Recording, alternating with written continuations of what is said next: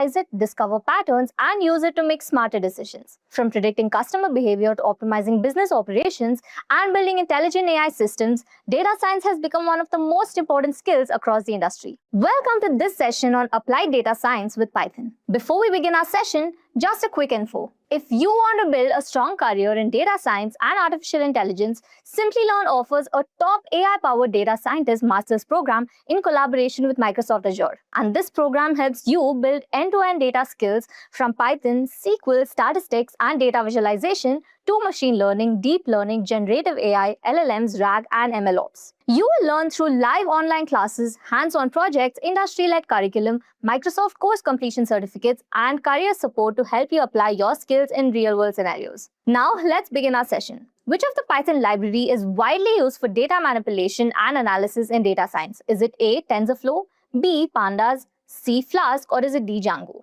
Let us know your answers in the comments below. Applied data science with Python. Okay. So if we talk about this course in particular, right, the learning path that we are going to take is initially we will start with the basic course introduction. That it is introduction to data science, which focuses on data science and its applications. That's going to be covered today. After completing this, straight away we start with the advanced libraries of Python, that is NumPy. All right. So today we will start with the advanced libraries of Python, that is NumPy, which focuses on concepts of NumPy and its uses. Then after NumPy, we will move on to Pandas, which is definitely a basic library required for data analysis, including types, data structures using Pandas and function.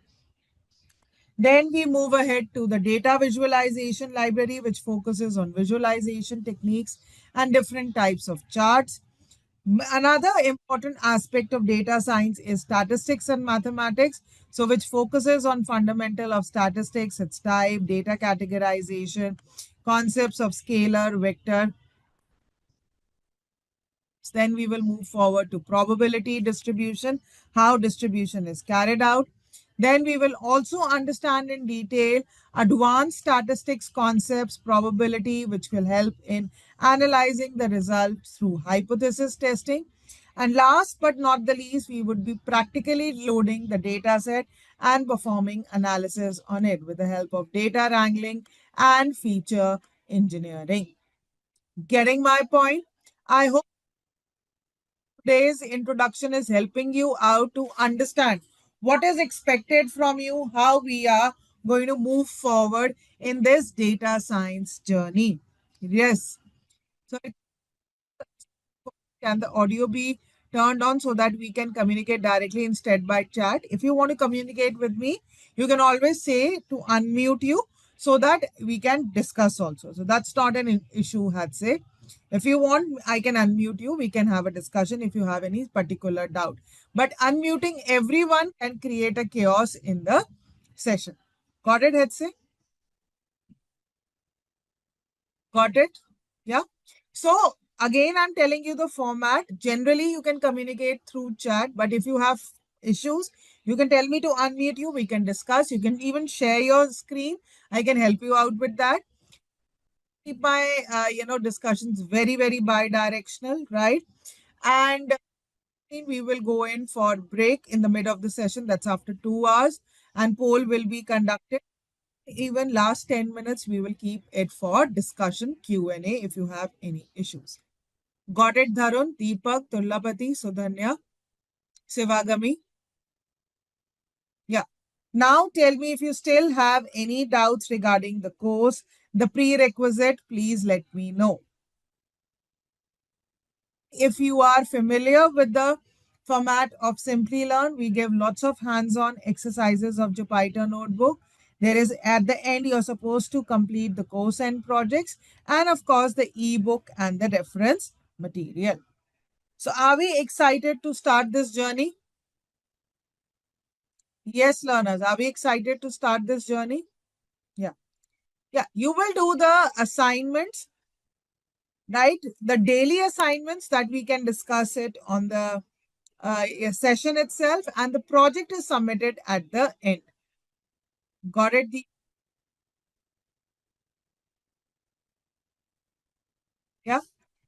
I hope you are also aware about the LMS, your learning management system, from where you get the course material. Learners, are you aware about that? The learning management system, right? You can, yes, learners, do you understand this or not?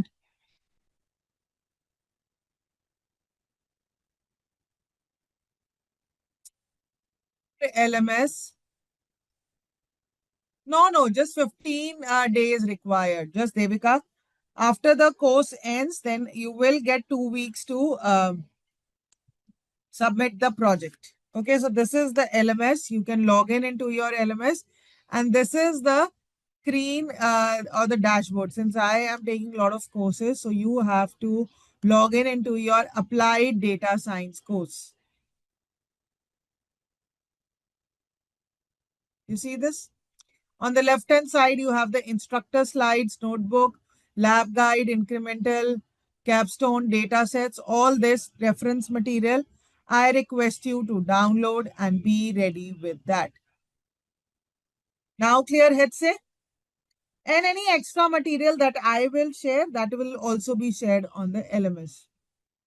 All right. So as you all are very much familiar now that what is data. So Deepak says I have 5 years of experience from data background as a business. Oh, you're already working into this domain. So you have a lot of knowledge. So you're working in Tableau or Power BI? What kind of business analyst you're working like, Deepak? So it says you already have a software background. So which language are you familiar with, Hitse? Can you just give me the background? HTML, web development? Power BI. Okay, Deepak. That's good. So you have idea about data analysis, Deepak. That's great. Good SQL and VBA. My working experience is process engineering. Sagnik Singh, pursuing MBA in rural management from Symbiosis. Is it XIMB is Symbiosis? Is that Sagnik? Have 2 years of X consulting. All right. Arun says web application developer, full stack, net sequence, 10 plus on a break now. Okay, Arun. I'm in quality assurance. Lakshay is in quality assurance. Okay. Darshan is pursuing BE, maybe at a fresher level. I used Python for simple. Oh, great. Great. I'm having 2.5 experience in sales, manage, okay. So that was Xavier Institute of Management, Bhubaneswar. Okay. XIMB. Okay. Got it. Got it, Sandhya. Got it. Great. Great to hear from you all. And as I move along, I'll keep on asking, please give me your background. How is it practically going to be used to you? So I love interacting from my learners, and you can always share your experience, especially analysts analysis where this learnings can be really helpful. You can always share it with everybody because it's a learning from all of us, and you can always say I want to unmute, share my experience, knowledge. It would be beneficial to all. Okay. So if I talk about Turlapati, 13 years of experience in production support. Okay, Turlapati, that's good. That's good. Devika says 5 plus in CFD and thermal simulation. What do I understand by CFD? Devika, I don't know what is CFD. Navdeep says 20 years in IT infra and Azure cloud. So Navdeep, you're quite working in that, and now you want to shift into this data analysis domain. Navdeep, is that the case? Devika says computational flow. Okay, CFD is computational fluid dynamics. So how is it useful? What is computational fluid dynamics? I would like to hear something on that. And she says, I have 10 years of experience from banking. I have been into operations and techno-functional roles. Okay. Currently on a career break, looking into application of machine learning in banking industry, having knowledge of, okay, that's great. You have knowledge, but you want to now totally get into the data science era, right? So Devika, can you just put us a light on what is this computational fluid dynamics? How is it really useful? Data science is used for post processing automation of the CFD. If you can help out with that, if I can unmute you, Devika. Yeah, please unmute yourself and just shed a light on data analysis. This is something very new to me. Yeah. Yes, Devika. We can't hear you. You also please check your mic settings. We can't hear you. It's unmuted. Please check out, log in. I know Headse was able to later on do it. Something issue with your mic. Devika, please check on that. And the moment you are ready, you can always tell it to me to unmute so that we can have a good discussion on that. Okay. Okay. So we all understand what is data. Data is nothing but raw facts and figure. And I have been in 10 years of experience in automation. Okay, Sudhanya. So now let me start with the course and then we'll do the interaction again. Now, my question is data part or is data now a big hit or is data has always been part of the human civilization? Yes. Is data always been part of the human civilization? That's my next question, everybody. Always part. How can you say that, Tullapati? So Mansi says, yes, it has always been, but now it's been tracked and traced now. How is it tracked and traced now? Why is it a big hit now when it has always been part of a human civilization? Why is it hit now? Let's say, Deepak Upadhyay. Why? Why is it a big hit now? And if I talk about, let's talk about ancient man. What was the data that ancient man used to use? Let's say we are just trying to understand that is data, why is, data now easy to track and trace? Is data has been always part of the human civilization? If I talk about ancient man, where the man did not have anything. It used to live in caves and make food by burning fire and doing that. Then also there was data. How was data stored in those days? Tell me, Hetze. Tell me, Deepak.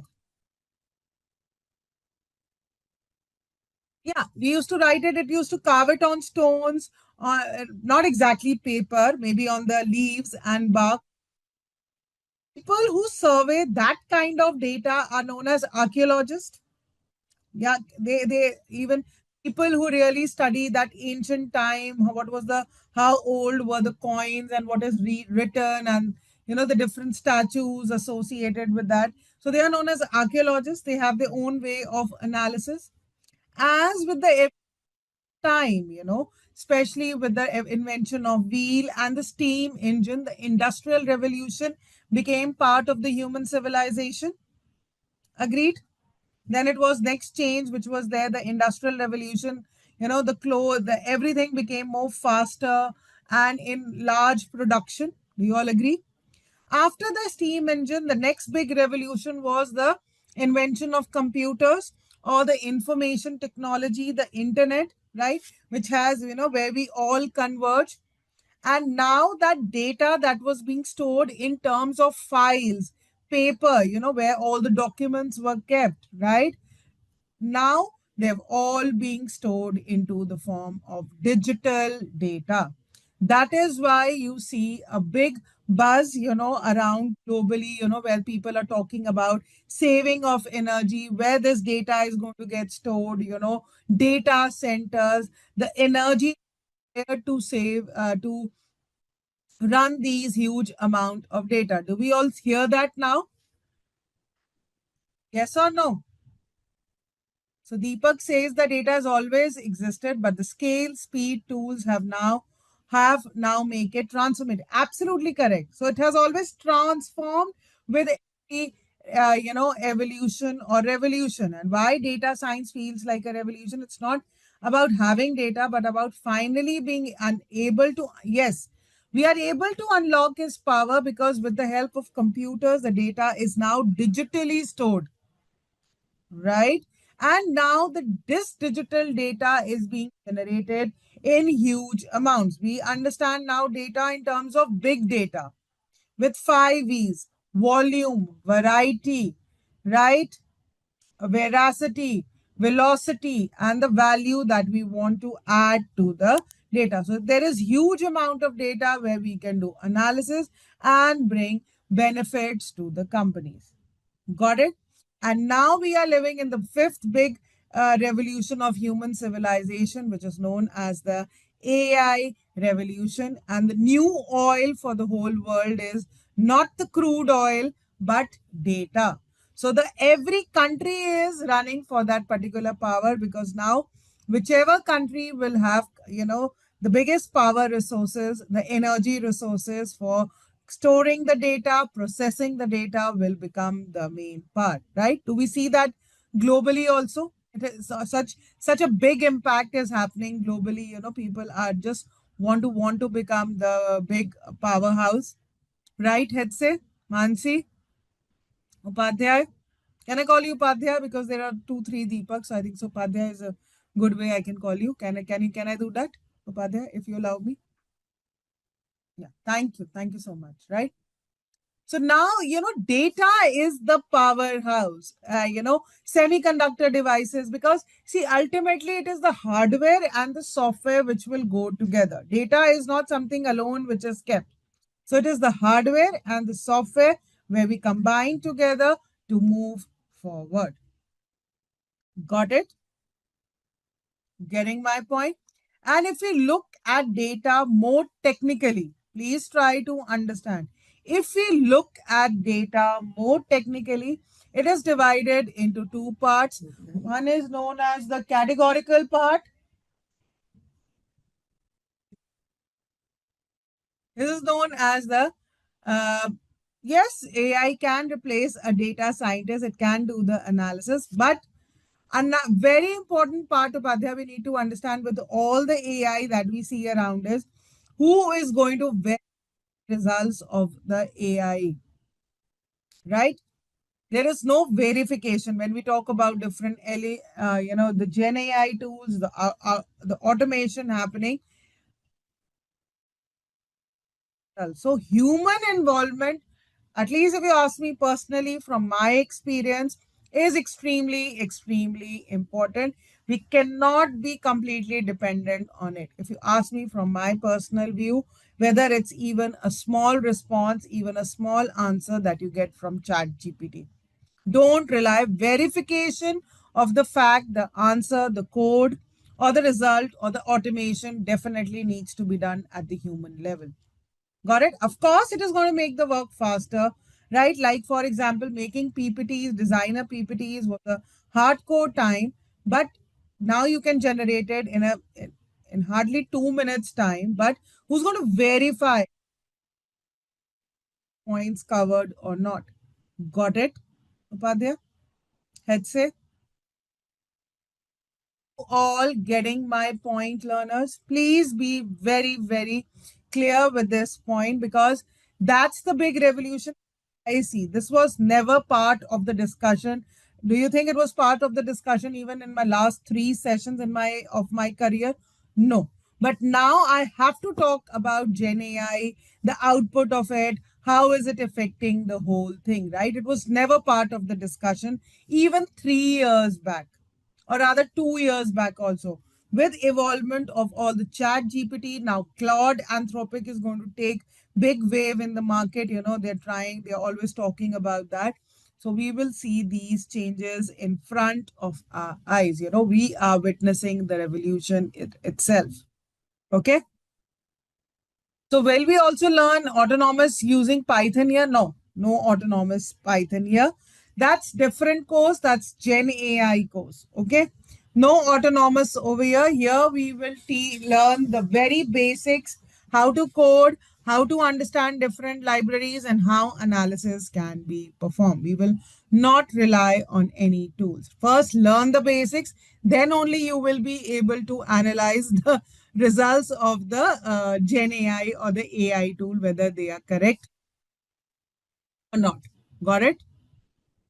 Is this point now clear? Right? So I understand now learners have more confusion. There is so much to explore, even at my level. Being in this field for the past 16 years, I have to learn a lot, and there are so many tools which, are there still open in the market, which I have to learn, explore, and they are really, really helpful to us. So what level of statistics knowledge is needed? Yeah.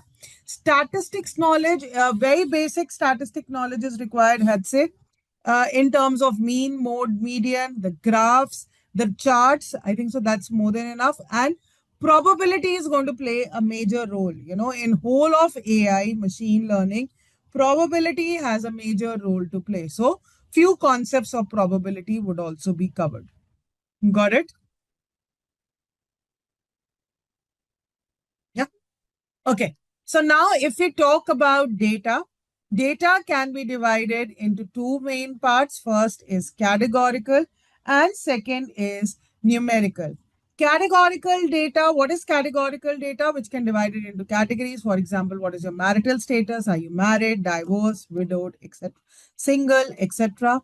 Which political party do you belong to? Do you belong to the Dominican, Republican, nationalist? What kind of party do you belong to? Eye color, do you have eyes green, blue, brown, black? What kind of eyes color do you have, right? So categorical data. Then numerical data is further divided into discrete and continuous. Here I'm talking about absolute technical knowledge, how we understand data for analysis. And if I talk about discrete data, they are nothing but the counted item, the number of children, defects per hour. And if we talk about the continuous data, right, it is all about the weight, the voltage. That means the data can range infinity to plus. For example, the weight of any object can vary from 0 to 10.37 grams to 115.34 kilograms, or even more than that. So it's continuous. That means it can take decimal values. Getting my point? Clear? Right? So now let's understand how practically data science is used in the real world or in for the business domain. Let's try to understand that particular point.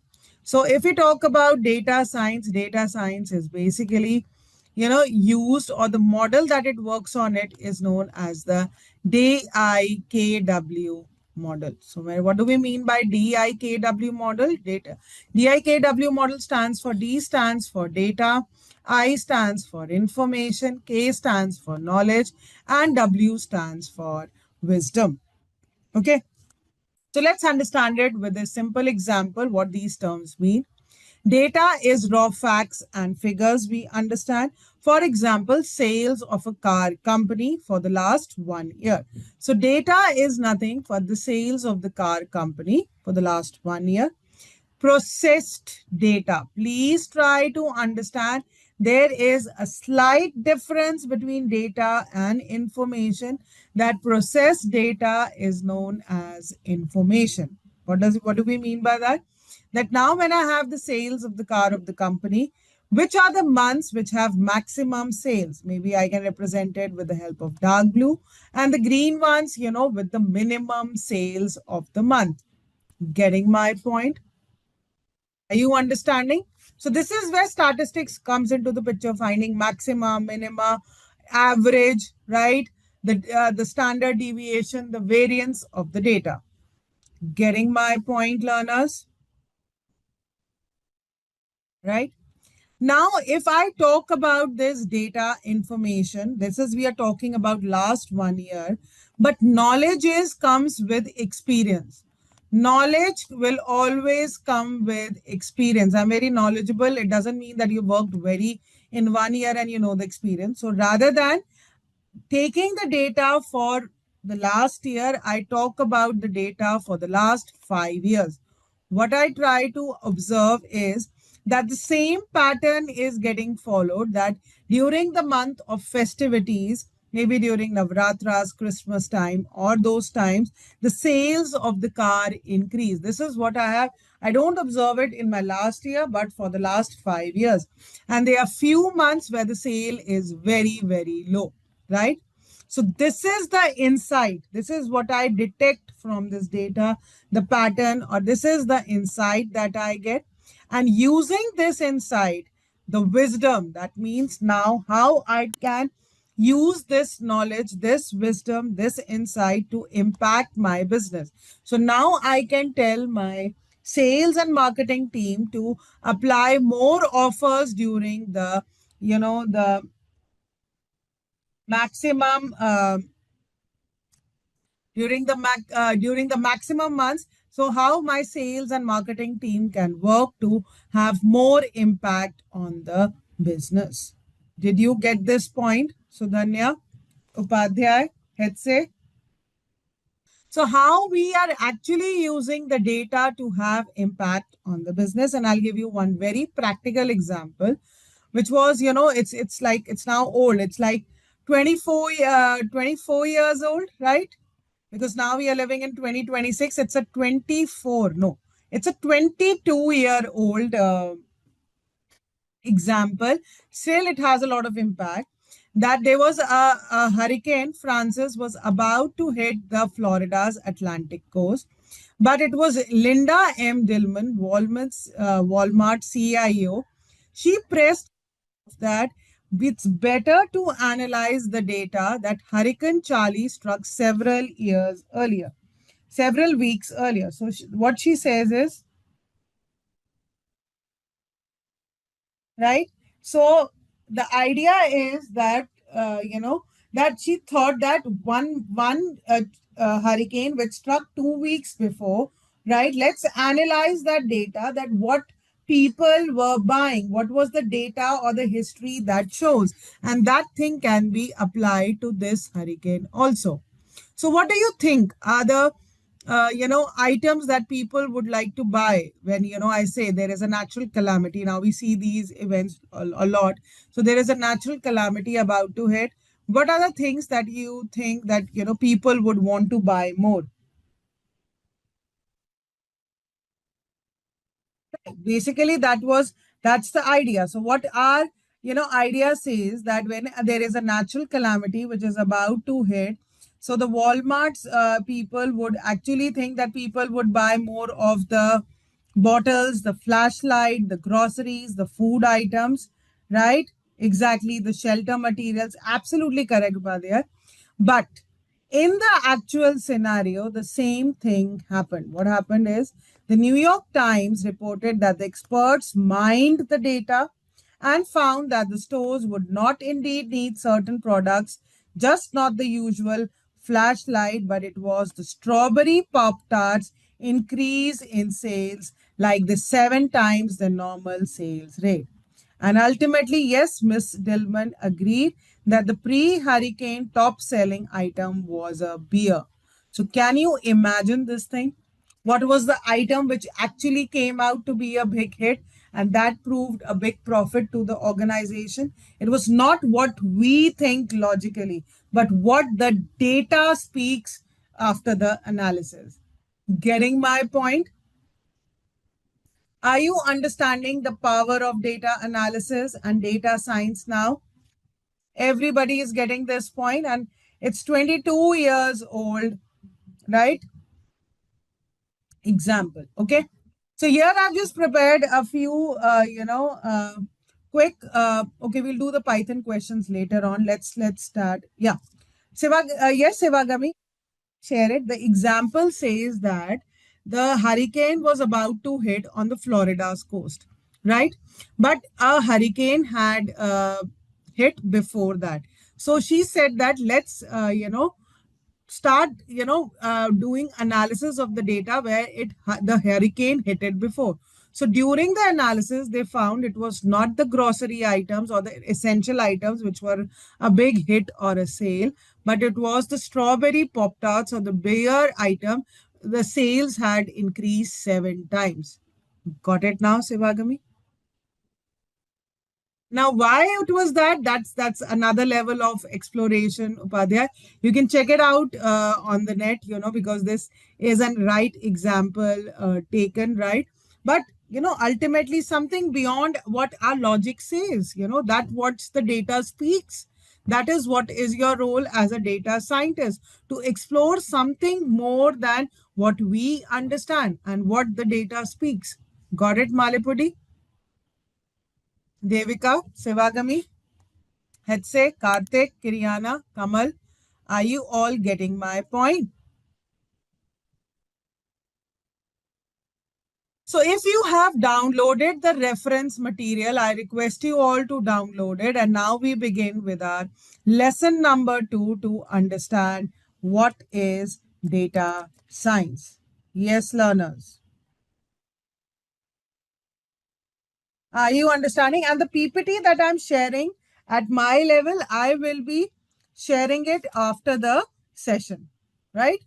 Whatever material is shared by me beyond the LMS, I will share it on the LMS. Okay?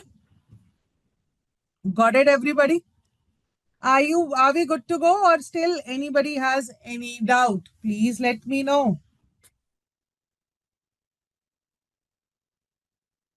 All right.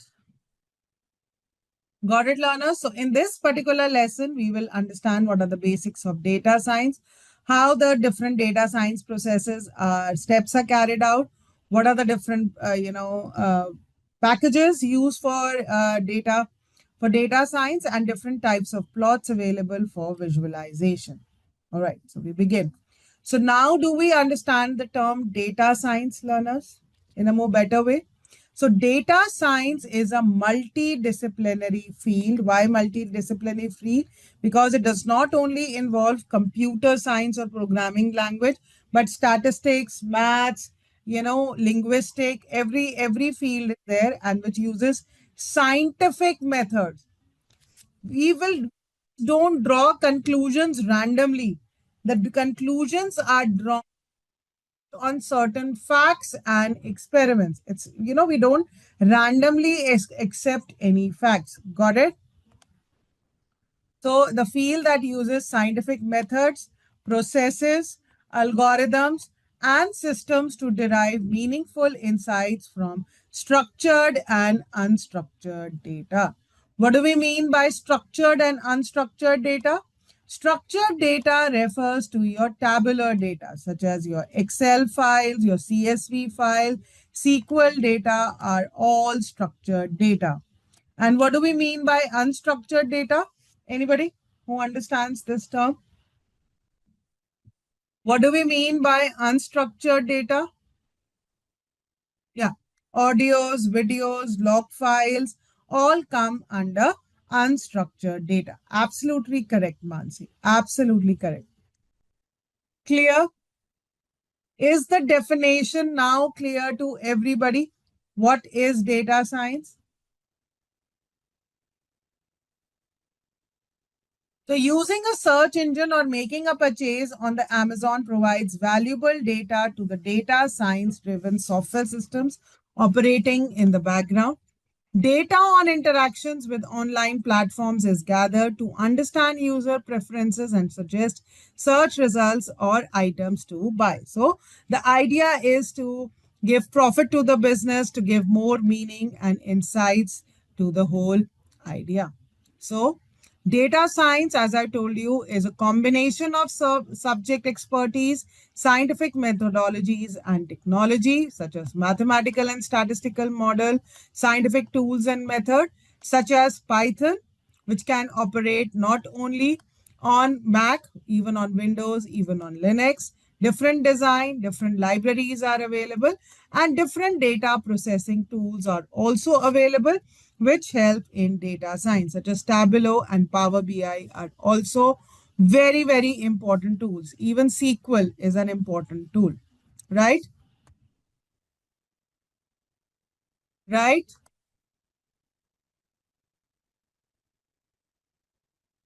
Right? So now if we look at the application of data science, which we see all around us, the first, application is in healthcare. So we all wear smartwatches, right? So our smartwatches capable of telling our health. They are able to calculate the BP, the temperature, how many steps we are doing, and how many, and it tells if you're sitting for long, go and take a walk. And is it helping out? Are the smartwatches even? You might have heard about the story where the smartwatch was able to predict that the person is having a heart attack, and then the person was able to rush to the hospital and get itself cured. That's the prediction which the smartwatch had made. Have you heard that story? You can check it out on internet. So that's the advantage. Sometimes your BP is getting low, your temperature is getting higher, you stop activity. So your smartwatch was capable enough, because your movement and your body symptoms were different. So it was able to predict that. So all the data gets collected, it gets transferred to the server and can be analyzed and can help you in giving more informed decisions, in improving your health, in getting a more diet or more calorie conscious person. So that's how it can help in decision making. Getting my point? Is this example getting clear to everybody?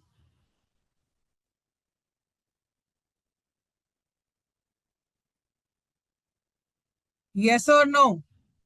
Only to Arun? Only to Arun? What about others? Come on, learners, you can respond. Devika, Dhruv, Kritika. Okay, that's great. Another example that we see normally, and we never realize that this is data science, that whenever we are typing into the Google prompt or anywhere, it keeps on recommending the words, whether we want data science in healthcare or a data science in healthcare research paper. These kinds of recommendations are there. So, which make it fast and real time analytics is made possible by modern and advanced infrastructure tool. Now, there is a big change in this kind of technology also. Now, what is the technology that we generally use? Anybody who can give an insight? There is, when we are doing any kind of search in today's scenario, are we generally typing? Generally typing? Then what are we doing, Tulla? Then what are we doing, Tullapati? Tell me. Can I call you Krishna? Not really autofilling. No. We are generally speaking, talking to the machine. Okay, now tell me. AI is a general word, Uday. Yes, through voice. We are now the machines are capable of understanding what we are talking to them, isn't it? Come on, search this for me, this image for me, that image for me. We are talking. We don't even want to type, isn't it? Getting my point? Is this point getting clear to everybody or not? And this is again a part of AI which comes under the domain of NLP. Please try to understand technically. This comes under the domain of NLP, that is natural language processing. Okay. So of course, that's not part of this course. We are just here to understand data science, and the journey is a little bigger, that you have to understand then machine learning, deep learning, then NLP, and then the computer vision, etc. Okay. In finance domain, again, data science has a major role to play. Are you applicable for a loan or not? So when you want to file an application, you file like, what is your earnings? How many dependents do you are there in your family? Are you, do you have a medical insurance or not? What is your CIBIL score? So based on the data analysis, your credit card, credit history, approved amount and risk, a decision can be taken whether you will be granted loan or not. Clear? So somebody into the banking domain. NLP, Sivagami, is natural language processing. All right. So I think so now the data science, how practically it is impacting our lives, that point is getting clear to everybody. Now let's understand the different steps in data science process. First is the problem definition. We need to understand what kind of problem we are looking at, right? You should be clear with the definition. What is the project? What are the people involved in it, right? Once we are clear that why do we want to do analysis of the data, then we move on to data collection. Very important, right? That now data is in different forms. There's variety of data, structured and unstructured. Data coming from different sources. There's variety of data. So integration of the data is also important. And the third and the most important thing is integrity of the data, or rather not the integrity, authenticity of the data. That data needs to be reliable. If you are working with fake data, will you ever get correct results? If you are working on fake data, will you ever get correct results? You will never ever get the correct results. Getting my point, right? So we have problem definition, data collection, and here we have data cleaning and exploration. Got it? Right? After you do the data collection over here we begin with data science that practically we would work on data cleaning and exploration, then move on to feature engineering that the categorical data needs to be converted into numerical data. Data binning is important, feature scaling is important. So till here, we are going to work over here in the data science, right? This course will cover up to this particular point. Model building, training are part of the machine learning and the deep learning course. Okay. So model building and training are the part of the machine learning and the deep learning course. Then we'd go ahead with model evaluation and final deployment. Clear? I hope you are understanding is this journey, that is what all we are trying to cover in this data science journey of ours. Yeah. Difference between data cleaning and feature engineering. Data cleaning is cleaning of the missing values, null values, duplicate values. Feature engineering is transforming the data so that the data can be fed into the model. Cleaning and exploration is only dealing with null values, missing values, duplicate values. But feature engineering is preparing the data so that it can be fed into the model. Got it, I'd say. And whereas feature engineering, as I told you, involves scaling, binning, winsorization, encoding. These are the concepts that we will understand in feature engineering. So now are we clear? The first step is defining the goal or the question to be addressed through the data analysis, forming the foundation or for the subsequent steps.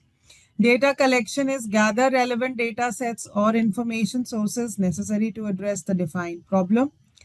Data cleaning and exploration pre-process the data by handling missing values, outliers, other inconsistencies, and explore the data to gain insights. All right. But feature engineering is transforming the features data set so that it can be put into the model's performance. Model building and training, we need to understand different algorithm analysis so that we can fed into the data, and ultimately it is evaluate, optimize, and fine tune the model for peak performance. Python is a preferred language for data science because it's a high-level language, readable language, interpretable language, and moreover, it supports multiple packages such as NumPy, Pandas for data cleaning, exploration, and visualization. For visualization, we would be covering Matplotlib, Seaborn, and Plotly in detail. Got it? So that is why this course is little advanced on the basic Python, that we would straight away start from these libraries such as NumPy, Pandas, etc. Got it? As I've been telling you why or what is the biggest advantage of Python, it's an open source interpreted high level language, right? That supports object oriented programming, ease of use, simple syntax, scalability, availability of the wide variety libraries, compatibility with all major operating systems, creation of new data science libraries daily by vast number of online communities, because it's an open source language, so it has wide variety of community, powerful visualization, etc. Clear? So the different packages that we are going to cover in this particular course are NumPy. We'll start with NumPy. It is a Python library for scientific computing, supports large multi-dimensional arrays, matrices, and includes comprehensive mathematical library. Then we will move on to Pandas, which is efficient storage and manipulation of the structured data. After Pandas, we'll move on to SciPy. It's a scientific Python open source library on top of NumPy, which is used for implementing the scientific formulas. Stats model is another library which is used to estimating many different statistical models and conducting statistical data exploration. So we have understood statistics is going to be an important part of data science. So there are certain libraries which help in implementing, doing the statistics part of it. Then we have the scikit-learn, which is widely used open source machine learning library for Python and known for its simplicity also, right? So scikit we would not be doing in a lot of detail because it's mostly used for machine learning. And if you talk about deep learning, it is the PyTorch and as well as the Keras, which is mostly used as the frameworks or the library. Yes, but we would be covering in detail the data visualization library, that is Matplotlib, which is used for building static, animated, and interactive visualization for different graphs such as line plots, scatter plots, bar charts, histogram, pie charts, etc. Got it, learners? And if we talk about Seaborn, Seaborn is a data visualization library in Python that is built on Matplotlib. Then we will also cover Plotly for creating interactive publication quality graphs and visualization, and it is suitable for web-based applications also. Clear? Are we getting all the points till here? Any questions, any doubt till here, learners? Just a question. Is it necessary to learn arrays? Where do we apply? Oh, we are going to learn a lot about arrays, Mansi. And it has immense applications. Okay. All the unstructured data, audios, videos, images, all are stored in terms of arrays. Okay. So that's the first thing we'll start with. So nothing to worry. Okay.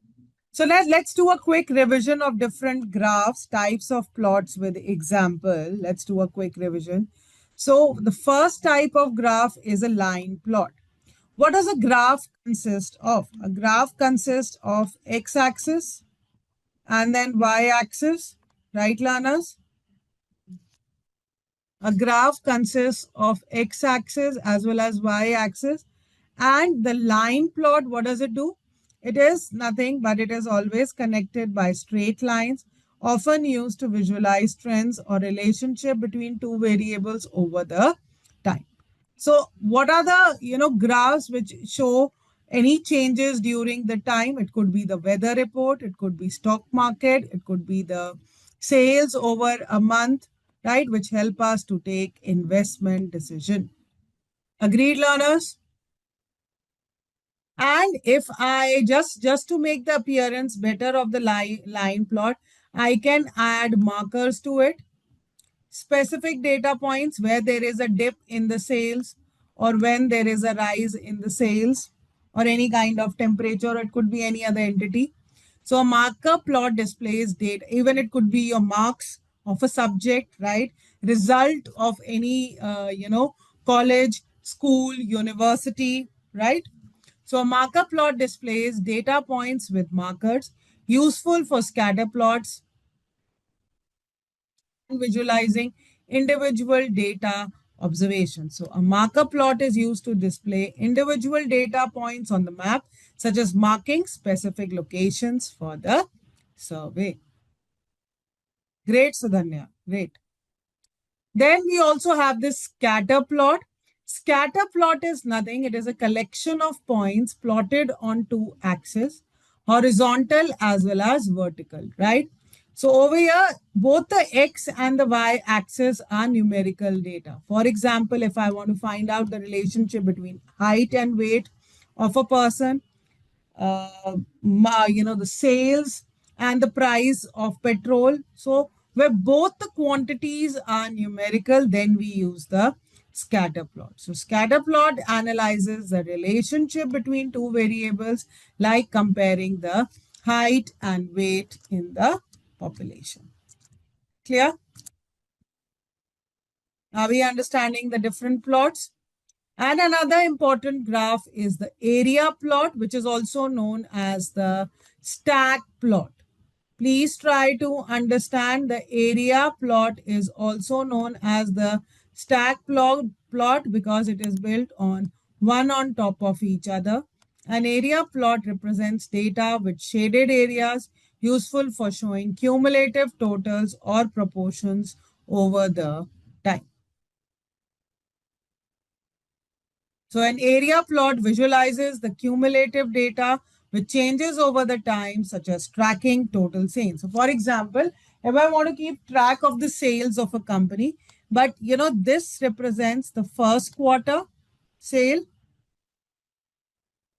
And I think so we all are familiar with these graphs. We all understand these graphs. Let's say it's a very common popular graph, which is known as the bar graph, which is used for categorical data, which shows the rectangular graphs that show vertical and horizontal data comparisons based on the other axis, usually x-axis, right? So this is the data 1, 2, 3, 4, 5. It could be the sales, the prices for comparisons, right? And grid plots where we divide the map or the graph into different uh, horizontal and vertical lines, which help in assisting chart viewers in determining what value an unlabeled data point represents. So grid plots understand each value of the data points in detail, and it also helps in enable side-by-side comparison of the multiple plots, enhancing visual analysis. It gives the distribution of the data, and this is for numerical data. Please try to understand. This graph is used for numerical continuous data. Whereas if we talk about the bar plot, it is used for categorical data. Here is the technical difference. They both are not the same. All right, learners, please try to understand things more technically. That bar charts are used for categorical data, and whereas histograms are used for numerical continuous data. And of course, they give the distribution of the data set by dividing the values into bins. What are bins? Dividing it into these small groups, right? And representing the frequency of each bin with the bars. Got it?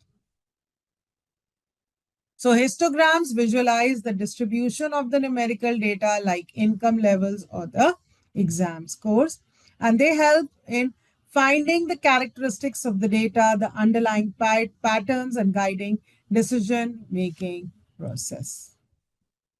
And last but not the least, I think so this is the graph which almost everybody uses. That's the pie chart where the whole entity is taken as, and parts of that entity are taken as its fraction or the pie, right? We all understand this graph, which is a circular graph in which data are plotted when components and as a segments of pie. And the idea is it shows the proportions of the whole, like the market shares or survey responses. Got it, learners? So finally, a quick recap of what we have done in this lesson number 2. That data science involves the analysis and interpretation of the data to generate actionable insights. Now, have we understood the definition? Right? And now, after this understanding, we will start working on the NumPy library, that is numerical Python, which is nothing but an open source library predominantly used when working with arrays. Seaborn is a data visualization library in Python that is built on top of Matplotlib. And Python is a preferred programming language for data science projects across the industry.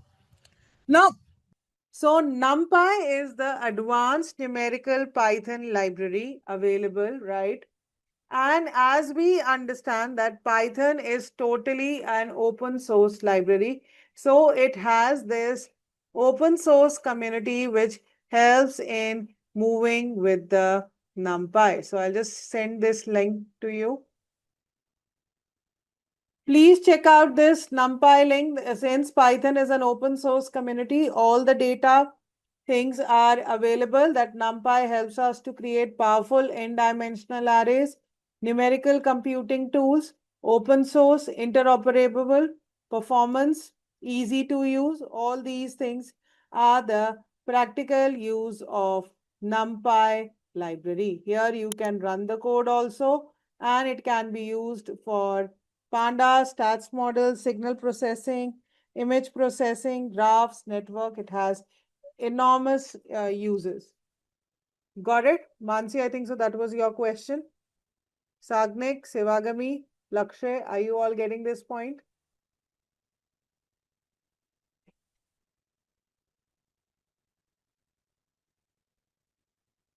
Right, so this library has lots of uses. Now let's start exploring this library.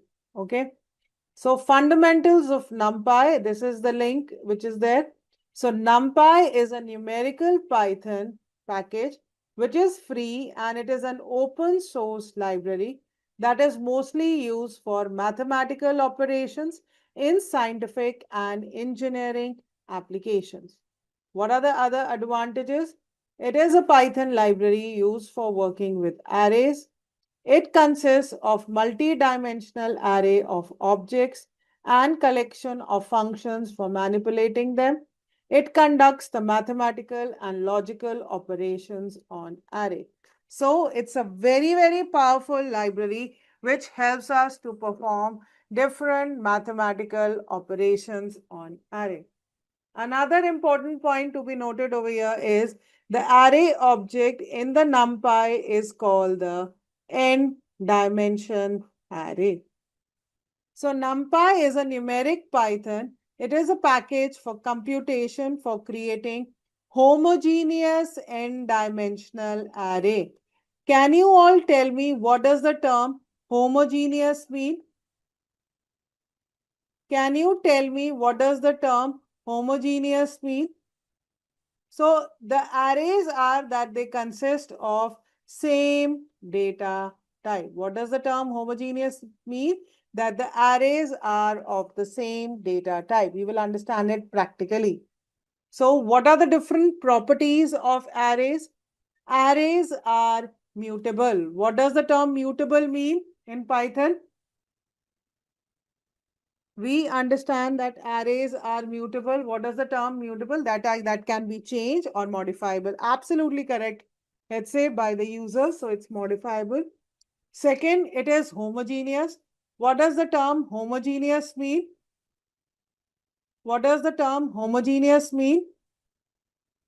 They are all of the same type. Absolutely correct. Can be accessed using integer position. As we can access different elements using list and tuple, similarly, it can be accessed using integer position, that is indexing. What are the two types? Yeah, what are the two types of indexing available in Python? Great, Mansi. What are the two types of indexing available in Python? Positive as well as negative indexing. Very good, Arun. Arrays always deal with numeric data. And third, last but not the least, it has high performance in calculation. That's the beauty of NumPy arrays. So now let's understand how are arrays different from the list. So the first and the foremost point is that list consists of heterogeneous data. That means it can consist of a numerical value, integer value, float value, Boolean value, as well as string. And it also stores the pointer to the data location. Please try to understand. It also stores the pointer to the data location. And when I talk about NumPy arrays, it only stores the data directly, and that too in continuous memory locations, one after the other. Therefore, accessing the elements are faster and easier. Is this point getting clear to everybody? And can anybody tell me which memory address are we talking about? What, not memory address, rather, which memory does the data or the variable get stored? Excellent, Mansi. You were very quick on that. Yes, it is the RAM, the volatile memory, which stores all the variables.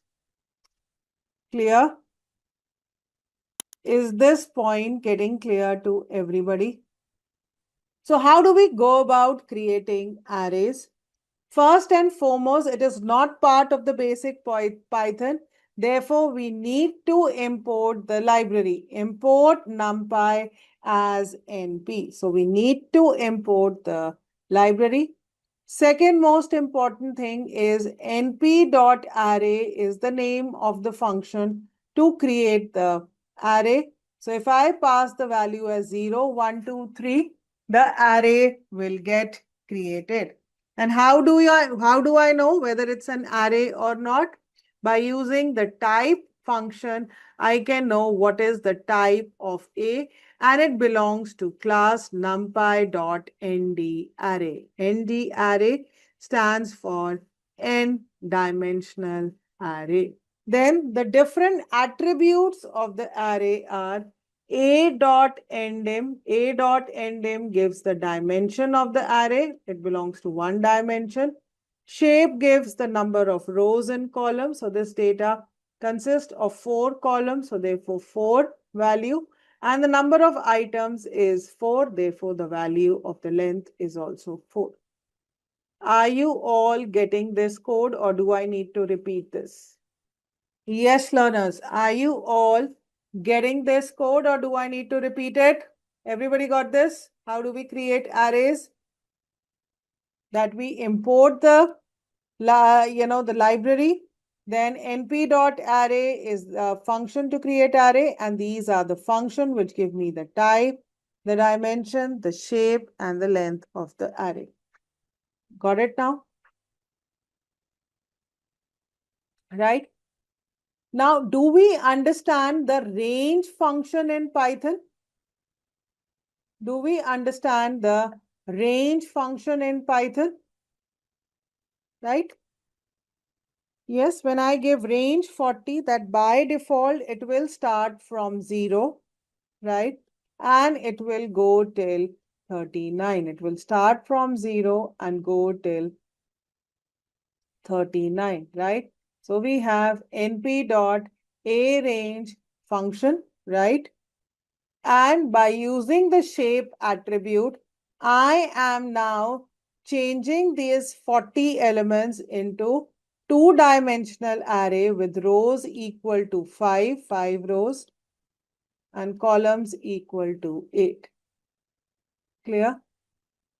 It will consist of 5 rows and 8 columns. Getting my point? Can I change its shape to 8 rows and 5 columns?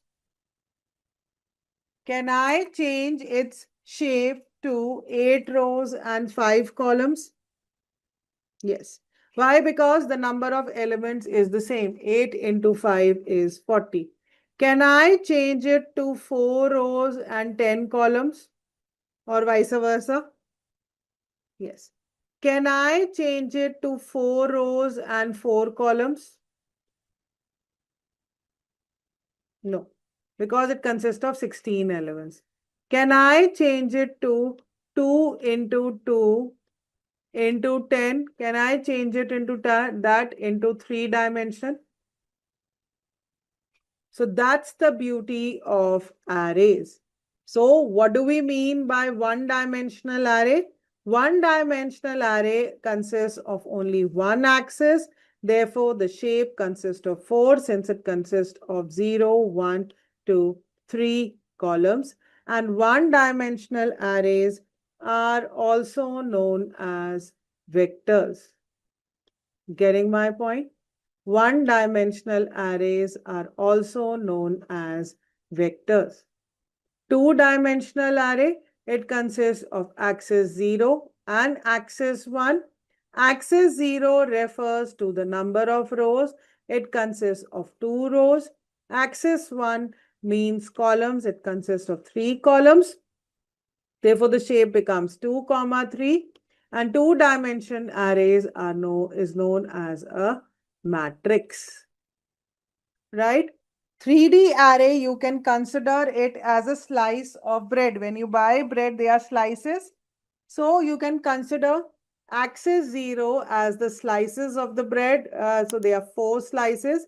Each slice consists of 3 rows and 2 columns, right? So the 3D array, the axis and shape are strongly connected with each other. Whatever is the dimension, that many axes you will have, and that will define the shape of the array. Clear? Is this point getting clear to everybody? And if we look at the different attributes of an array, it consists of its shape. Shape gives me the number of dimensions of rows and column. Ndim gives me the dimension of the array. D type gives me the data type of individual array. All right. In 32 represents the number of bits required by the operating system to store. So 32 refers to the number of bits. And if we divide it by 8, why 8? What is 1 byte equal to? What is 1 byte equal to? What is 1 byte equal to? Nobody knows in this batch? 8 bits. So when I divide this 32 bits by 8 bits, I get the answer of item size in terms of 4 bytes. Got it now? Are you understanding all the attributes, learners? So have we understood the advantages of NumPy? That it provides an array object that is faster than the traditional Python list. It provides supporting functions. Arrays are frequently used in data science and they are stored in continuous place in the memory, unlike list. We are understanding all these points. So now you can run this first code. Whatever code you feel is missing, you can ask me. I can give you the code or you can type in, right? First, try to find out the version of your NumPy file. Tell me, learners, run this code and tell me the version of your NumPy file. Quickly. Sivagami, Sagnik, Kamal, Devika, Hetse, Upadhyay, tell me the version of the NumPy. None of you are able to run the code? Good, Mansi. Mansi has 2.13. Kamal has 1.24.4, even older version than mine. We've installed Anaconda 2.35. Arun, that's pretty latest. It's double underscore. Yes, it's double underscore. Okay. So what is the first and foremost thing? So everybody is able to run the code. Nobody is getting any error. Everybody is able to run the code. Nobody is getting error.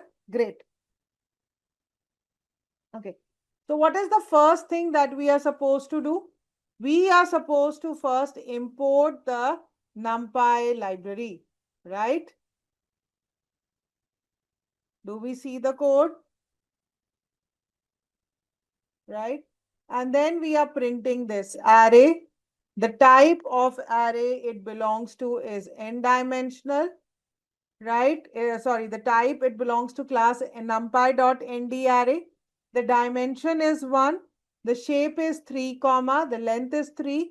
And the data type is that they all are of integer data type. Are you able to run this code, everybody? And if I create the array of a string, come on, this code, this code is not there in your file, right? Copy it. So if I create an array of name, right, this also belongs to numpy.nd array. The dimension is 0. Why? Because there is only one word associated with it, right? So the dimension is only 0. And the shape is again 0. And the data type is Unicode 11. So the string data type is stored as Unicode 11. Learners, are you there with me?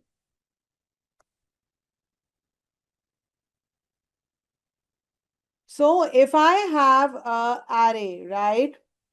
Now what do you see? Let me remove this, and now 1, 2, and there is this one float type, all others are integers. So what do you see the output? It makes the integers as floating point. Why?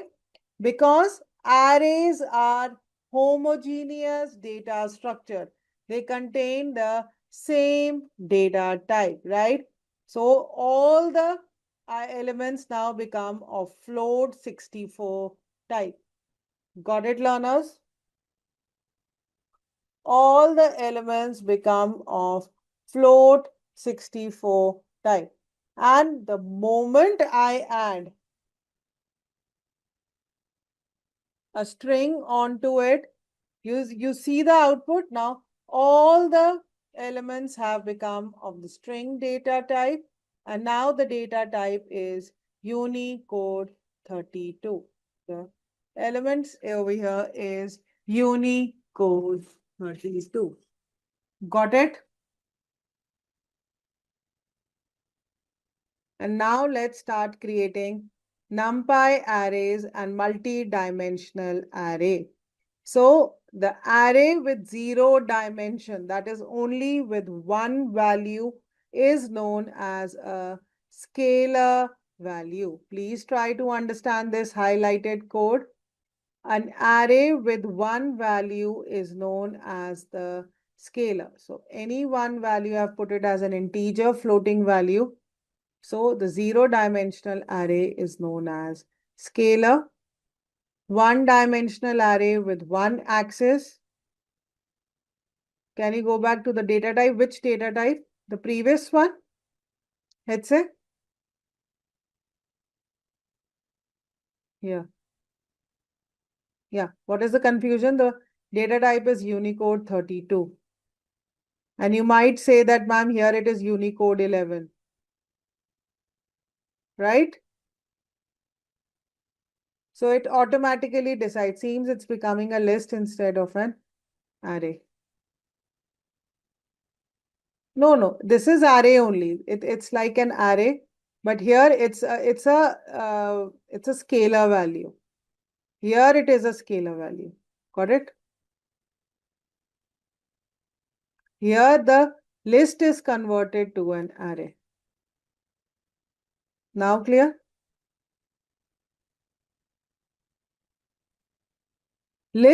Are list homogeneous or heterogeneous data type? List and tuple are homogeneous or heterogeneous? Heterogeneous. But arrays are homogeneous. Okay, that's also one big point of difference. Okay.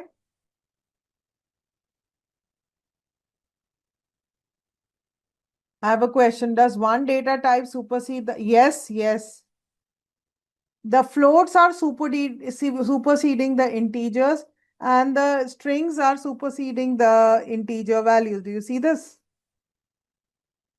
So if I define one of them as string, all of them are becoming string. Yes, yes, yes. Good question, Mansi. But the irony is, that being a numerical Python library, it gives more preference to the string as compared to the numerical value. Isn't it? Isn't it ironical, Mansi? Since it is a numerical Python library, it should have more advantage, give more advantage to numerical value and nothing else, right? Very, very ironical. Yeah, that's what, that's the analysis which comes up.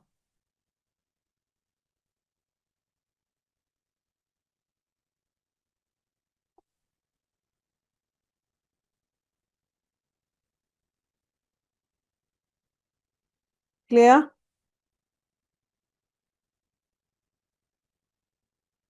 Now clear? Hetze, is your issue resolved? Yeah.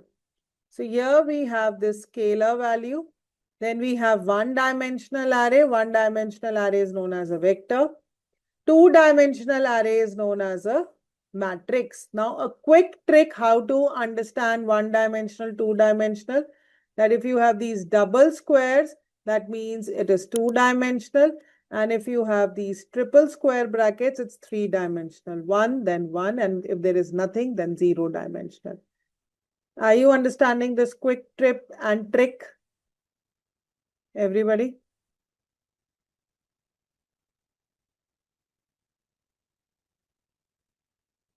Right? Are you able to see the output? Everybody? That if this is the output, it's a zero-dimensional array. This is one-dimensional. This is 2 rows and 3 column. Now look at three-dimensional array. Since it consists of two matrices,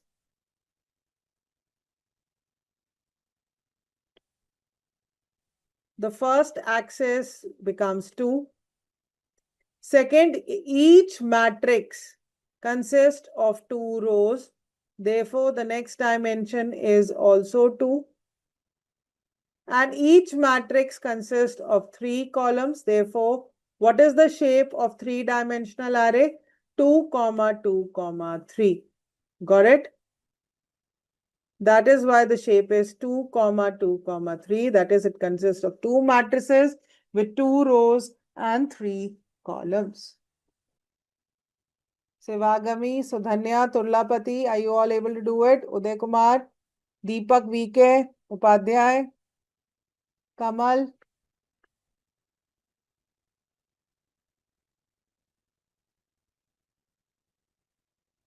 So are you feeling the need of, the basics is missing, Upadhyay, the beginner level? Are you feeling difficulty in the code? The learners who were saying that they don't know the basics of Python, are you able to cope up with this code or not? Or who all is facing difficulty?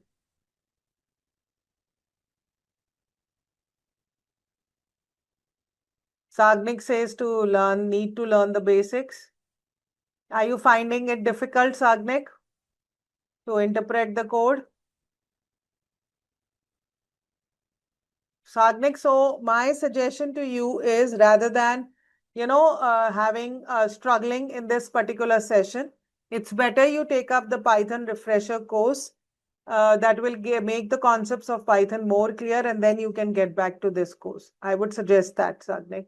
The learners who are facing difficulty in loading, understanding this code, then I don't think so it is point going forward, because the code is going to get more complicated with NumPy, Pandas, then visualization. So I request to all those learners who don't know the basic of Python should go through the basics and then get back to the data science course, right? Or Sagnik, you would have to put in more effort to understand the basics. Got it? Anybody else who's facing difficulty, who's finding this course tough, very tough, irrelevant? A quick feedback on that. Sudhanya, Shivagami, Tullapati, Uday, Deepak. Would we learn the applications of array with examples? Yes, we are learning the arrays with examples. Yes, because when we, not here in this, but as we move to linear algebra and when we understand deep learning, then of course arrays will come into the picture. Rather, tensors are all n-dimensional array, Mansi. It's not an error. It says that the memory has been exceeded. So that's the disadvantage, that it is, the list is unable to store the huge amount of elements. Have you got this? Have you understood this point practically? And secondly, percentage time. This is a magical function, the percentage time, which helps us to calculate the time required to multiply these 1 crore elements with 10 times. So this loop works 10 times for I in a range 10 and array into 2, right? So now when I run this, I get this output in terms of 234 milliseconds. And if I want to see the output, same output for the list, what is the time it takes? You see, it takes much more longer than what arrays were taking. It's still not giving me the output. Let's see. So it takes 13.2 seconds. Do you see the huge amount of difference? Yes, learners, are you able to see the difference? So which one is better? Arrays or list? Arrays. Arrays are much faster in communication. That is why arrays have been built. This library of homogeneous data points has been built. Clear? Everybody has got this point, learners? Now let's move on to our next slide, file. Yeah, that is 3.02. Upadhyay, what we are talking about over here is that we see that the time taken by performing the same function on arrays and list take much longer time to do the same operation as performed by arrays. So definitely arrays are much more faster and efficient than list. Now clear? So what makes arrays faster than the list? You tell me, Mansi. I told you the reason. What is the reason? I told you the reason. How are arrays stored in memory and how are lists stored in memory? The memory allocation part. That NumPy arrays are stored in one continuous place in the memory, whereas list stores the pointer to the data. Now got it? Is this point getting clear to everybody? Now I want everybody to be ready with this 3.02. So what are the different attributes of NumPy array? The first is the endim dimension, which gives the dimension of the array, the shape, the size, the data type, as well as the item size of the array. Yeah. So have you been able to load my file, everybody? So what is the first thing required to create NumPy arrays? What is the first thing that is required to create these NumPy arrays? We import NumPy as NP. Yeah, the library. Can you tell me the dimension of this array? Can you tell me the dimension of this array? Why? They are only, how many square brackets are there? 2. So it has 2 dimension, right? So the dimension is 2. The shape is 2, 3 because it consists of 2 rows and 3 columns. Size, it consists of 6 elements. The data type is integer type. The item size is divided by 8 and array.data gives me the memory location. If I look at the output, yes, learners, are you there with me? So this is the array, this is the type, this is the dimension, shape, size. Array stores integer 32 divided by 8. So the size of one array element in bytes. So each element takes 4 bytes of memory and array's data is at memory location this.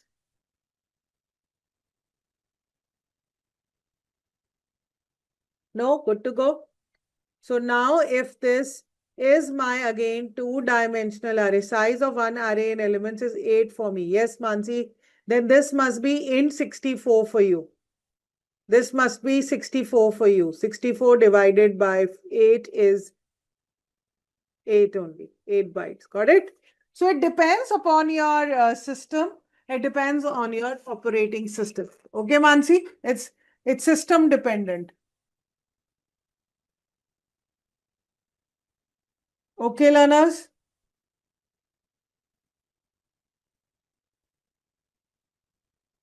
Okay. So moving ahead over here. So dimension is completely based on the axis.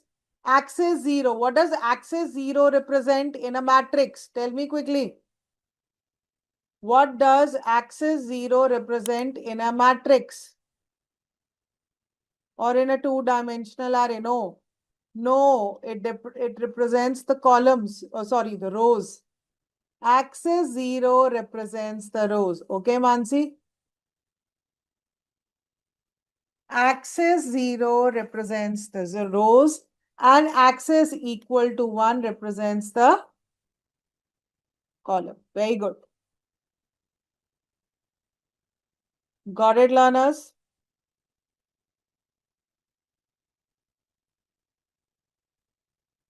Shape gives me the size of the array. The output data type is always tuple. So what is the shape?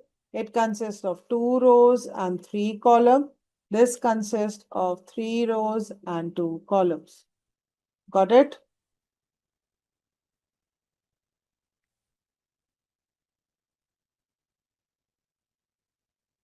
When I talk about the size, it is the total number of elements in the array. It is equal to actually the total, multiply it, 2 into 3, 6. So here the shape is how many elements? 3, 4. If you look at this particular matrix consists of 3 rows and 4 columns. So what will be the size? 3 into 4, 12. Got it?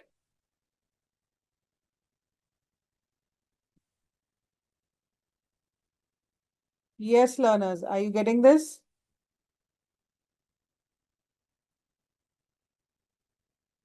Moving on to the data type, it shows the data type of elements in the array. NumPy in 32, NumPy float 64, and NumPy in 16, and NumPy in 64 also. It all depends on the operating system used. It completely depends on the operating system that how many bits are being used to represent that particular element. Got it? Yes, learners. Is this point getting clear to everybody?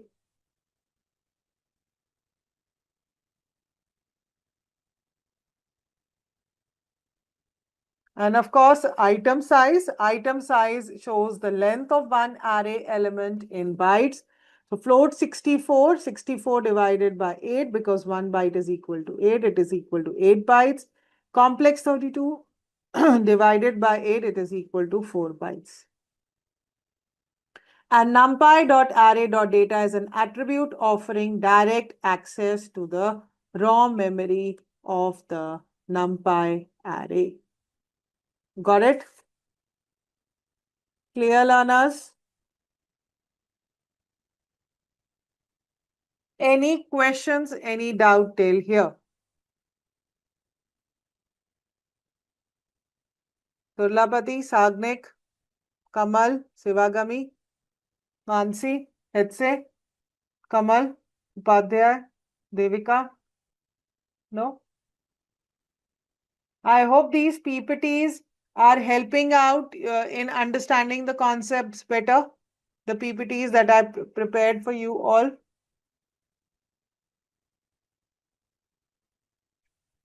Are they useful, Mansi?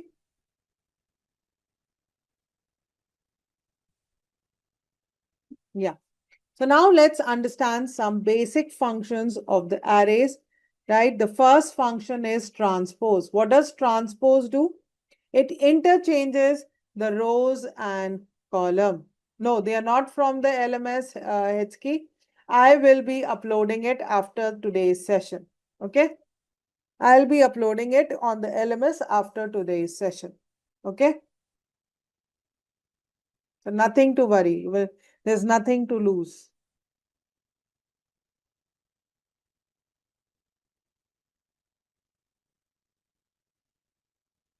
Right? So transpose is interchanging the rows and column. So if we look at the shape of this array, it is 2, 3. And when I use the transpose, it becomes 3, 2. Right? It becomes 3, 2. Clear?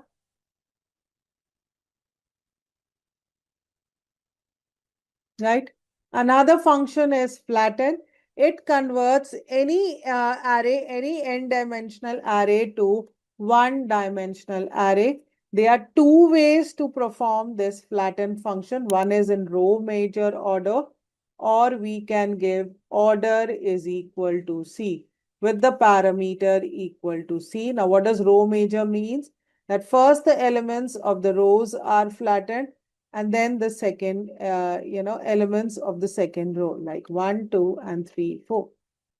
Column major order, this is like one elements of the first column, and then the elements of the second column are flattened using the parameter order is equal to F. Getting my point? Is this point getting clear to everybody? Again, when I say A dot flatten, by default, it is row major, that is order equal to C. That first the elements of the first row, then the second row, and so on. But if I have passed explicitly order equal to F, then the elements of the columns get flattened. No order code for row major. Yeah. By default, it is row major only, but if you want to pass the parameter, you can pass order is equal to C. Otherwise, no need. Okay.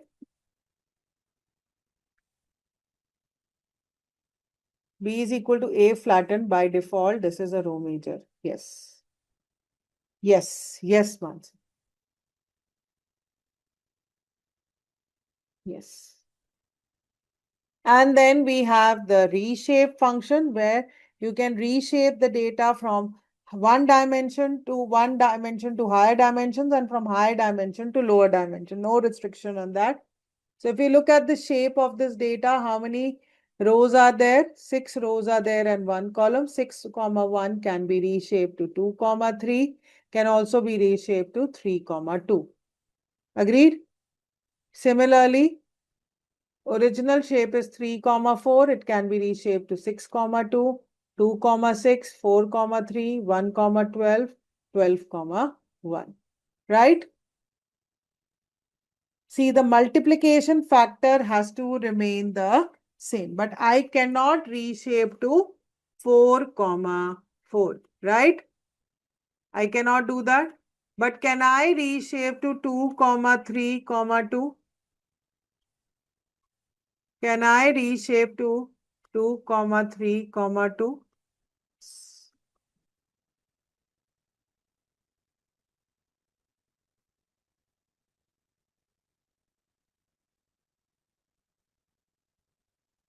Right. Now I want to tell you one major difference, the difference between copy and view. Please look here, learners. Please try to understand the code. Right? We have created the array A over here, and I have created a copy of A, and I've substituted onto X. Now, if I make changes in my original array, will there be changes in my X? No. Why? Because X points to different memory location and A points to different memory location.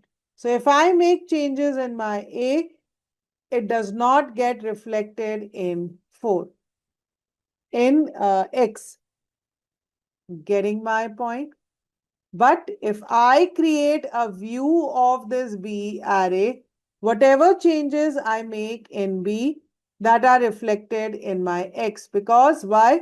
Because B and X are now pointing to the same memory location.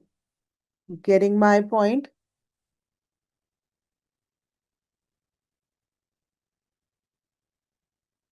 Is this point getting clear to everybody? So now let's understand these concepts practically. So getting back to 3.02.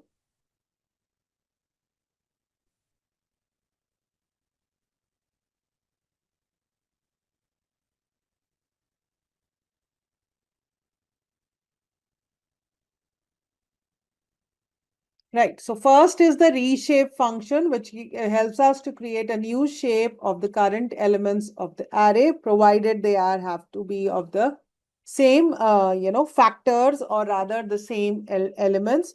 So if I have created this one-dimensional array of 12 elements, this is how I get the output.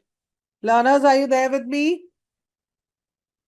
Yes, learners, are you there with me? Everybody is able to run the code?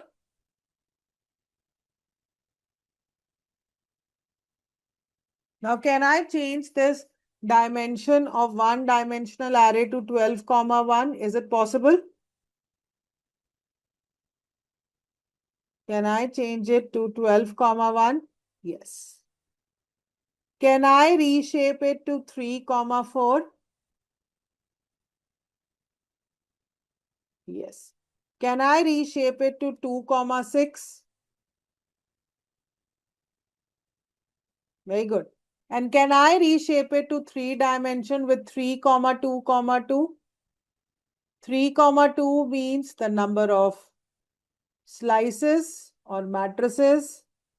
2 represents to each row, another 2 represents to the column.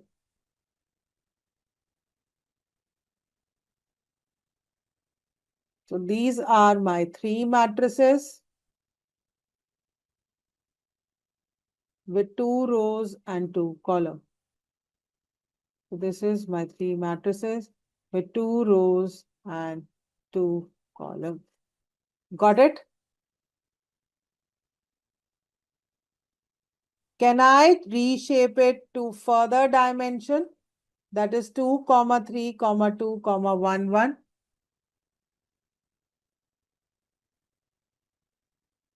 Yeah.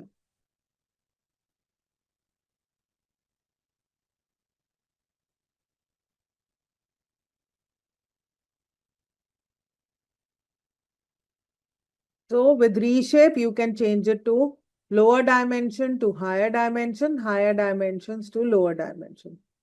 Agreed? Yes, learners, are you there with me? Great.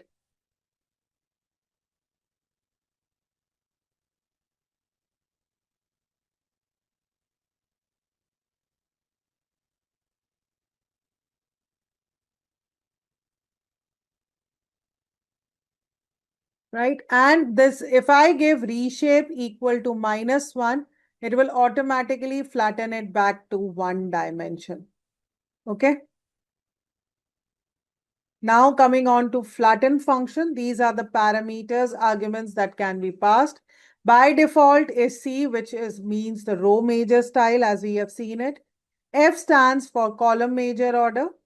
A and K are very less used because that was used in very older version of Python, rather used in Pascal and Fortran.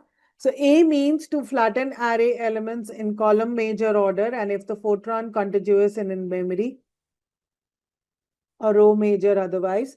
K means to flatten array elements in order to elements laid out in the memory. So as we have seen that A and B, A is my array, B is A dot flatten. By default, it will do it in row major order. And this flatten is equal to order F, which is going to be in column wise. So Kamal, now you want a break. You're just about to end the session in the next 40-50 minutes. Still you want a break, Kamal? Kamal is asking for a break. Learners, do you want a break or no? Maybe a 5 minutes break is helpful. I can give you that. Okay, so let's get back to the discussion.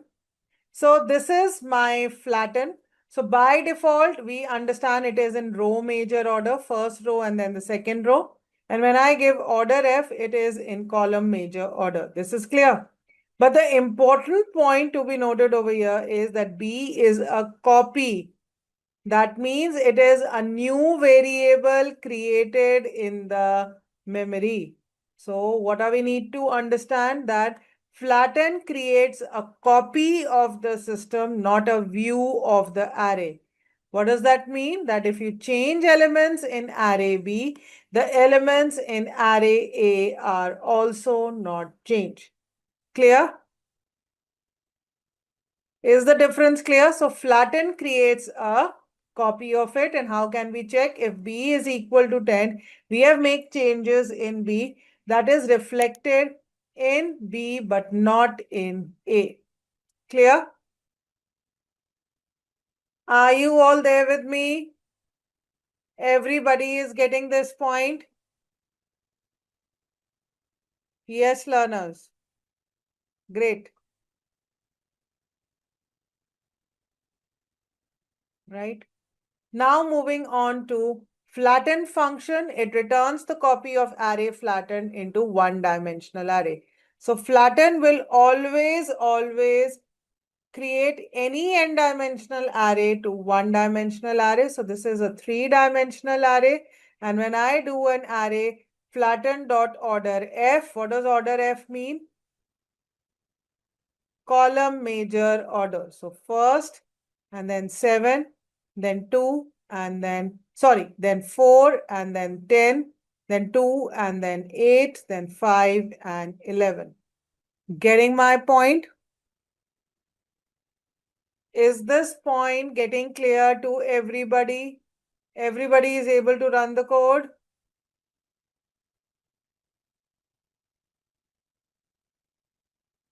Right, so this is how we get this array three-dimensional flatten. So if I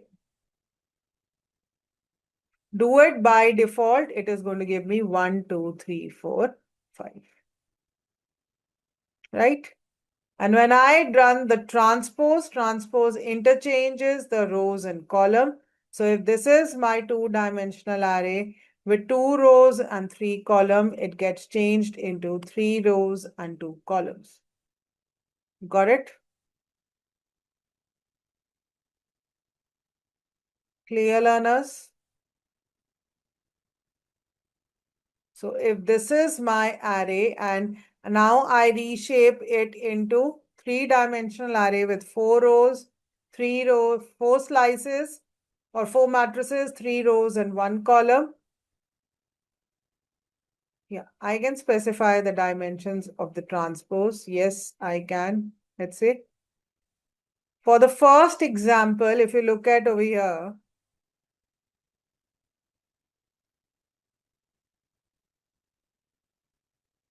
this is my first array. And when I take the transpose of it, the 2, 3 changes to 3, 2. This point is clear?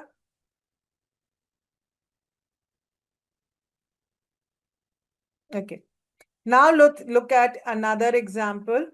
Here, what am I doing? Here, I am creating a one-dimensional array and reshaping into a three-dimensional one with the shape 4 matrices, 3 rows and 1 column. That point is also clear. I've created a three-dimensional array. Now, when I run the transpose of it, so it changes the 4, 3, 1. Now, do you see the transpose?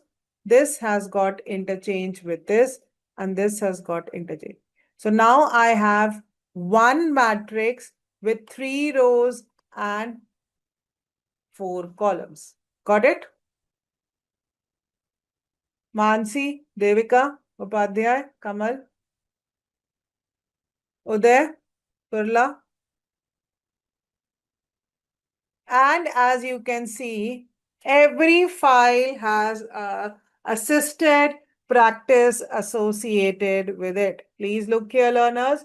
Please try to practice this assisted practice here. Like over here, this is the temperature, list given over here, array. And once we convert it into an array, you can find out its dimension, shape, size, the data type, the item size. So with my files, Hetsky, the advantage is you get the solutions of these assisted practice also. Okay? So will you all be able to do it, the assisted practice? Please do that so that you can understand more and understand it in a much better way.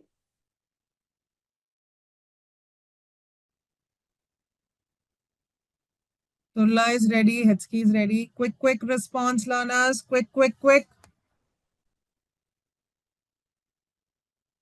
Dhruv, Karthik, Kiruba, Lakshay, Madhupirta, Dharun, Uday, Sudhanya. Okay, great. Now look at over here. What are we doing? This was the question that I asked you in MCQ. You remember this question? This was the question that I had asked in MCQ. So what were we doing? That list 1 is equal to 1, 2, 3. And when I do an asterisk 2, it is not multiplying each, it is repeating the list. Agreed? Learners, are you getting this point? But if I want to multiply 2 with each of the elements in the list, how do I go about it? If I want to multiply each of the elements, how do I go about it? I have to explicitly run the for loop. Yes, absolutely correct, Mansi. I have to explicitly run the for loop. So what am I doing over here? I have first created an empty list for I in list 1 and I keep on appending each term by multiplying it by 2 into the list 2, and therefore that's how I get the element 2, 4 and 6. I mean multiply it by 2. Got it? Is this point getting clear to everybody?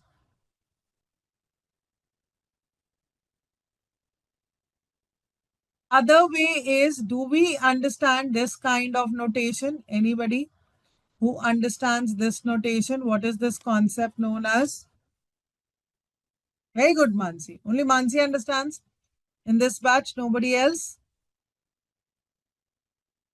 This is known as list comprehension. It saves on a lot of code and a lot of extra memory space, right? I don't need to define another list empty. List 3, I into 2. Every element would get multiplied by 2 for every element in I. Just by writing this one single line, I am able to multiply each of the elements. Now clear, right? So now do you see the difference? So now if I have to multiply or perform any arithmetic operations on the list, I have to explicitly run the for loop. But look at the beauty of array. When I just write A into 2, any for loop, directly I get the output.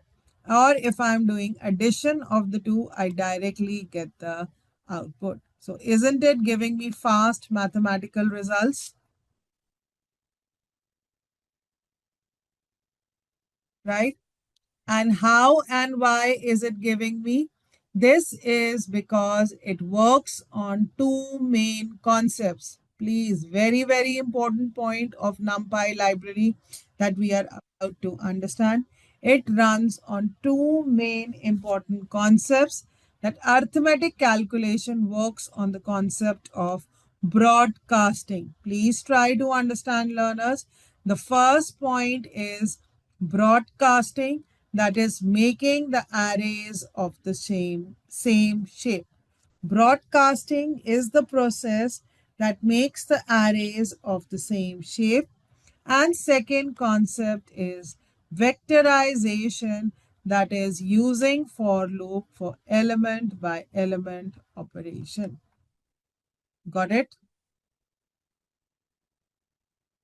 Broadcasting is making the arrays of the same shape, and vectorization is using for loops for element by element operation. Getting my point? Now, again, to make the concept clear, if it was a list, we have to explicitly run the for loop where each element gets multiplied to it and then we get the output. But in arrays, how do we go about it?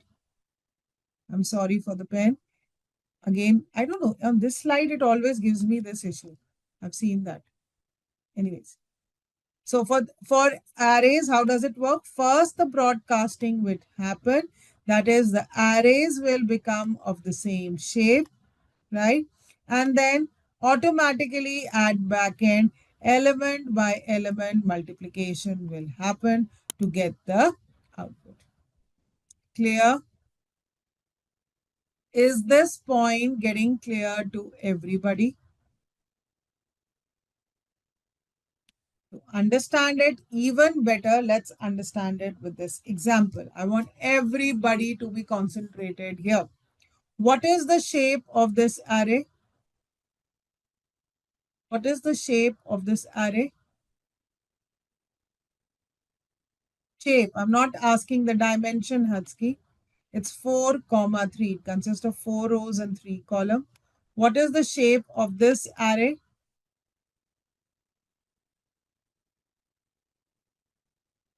The second array, Mansi, Hatsky, Upadhyay, what is the shape of the second array? Again, it is 4, 3. Why 5, 3, Sagnik? 1, 2, 3, 4. How come 5? Right? So both the arrays are of the same shape. Yes, both the arrays are of the same shape. That means no broadcasting is required and element by element operation is done.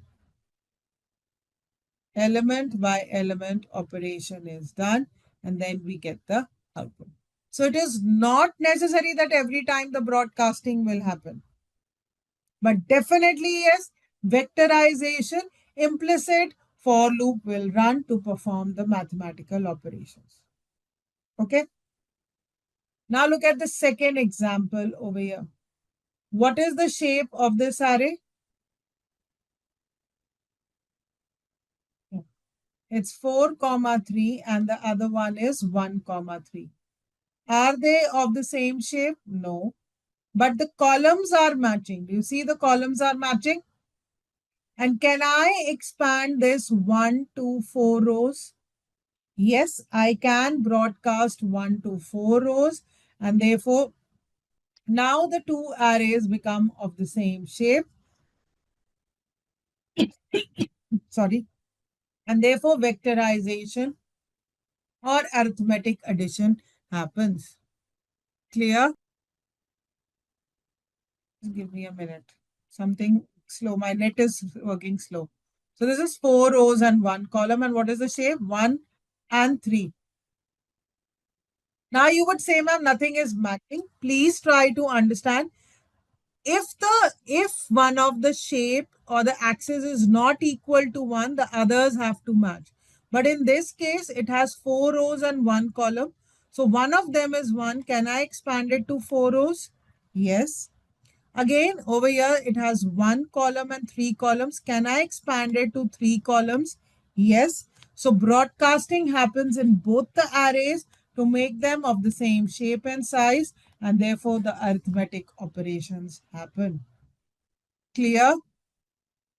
So the important point to be noted over here is that it is not necessary that broadcasting will happen. And it is not necessary that it will happen for both the arrays. It all depends on the dimensions. Now clear? Clear? Let's understand it with more examples. Please look here. Here, learners. Okay. So first of all, we have NPA range with element 0, 2. The shape is 1 row and 3 columns. This is a scalar value, so it again gets expanded to 1 rows and 3 columns, and then the vectorization element by element addition happens. Clear? Are you all getting this point? How one-dimensional and scalar values are getting added?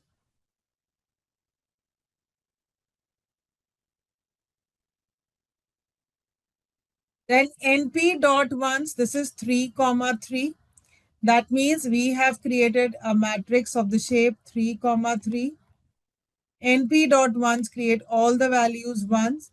And what is np dot a range? This is 1 comma 3. Now, since 3 and 3 are, if this would have been 4, it will not broadcast, it will give you an error.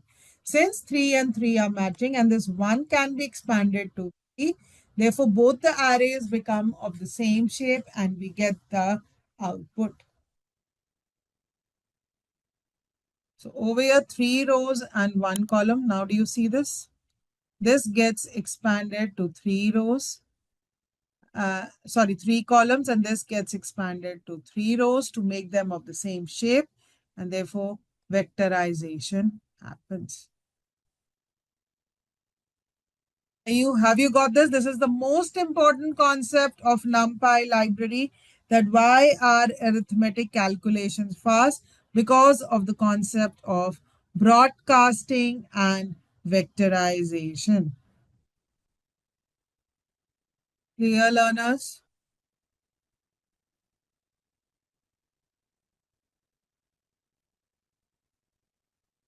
This one, Padya? Yeah. NP dot ones means that we are creating an array of 3 rows and 3 columns with all values equal to 1. That point is clear? NP A range means that it will start from 0, go till 2, and the shape is 1 comma 3. Now, since the columns are matching over here, can I expand this 1 row to 3 rows? Yes, so it gets expanded to 3 rows. So now both the shapes are 3 comma 3 and I get the output. Better, Upadhyay? Mansi, Kamal, Uday, any doubt? Devika. But where broadcasting will not happen, where the columns will not match, or if they are not 1. Suppose if one is 1 comma 3 and the other one is 1 comma 4, right? Then if these two are not matching, then the broadcasting will not happen. 4 comma 3, the prior one, this one. This one? Yeah, what is the issue? Tell me. The concept is that if the arrays are not of the same size, then broadcasting will happen. Broadcasting will only happen if one of the element is 1 or the other two dimensions are matching. One of the element has to be 1 to be broadcasted. Broadcasting will only happen if one of the element is 1. Like this is 1, it gets broadcasted. This is 1 row, it gets broadcasted. This is 1 column, it gets broadcasted. This is 1 comma 3. So 1 row gets broadcasted. If any one of them is 1. NP dot A range 5, this is a scalar value. So 5 gets broadcasted into 1 comma 3. Now clear? This is, if you see, this is 1 comma 1. So it broadcasts into 1 comma 3. Now clear, Hatsuki? Mansi? It is not necessary that the broadcasting will always happen. If the two arrays are already of the same shape, then vectorization will always happen. It is the vectorization, the implicit for loop will always run. Now better?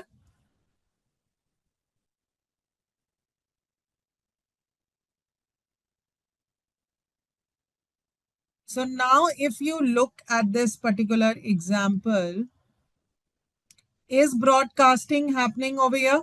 Tell me. A getting multiplied by 2 or A plus 2, is broadcasting happening over here?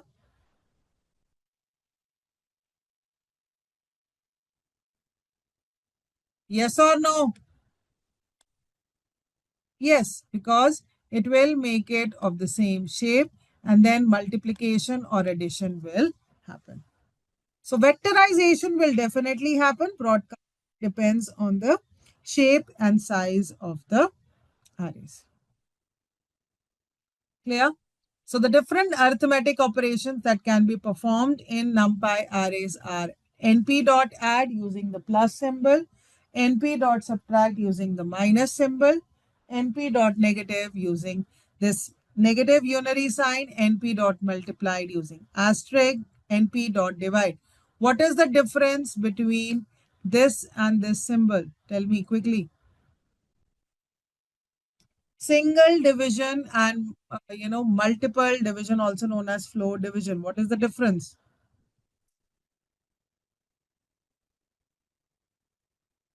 This gives me the quotient. Nobody remembers. This gives me the integer quotient, right? That is 5. What is 5 divided by 2? It is 2.5 by single division. But if it is floor division, it will only give me 2. And how do I get the remainder? Using the mod, right? If I do 5 mod 2, the answer will be 1. The remainder. Modulus or the remainder. Clear? Is the difference getting clear between the operators? That's part of the basic Python.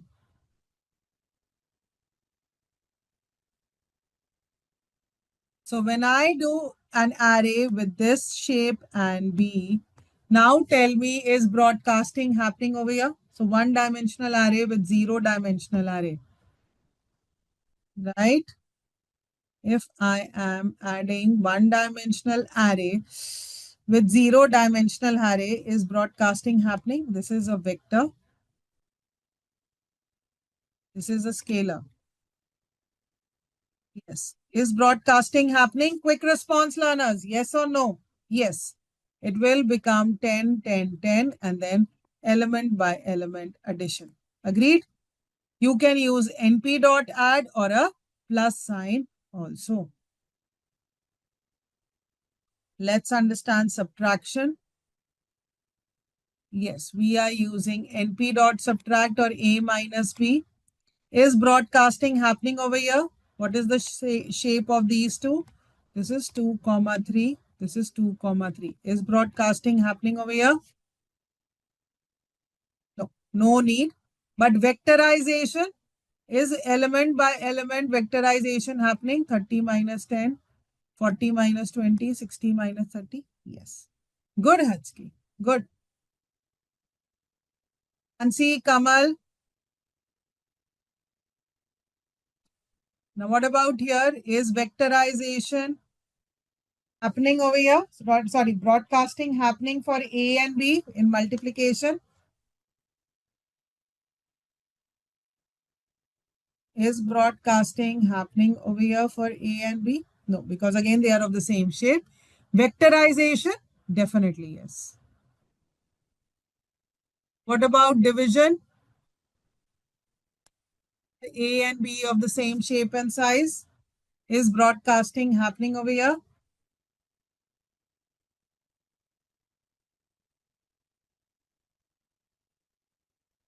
Actually, it's no or yes? It is yes, because this is two-dimensional. This is one-dimensional. So it will repeat it 1, 1, 1. So broadcasting is happening and then we get the output. Clear? That's key. What is the shape of this? This is 2, comma 3 and this is 1, comma 3. So this will get repeated. The 1 will get repeated and the columns are matching. Got it? All right. So the power of is A and B. Again, no broadcasting, same shape. So it means A to the power B, 2 to the power 2 is 4, 2 to the power 3 is 8, 2 to the power 6 is 64. Right? And why is it known as NumPy? Now, can you tell me, after understanding the concepts, that why is it known as NumPy? Can anybody tell me? Anybody tell me why is it known as NumPy? And why is it a homogeneous data structure? Why do we create it as homogeneous? See, basically, we are going to deal with numerical data. We don't do a lot of arithmetic calculations for strings, right?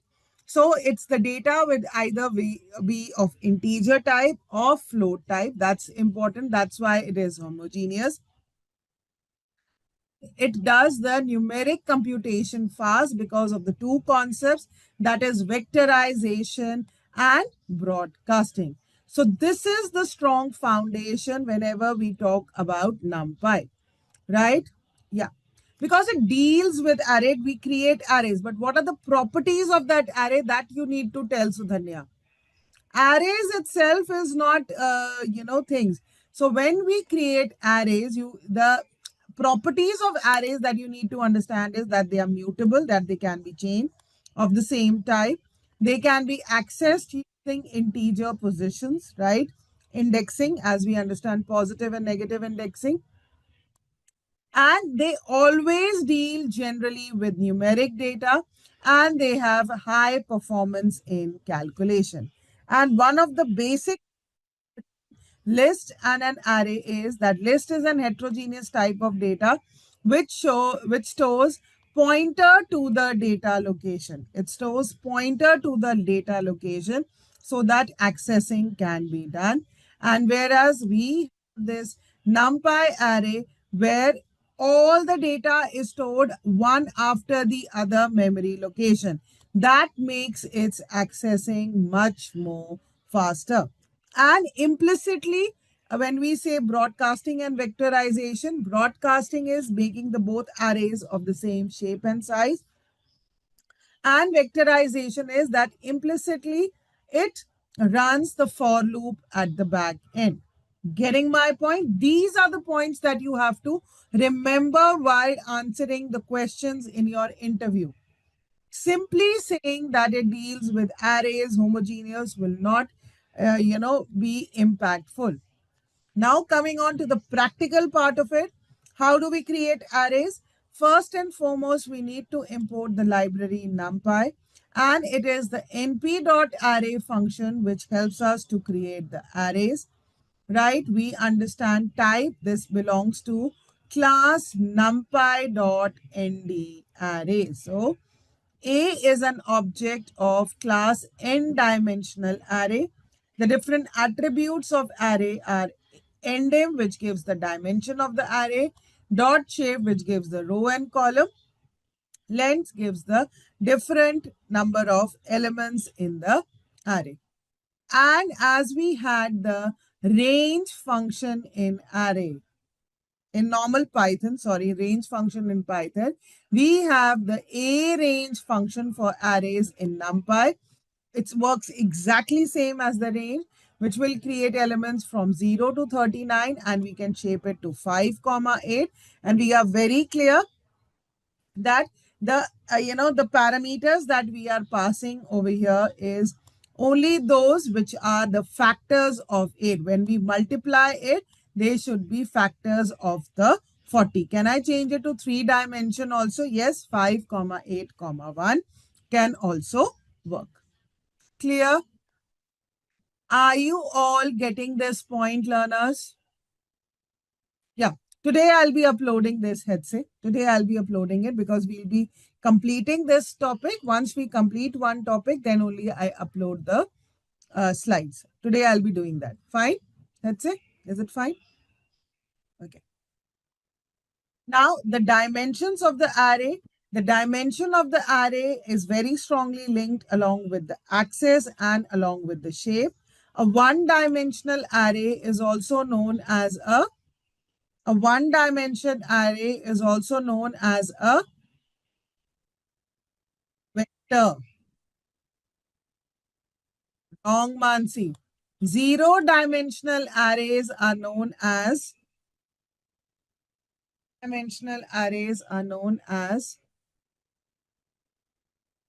scalar. So zero dimension arrays are known as scalar values. One dimensional arrays are known as vector value. Two-dimensional arrays with axis equal to 0 and 1 are known as, it's known as a matrix. And of course, more than three dimensions are known as n-dimension array. This point is getting clear to everybody? Right? And what are the different attributes of an array? The shape gives me the number of rows and column. Ndim gives me the dimension. Dot D type gives me the data type based on the operating system, the number of bits required to store that data.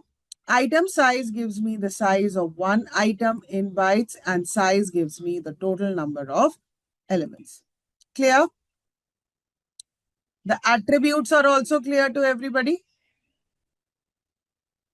To the functions. What does the transpose function do, learners? What does the transpose function do?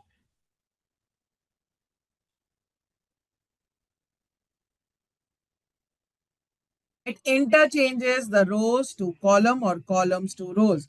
Either of the things can work. Absolutely correct. What does the flatten function do? What does the flatten function do?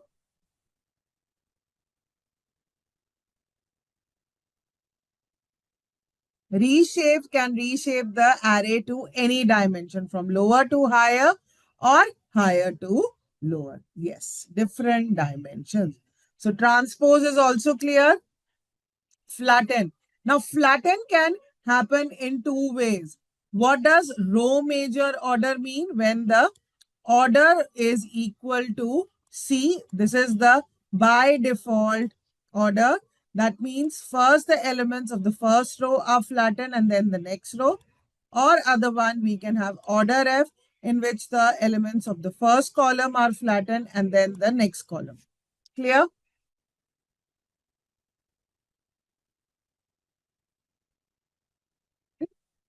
Location view is the same memory location, right? So copy is creating a new memory location or a new copy, and the original is not disturbed. Very good, learners. Good.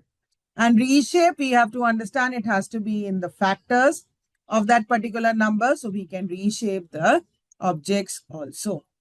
Clear? This is also different. Difference is clear. Now, when we move on to the arithmetic calculations that need to be performed in arrays, broadcasting is the first concept. That first of all, the arrays have to be of the same shape. No calculations can happen unless the arrays are of the same shape, right? And it is not necessary the broadcasting always happens, because if the arrays are of the same shape, then vectorization will definitely happen. That is when we are using for loop for element by element operation. That is the implicit running of the for loop, so that each and every element can calculated. Getting my point? So when we are talking about the looping logic over here, right? In arrays, this talks about the looping, explicit looping logic that we have to apply for the list. But in vectorization logic, first the two arrays will become same. That is, the broadcasting happens, and then element by element multiplication happens to get the output. And this is the power which NumPy library has, which makes its arithmetic performance faster. Getting my point? This is the power which, again, I'm repeating, NumPy library has, which makes it faster. Getting my point? So again, repeating those examples, since these two arrays are of the same shape, 4, 3, no broadcasting happens, but definitely vectorization happens, because element by element addition of each element. Here the element is 4, 3, and this is 1, 3. Please remember, learners, the columns are the same. And if any of the parameter is 1, then only it can be broadcasted. The rule is that the other parameters have to be equal or 1, then only the broadcasting happens. But in this case, what happens? This is 4, 1 and 3. So if we look at rows, one of the parameter is 1. So we will expand the rows. And this parameter is 1. We can expand it to 3 columns. Again, making it of the same shape so that vectorization logic can happen. Now clear, Mansi? So Dhanya, Turla.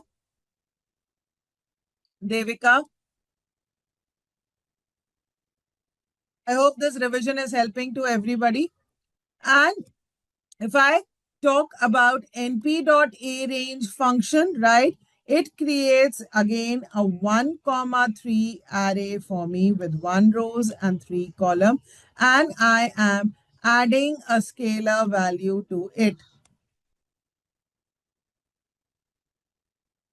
right? So this is 1 row and 3 columns. So this is 0, 1, 2, and this is 5, and therefore we keep on adding elements onto it. Clear?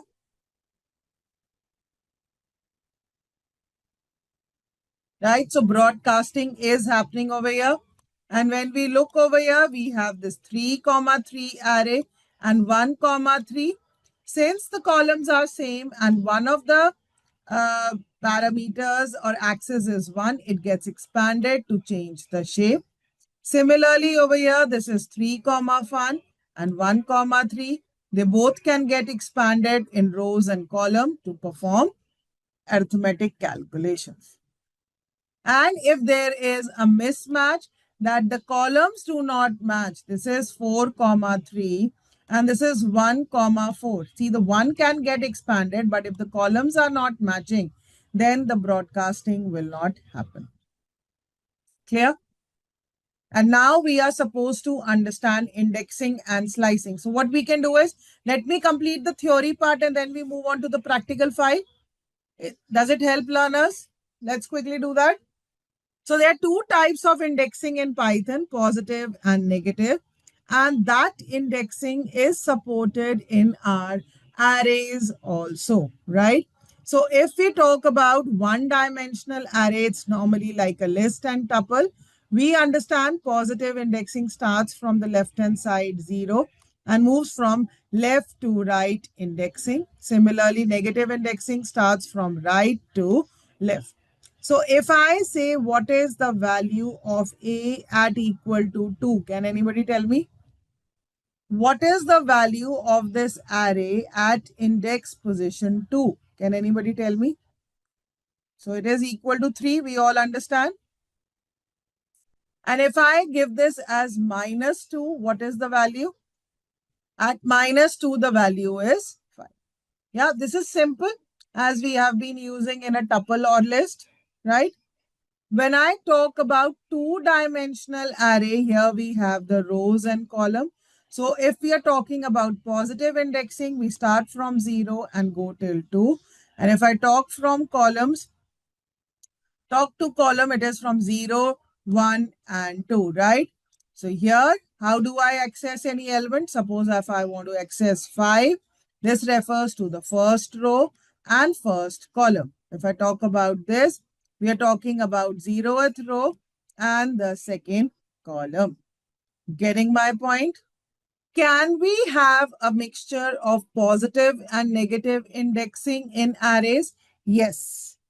Please be clear with this particular point. This point is not there in basic Python.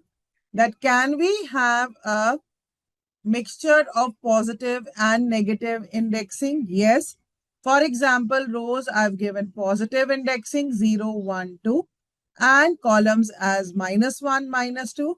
So I can access this as 0th row and -2 column. Can they all be negative also? Yes, it can be -1, -2 and -3 also. Getting my point? Okay. So another important point that you need to understand is when we are talking about two-dimensional array, the rows always come before the column and the comma. Before the comma, we are talking about the row value, and after the comma, we are talking about the column value. Clear? Now let's see how well you can answer this question, right? So this is the array. Before the comma, I am talking about the 0th row. And if you remember slicing, which column am I talking about? Third and the fourth column, because the fifth is not included. Agreed, learners? Are you understanding my point?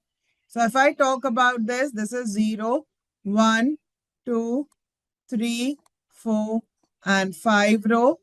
And this is again 0. So whenever we are talking about this two-dimensional, it's a two-dimensional array. So the rows, if I'm talking about positive indexing, I would start my rows with 0, 1, 2, 3, 4, 5 values. Agreed? And my columns as 0, 1, 2, 3, 4, 5. This point is clear. If this is given my array, this point is clear.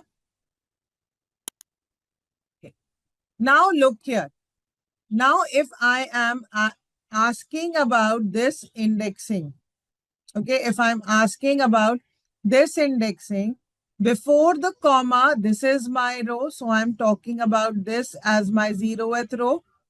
And after the comma, do you understand slicing, Sudhanya? This is going to start from the third column, right? 0, 1, 2, 3. Start from the third column. 5 is not going to be included. So the fourth is including. So what are the intersecting value? I will get the output as 3, 4. Now clear, Sudhanya? Hatski, Devki, Deepak, Arun, Navdeep. What does 4 colon mean? That means we are starting from the fourth and going till the last. That's for the row also. That's for the row also, as well as for the column. We start from the fourth and go till the last, right? So which are the intersecting common elements between them? 28, 29, 34, 35. Now tell me what will happen in this case. Before the comma, there is only colon. What does this colon stand for? This colon stand for? Only Mansi knows the answer. What about others?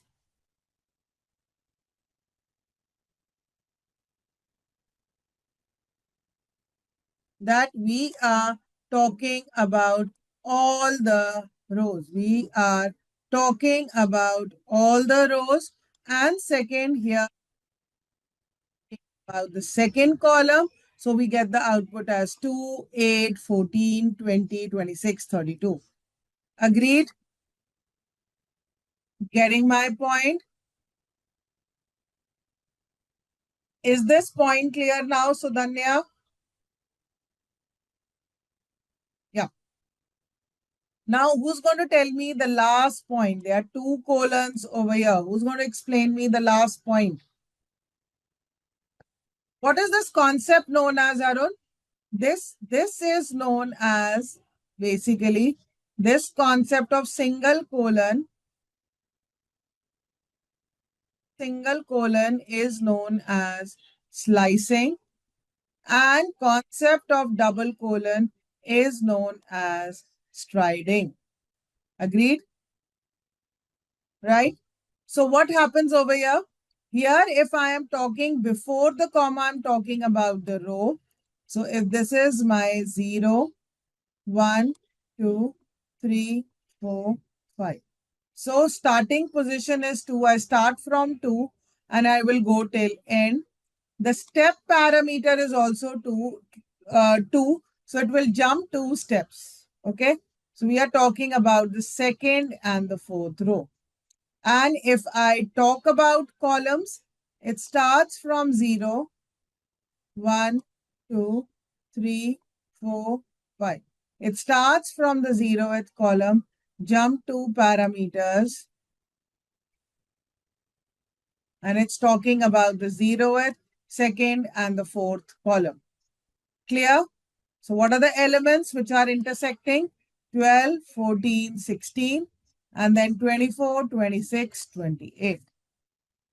Getting my point?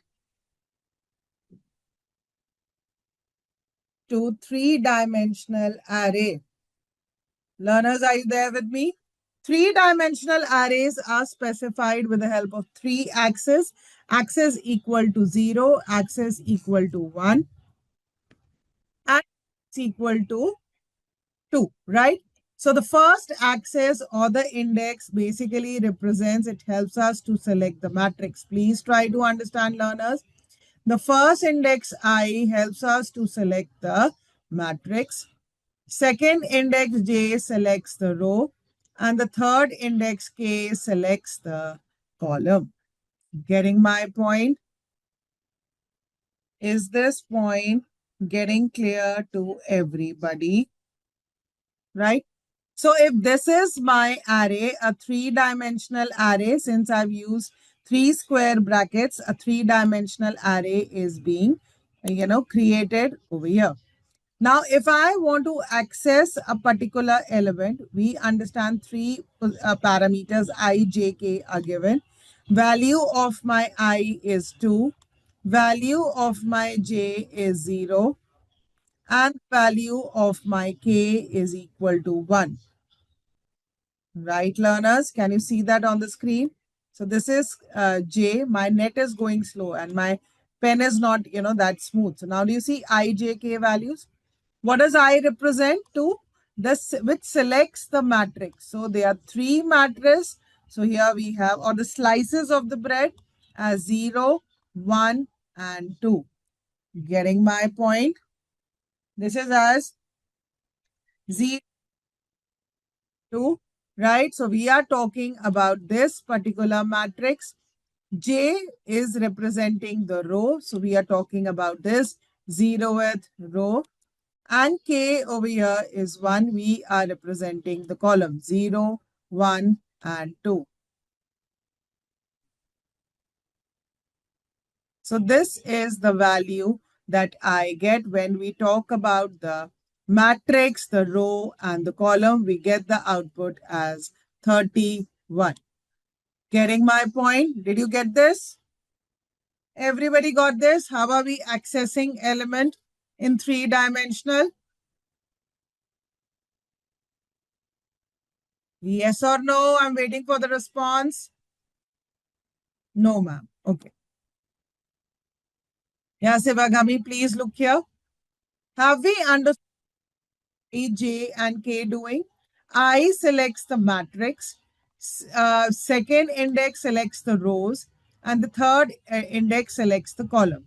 So if I is equal to 2, which of the matrix, see, n-dimensional array, we have the number of slices. So which of the matrix gets selected is 0, 1, and 2 over here. So we are talking about this matrix. J represents the rows, right? So this is the 0th row that I am talking about. And this is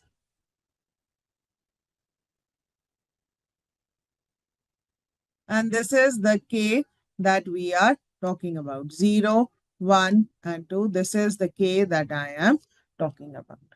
Clear? Is this point getting clear to everyone?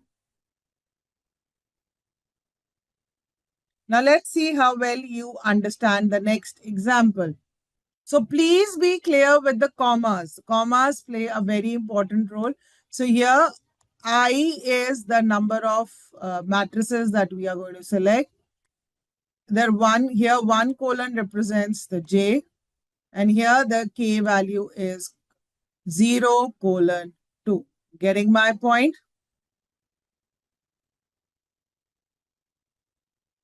Right?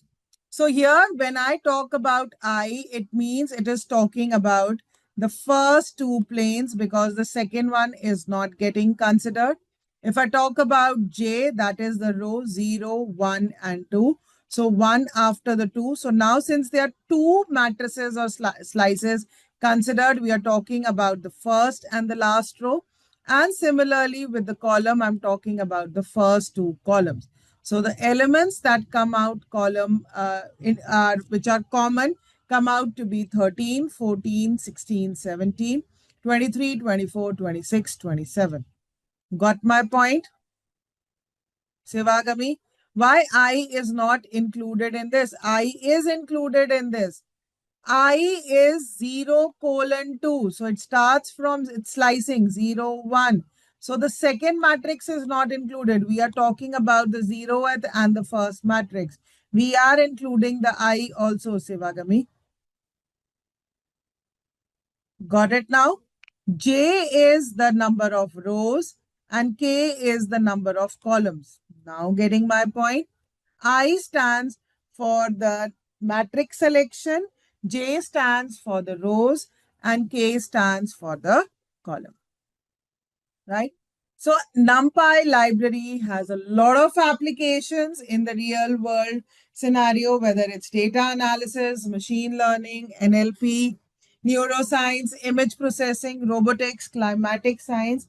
All of this use a lot of applications. Got my point?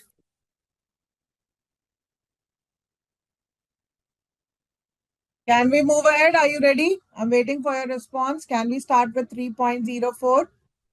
Are you ready, everybody? So again, NumPy library also supports positive as well as negative indexing. So what do we understand? NumPy library also supports positive as well as negative indexing. Getting my point?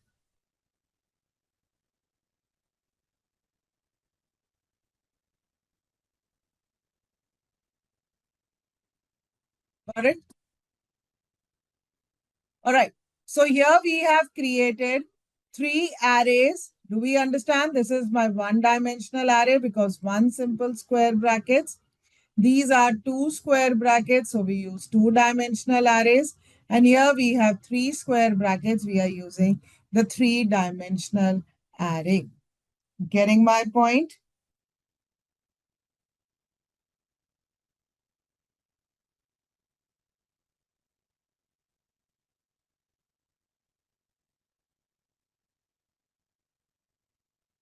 Got it, learners?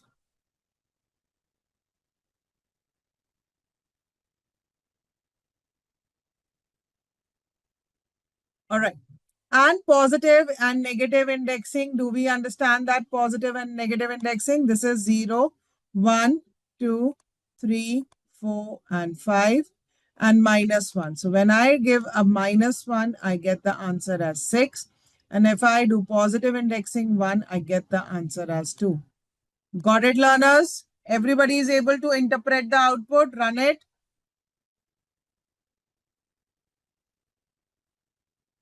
And if I talk about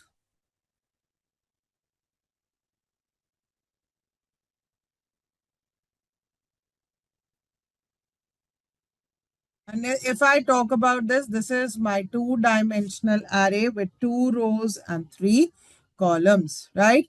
And if I say A is equal to element 1, comma 1, what will be the answer? Can you tell me? If I want to access 1, comma 1 element, what will be the answer? This is 0. This is my first row. This is 0 and this is my first column. The answer will be 5. Why, Arun, 4? It will be 5. Got it? Everybody is getting this point. It will be 5. Getting my point, learners?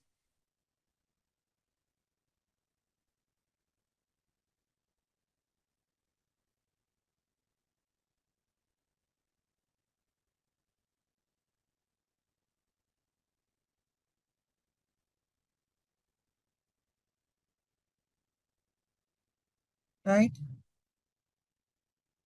Now, if I talk about three-dimensional array and shape. Now, do we understand this?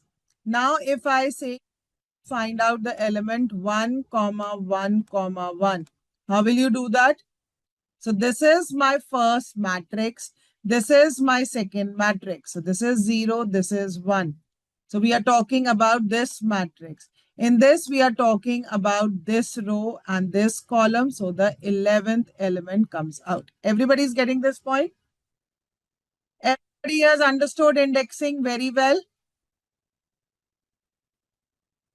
So if I want to access 0th matrix, 0th row, and the first column, so answer is 2. Are we getting this? Why are we getting 2 over here? Facing difficulty, please let me know.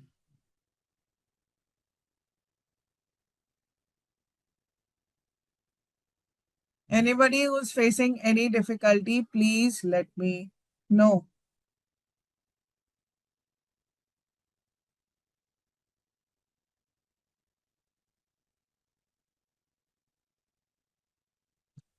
For you, different datas are displaying. Why? Have you not copied my file or have you taken it from the LMS? Even if the data is different, what difference does it make? The answer, logically, you should understand it correctly. Like, I keep changing values in my file. So that could be one of the reasons, Sevagami. Otherwise, the arrays are the same, right? Yes or no? Oh, that is why it's okay. It's okay. But are you able to get the concept or logically the output? No, that's okay. That's perfectly fine. It's okay. I keep changing things. Maybe I can put this as 101. What will be the output? So I keep making changes. So it's okay. Yeah, we can have more than 3 dimensions also. Yes, we can.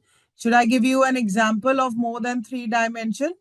Let's say you want me to create something with more than 3 dimension. Okay, I'll explain you with that.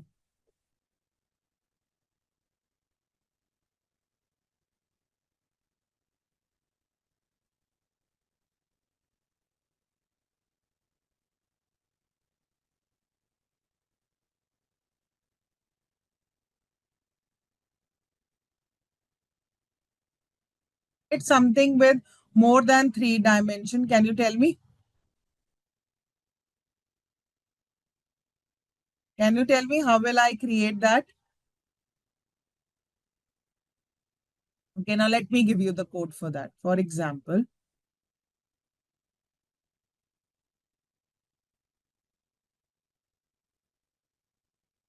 okay, so now let's do this array ARR, right? NP, like we had done, NP dot A range. Start typing with me. No, what we'll do is we'll play smart with it. NP dot A range 40. We had given like this, right? And now I will straight away reshape it to the dimension that I want. Suppose if I wanted as 4, comma 5, comma 2, and maybe I can now break it further to 2, comma 2, right? Got it?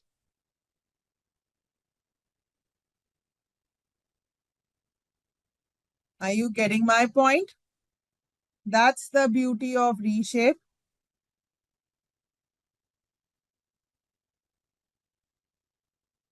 So now do you see this?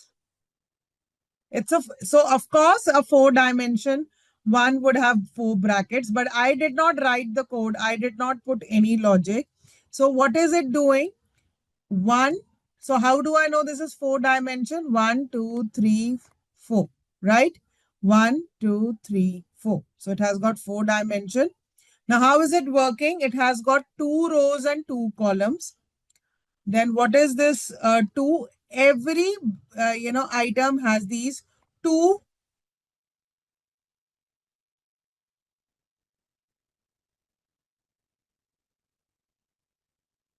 Every item has these two groups 5 times. Are you getting this point? How is it working?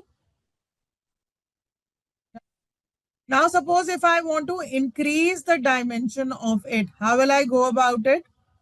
How will I go about it?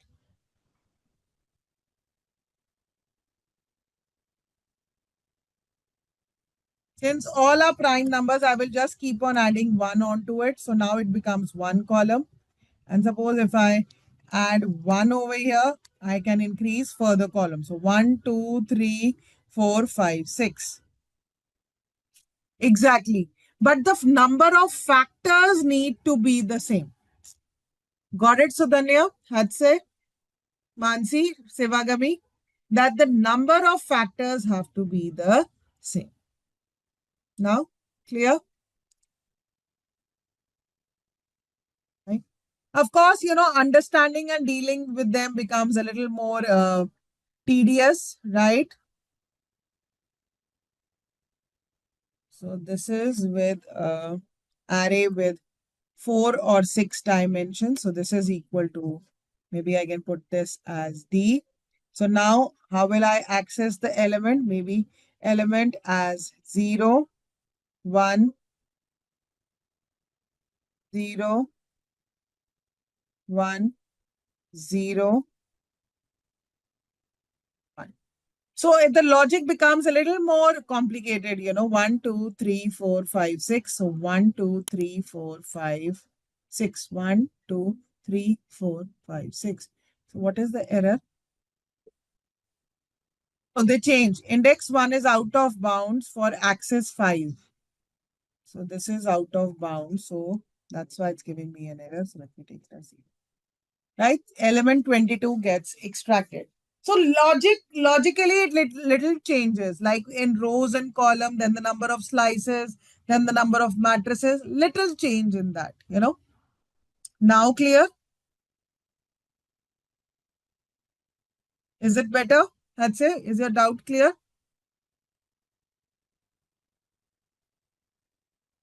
Or still you have doubt, Hadse, Mansi, Naz? If you want, I can share this code with you. You can play around with it. Fine? Is this code fine with everybody? Okay. So now getting back to the example we were here. So if I access one element, I think so indexing is quite clear to everybody. And can I access individual elements and do arithmetic operations on that? Of course, that if I access individual element as 2, 1, then I can do addition or subtraction, multiplication, anything. Clear? And another important factor or point for NumPy library is that we can have mixture of indexes, both positive, both negative, or positive and negative indexes. Getting my point? We can have both mixture of indexes. Clear? So when it is beyond 3, then matrix would pick up I for here. Then you have to check, See, the logic changes over here. If what I have understood is that basically, if we go back to this particular slide,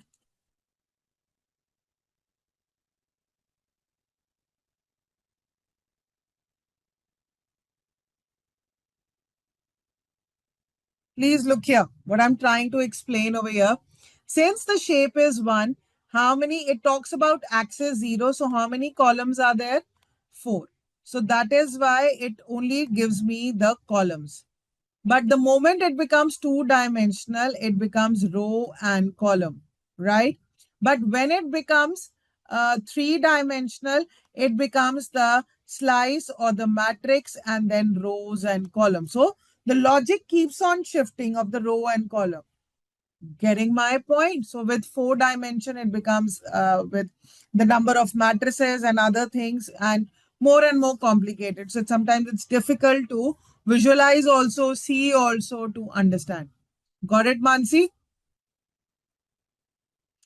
So I, J, K is going to be the last 3 ones. In the, if I talk about 6 dimension or any of the 4 dimension, I, J, K would be the last 3 ones and the first one would represent the other matrices. Now clear?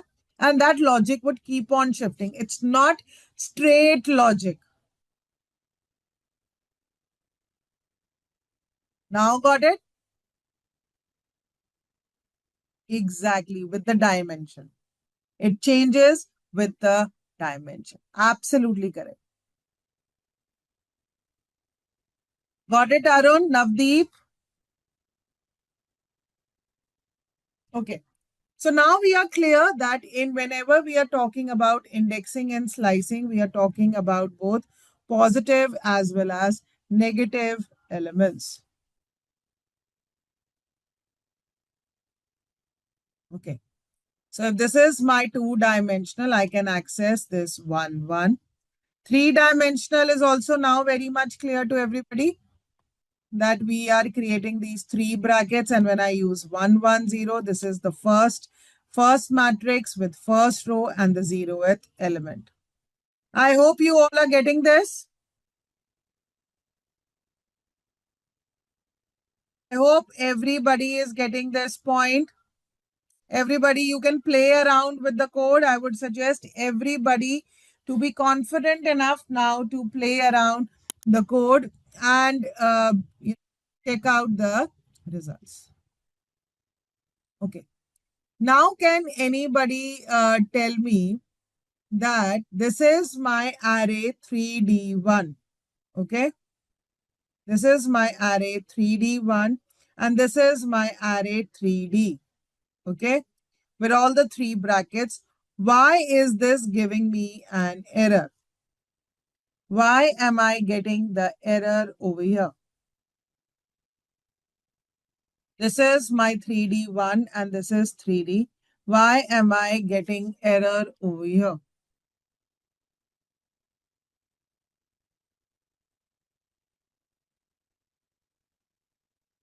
Yeah, because they cannot be broadcasted together. That is why it is giving me an error. Broadcasting, the shapes are different. Got it, learners?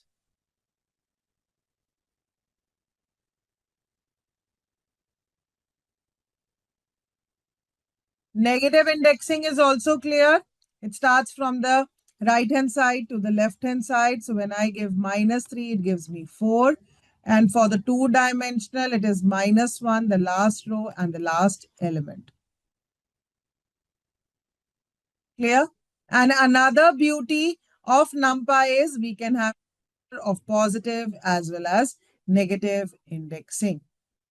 So now you will be able to do the assisted practice, since now if you were not able to do it yesterday, you're getting 1 week break. Then we can discuss it next week. Will you be able to do the assisted practice? Well, if you're taking my files, you already have the solutions also. Will you be able to do it? And if you face difficulty, we can discuss it again. Right, learners?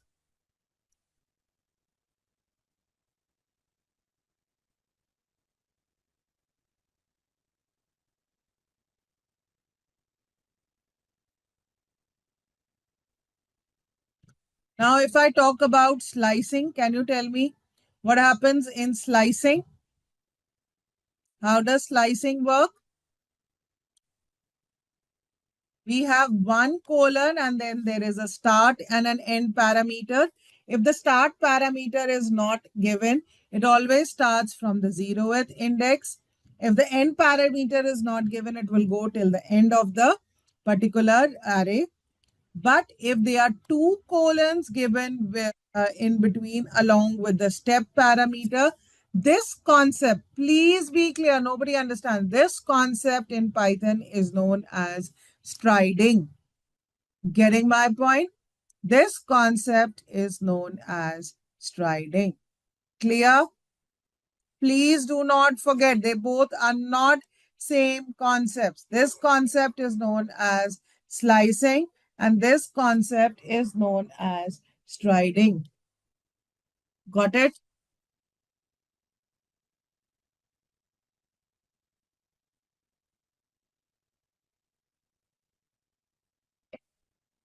Any doubt till here?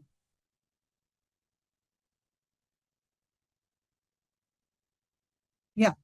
I am saying this, Hatse, that when we have this one column with start and stop parameter, this concept is known as slicing. But when we have two colons with a step parameter, that is known as striding. Fine, Hatse? So Mansi says, thank you for this. I never knew the name of the concept of striding with it. Yes, that is there. No, most of the, people don't know this concept. This is known as striding. Clear?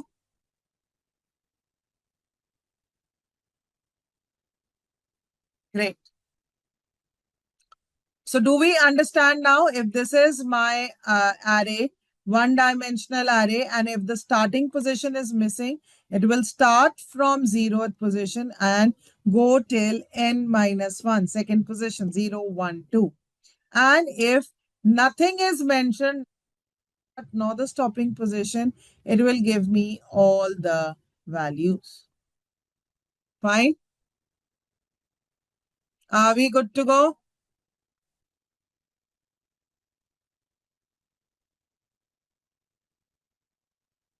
Now, how do we go about printing the list of 3 subjects from 4th index to the end?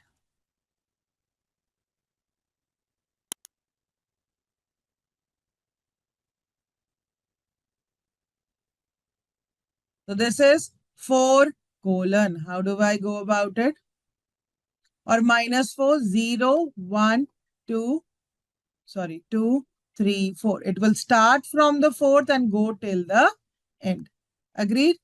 Similarly, if it is negative indexing, -1, -2, -3, -4. So it will start from -4. So in this case, the value is coming out to be the same for Hadoop. It will start from Hadoop and go till the end. Got it, learners? Please go back to the above line. This one, example 1, that's it. Yeah. What is the issue?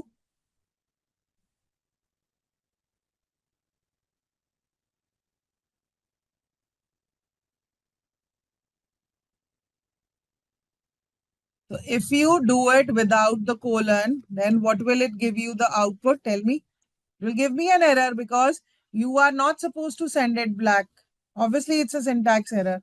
Either you give one value or you give the slicing. Now clear? Yeah. Good to clear your doubts. Any question, any other doubt, learners?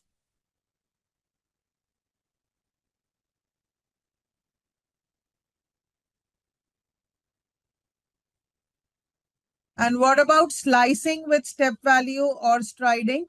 If these are my numbers, what does 1 colon 6 mean? 0, 1, 2, 3, 4, 5, 6, 7. So we start from 1 and go till 6. So this is the output I get. And when I'm using the step parameter as 2, it will start from this, jump to. So I get the answer as 7, 5, and then 3. And if it is 3 parameters to jump, it starts from 7, 2, 3. 7 and 4 will be the output. Are you understanding, everybody? Or is it Hatse and Mansi only understanding? Can I get a quick confirmation from everybody? Are you all there, awake in the session? Uday, Deepak, Tullapati, Sudhanya, Sivagami. Come on, respond. Mullapedi, Kamal, Dushyant, Devika, Arun, Akhil.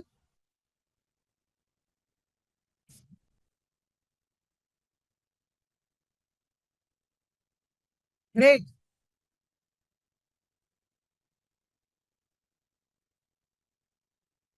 So is 1 is to 6 is to 2.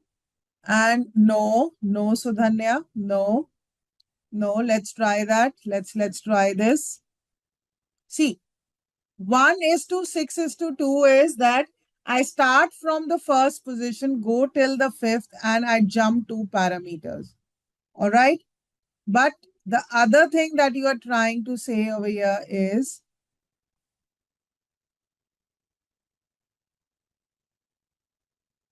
start from first colon colon 6.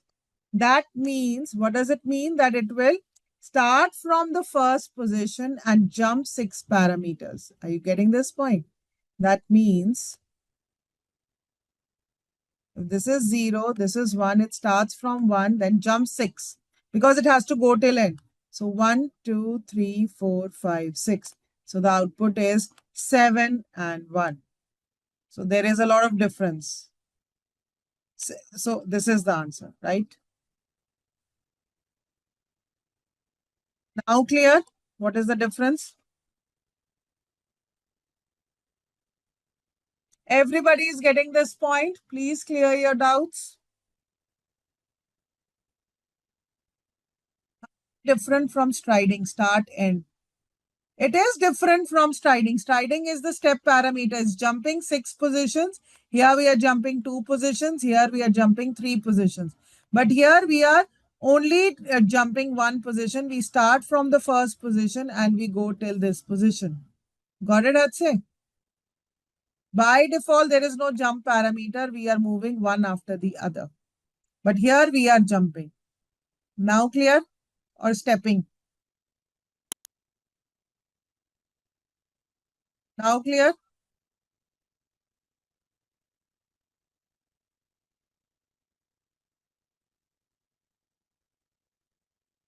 And what about two-dimensional array? As we are very clear, you have to be clear, very careful about the comma. Before the comma, it represents. What does it represent before the comma?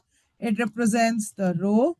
We are talking about the 0th row and 0, 1, 2, and 3 columns. So this is the element that I am talking about. Got it?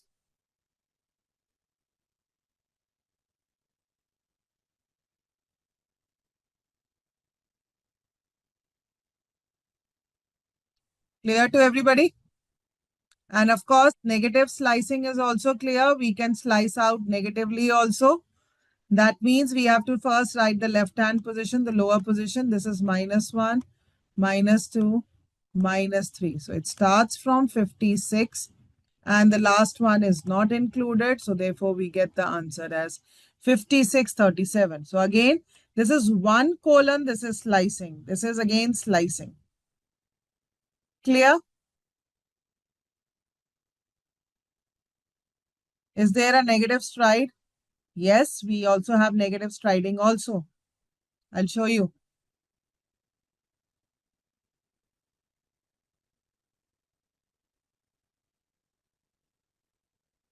So if I talk about negative slicing, I'll just show you with this.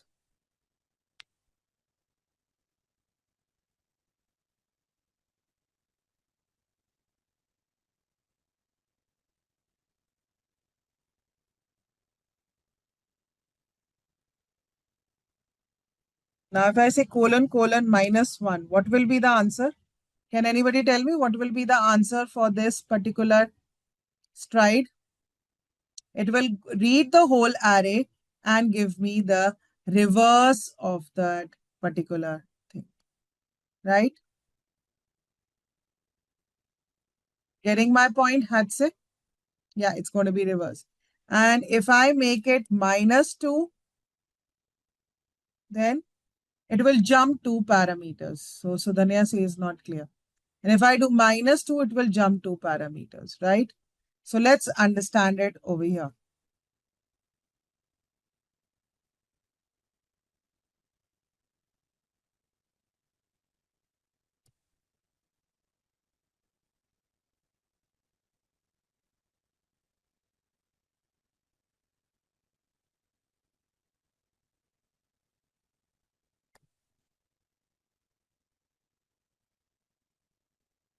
Now look at over here. This is my array of negative slice which starts from 13 and goes till 24. Now if I'm doing a negative slice, the start parameter says I have to start from 0, right? End parameter I have to start from 24. But jump parameter is -1. That means I'm here. So I have to jump -1, -1, -1. Therefore, I get the output first as 24, then 37, 57, reverse of the array. Now clear? So Danya, Hatse, Devika.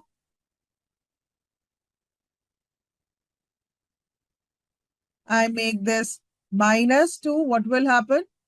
Now it will this jump 2 parameters. So 56 then 69 and then 34. Right? It will jump 2 values in the negative direction.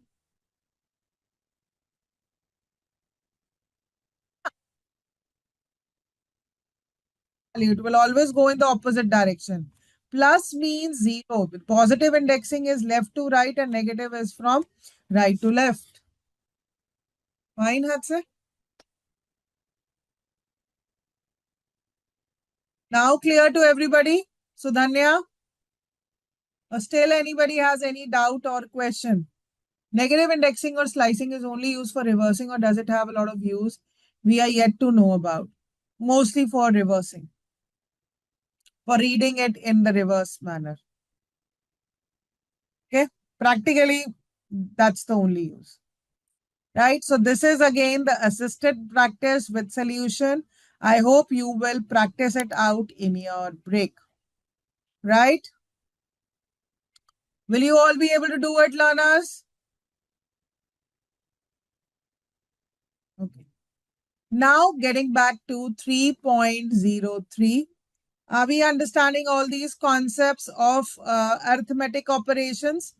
How broadcasting and vectorization gives output for addition, subtraction, multiplication, division?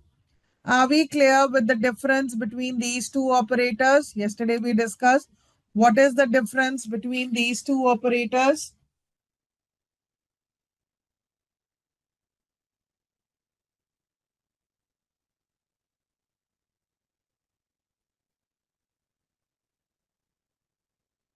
Tell me quickly. Values, both the operators give quotient.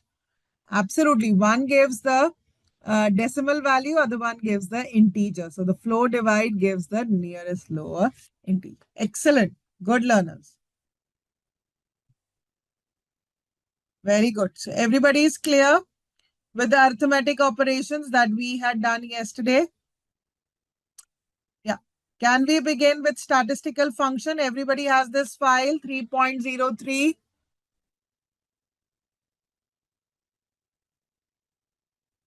Anybody who needs this file 3.03?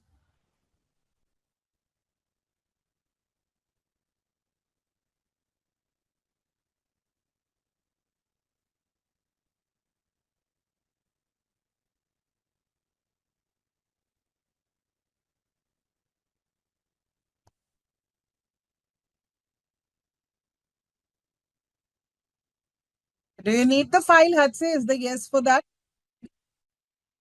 Come on, I'm waiting for the confirmation, learners. You got it? Yeah. Can we begin? Everybody has this 3.03 file.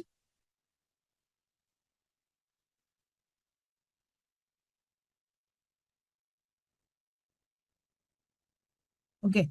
So if we talk about statistical functions in NumPy, yes. Can you tell me the difference between median and mean? We discussed this point.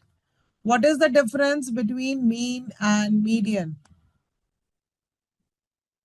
Yeah. Now tell me.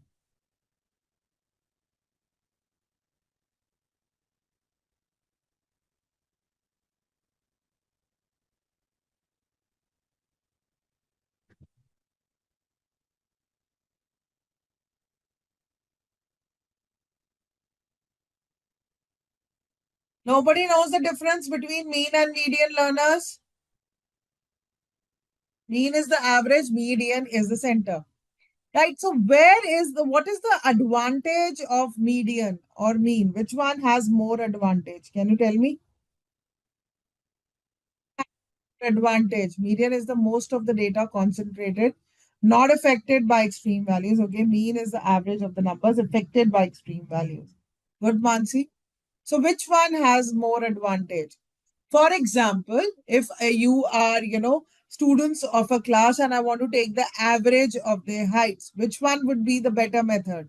A mean or a median? Are true values. Mansi, I don't understand the term true value. Both are true values.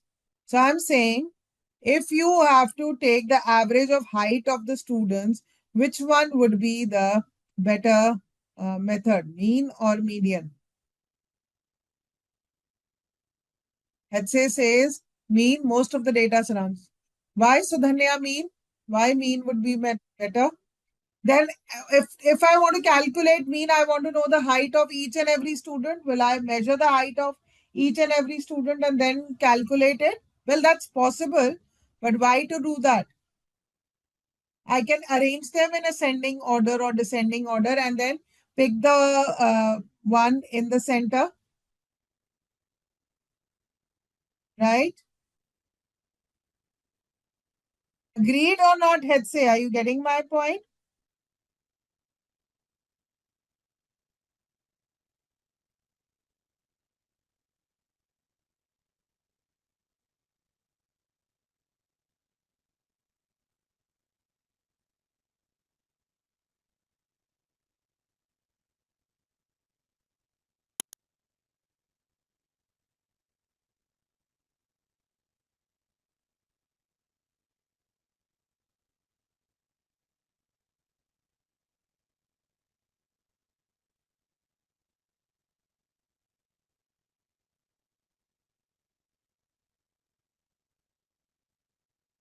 Okay. Median represents or what most of the population is. What I'm trying to say is that if in a student of class, a class, I want to find out the average of the height, mean is better or I want to know that I need to know the height of each and every individual of the student. Some student might not know the height, exact height. So do I need to measuring with the tape? That's also possible. But with median, the situation, calculating the average would become easier. That I would arrange them in ascending or descending order and take the value in the center. Getting my point?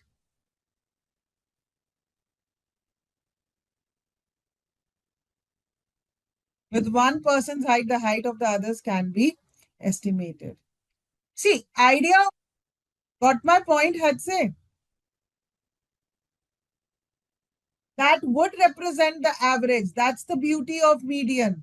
That would represent the average. Median are nothing but the center value. If they are 11 students, the sixth position or the fifth position will represent the height of the all of the students, right?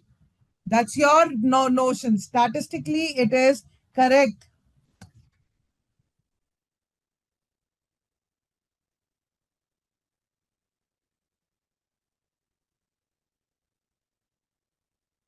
Getting my point or still not?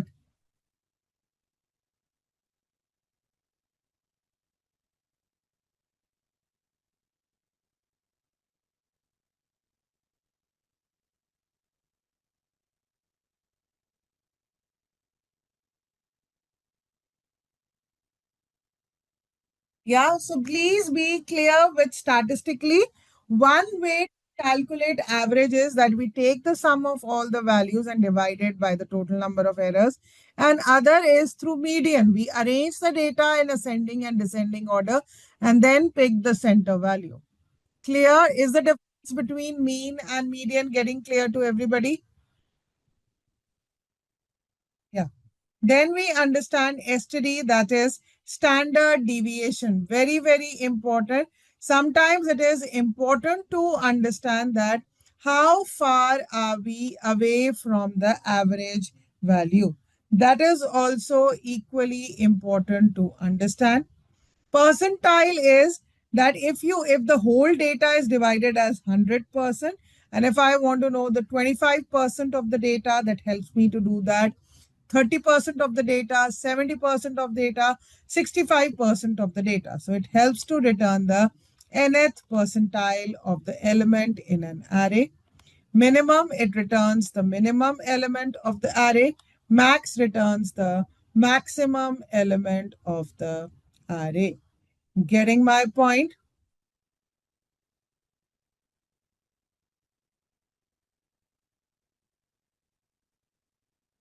Now clear?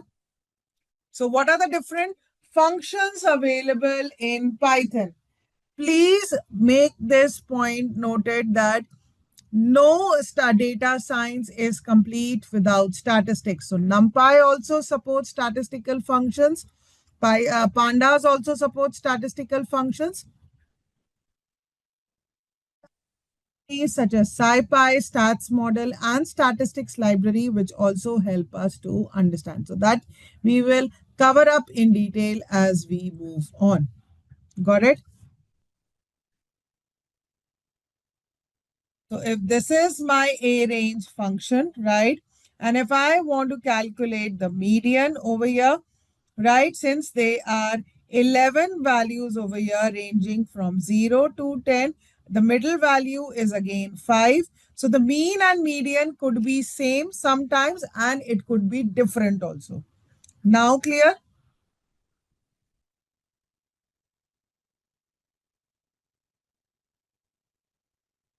Standard deviation, np.std is used to calculate the standard deviation. np.var is used to calculate the variance of the data. Similarly, even if I have the beauty of all these function is now if the array is one dimensional, two dimensional or higher dimension, we will need to use just the same function. I will just use NP median. It will give me the center value of all these points. Now, do you see that there is a difference in median and the mean value? Do you see the difference between the median and the mean value? This is the difference that we get, right? And this is the value of the standard deviation. And this is the value of the variance. Getting my point?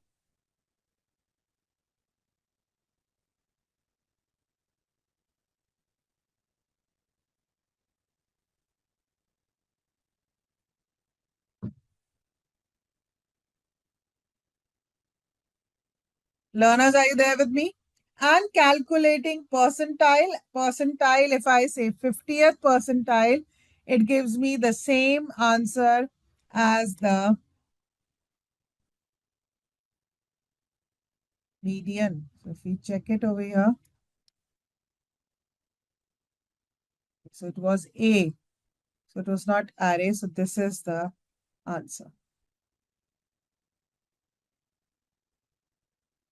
Clear? Coming on to the string functions in NumPy. What does the plus operator mean in strings? Yes, learners. What does the plus operator mean in string functions? It concatenates them. So will I be able to directly concatenate x plus y? If this is my array, please try to understand. Will I be able to concatenate x plus y? No, it doesn't allow me to concatenate. U function add does not contain. Okay, so this is, so how do we do concatenation of NumPy strings? By using np.char.add function. Clear? We need to use np.char.add function. Clear?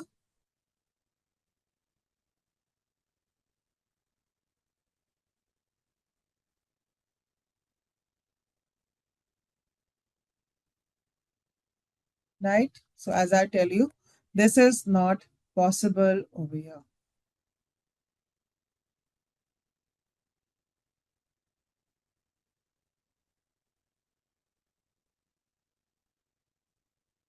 Can anybody tell me why this is giving me an error? Both are numerical type. Why x plus y is giving me an error?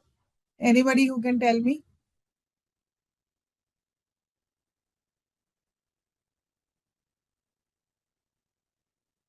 Yeah, because broadcasting is not possible. Got it? Okay.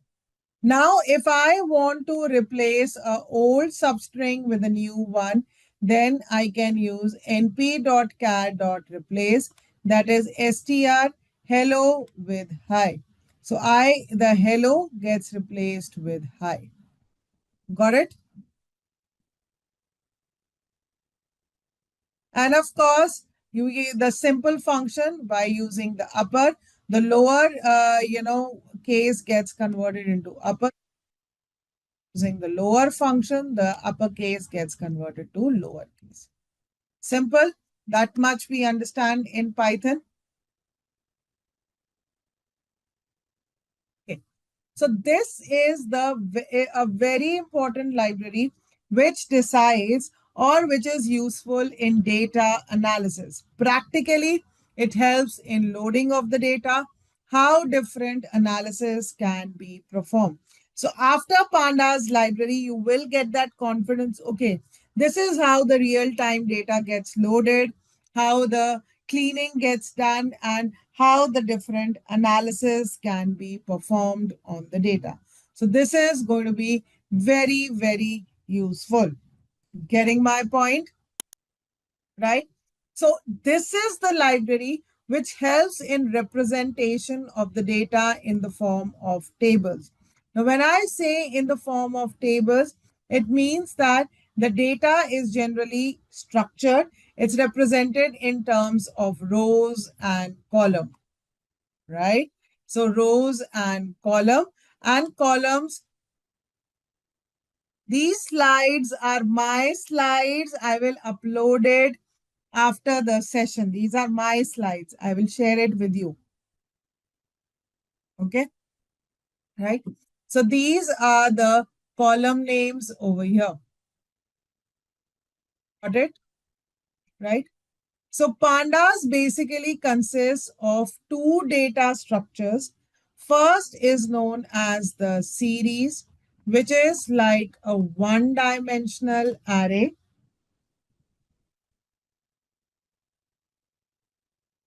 And the other one is data frame, which is a two-dimensional array, right? Can we say that a table is nothing but a two-dimensional array? Can I say a table, Excel file, SQL, CSV files are all there? So the question arises when we already had arrays library where we could create n-dimensional data. What was the need of this pandas library?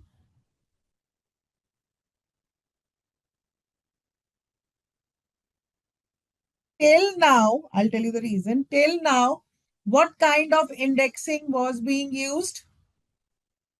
Till now, what kind of indexing was being used? Positive and negative indexing. That was by default part of the language. But in Pandas library, we can define our own label indexing. I can give my own indexes. So this makes the whole tabular data more approachable and understandable. Getting my point, learners? Is this point getting clear to everybody? Right? So the two types of data structures available are Pandas series, which is nothing but one-dimensional array, which is nothing but the column of your table, and Pandas data frame, which is nothing but your two-dimensional array, which is nothing but the table itself. Getting my point?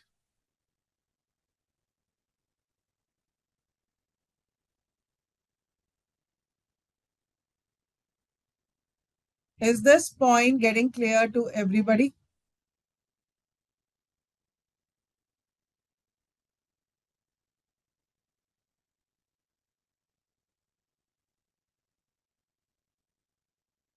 Right? So the different data structures in pandas are, we have the series that is one-dimensional, labeled homogeneous array. So the difference comes over here is that they are labeled, which we can label them according to our way. And data frames are nothing but two-dimensional tabular structure with potentially heterogeneous type column.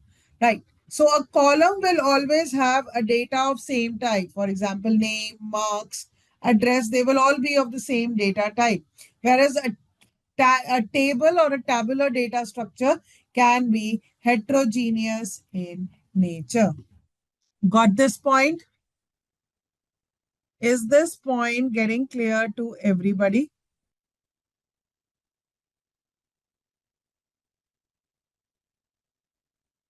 right? So now if we look at the Pandas series, what happens is that this column of your data, you see that indexing over here is positive indexing. So if I do not give my label, my own label, then this will refer to positive indexing. So a Panda series is like a column in a table. It is one-dimensional array holding the data of any type. Clear? So a series consists of a series name, its index value. If we define the index value, it will contain that. If we do not define them, yeah, it's always and always one column. Series is always and always one-dimensional data. Okay. And if I do not provide any label indexing, it will take the default in positive indexing, that is 0, 1, 2. And of course, the values. So now if you look at the code, the first thing that we require is to import the pandas library, right? Since this is not part of the basic Python, import pandas as PD. Getting my point?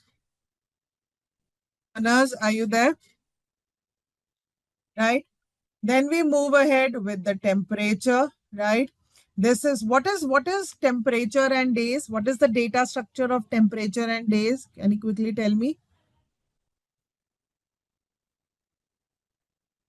Yeah, they both are list.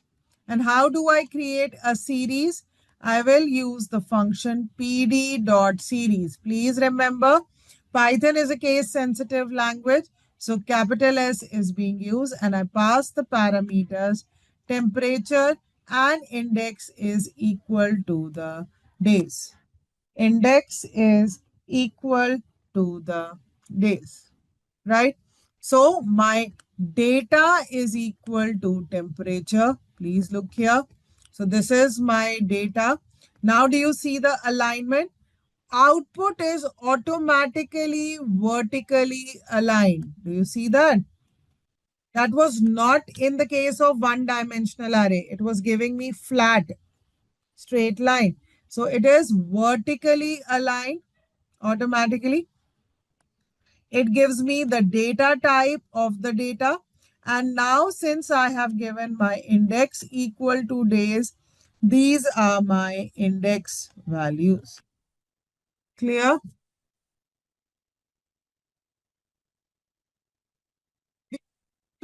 Code how the series are, they are null array.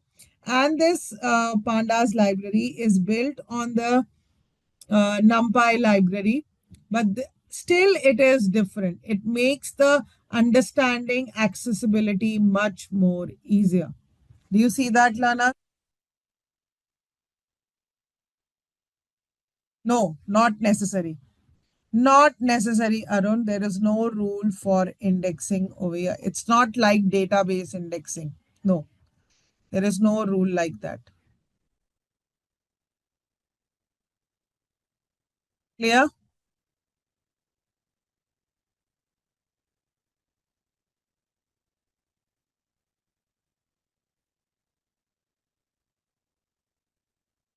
Yes or no? Arun, Hatse, Mansi, Sivagami, Devika, everybody's getting this point? Can I move ahead? Right. So again, if they are two same indexes, which value it will be? Pick. Now let's try to understand that, Arun. We'll do it practically. What's your question? So if these are my two series over here, right? Since I have not given the index value, so by default, it will have 0, 1, 2, 3, and 4. And this is again, it will take the first one, Arun. We'll do that. We'll do that. I'll answer your query. 1, 2, 3, 4. All right. And if I do addition of the series, it will automatically add the 2. And what is the concept behind arithmetic operations?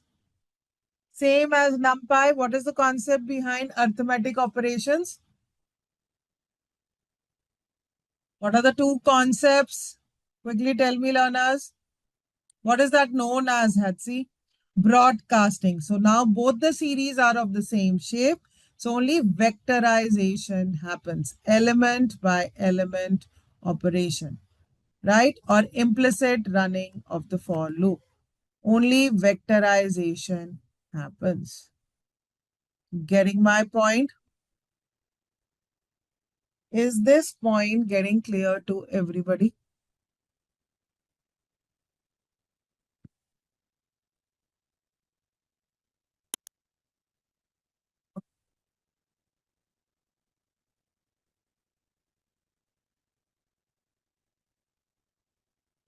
So again, this is the open source for Pandas library. All the, libraries that we are doing, whole of Python is an open source community. So all the functions, everything you will get it online, right? So of course, there is lot to explore over here.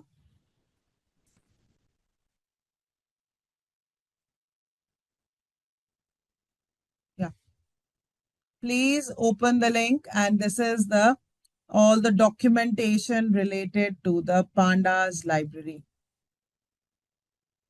Got it?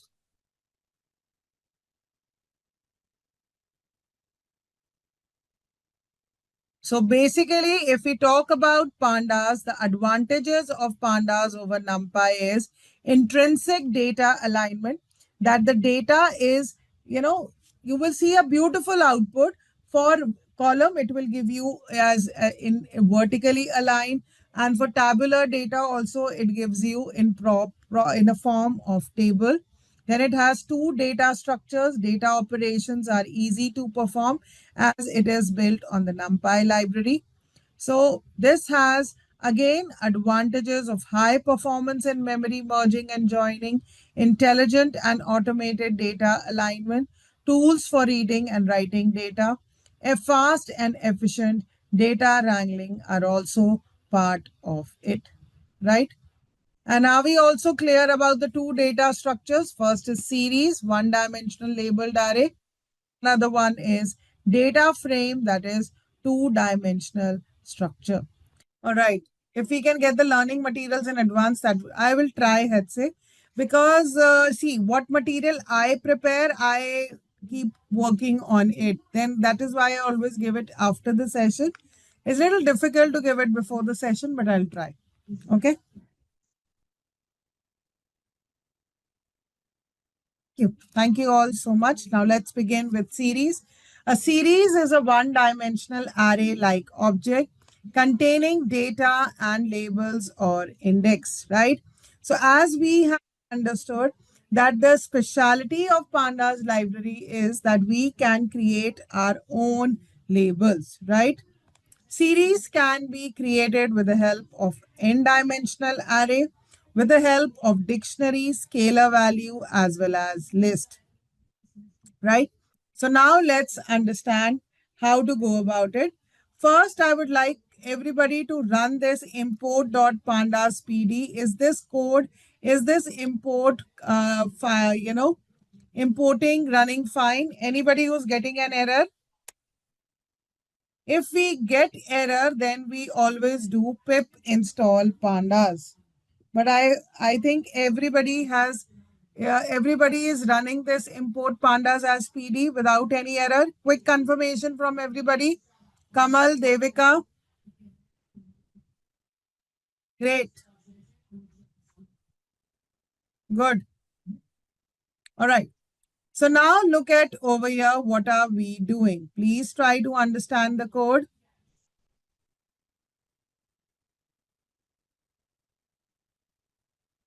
Okay.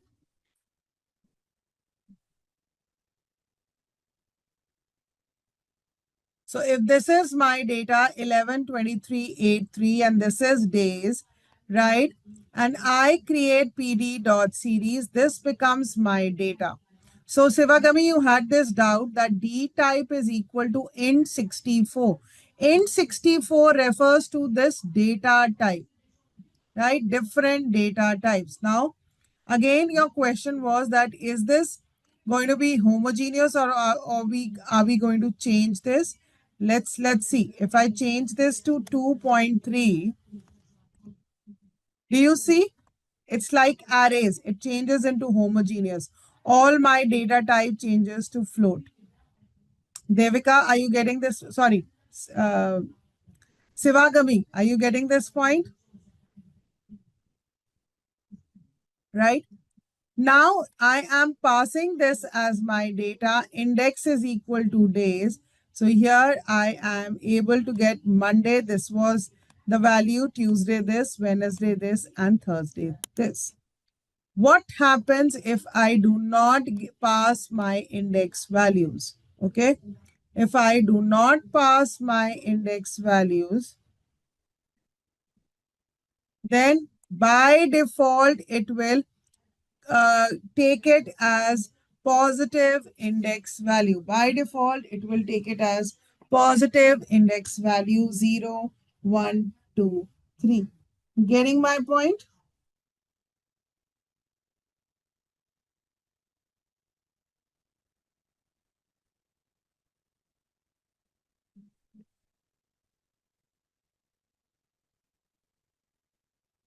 Okay.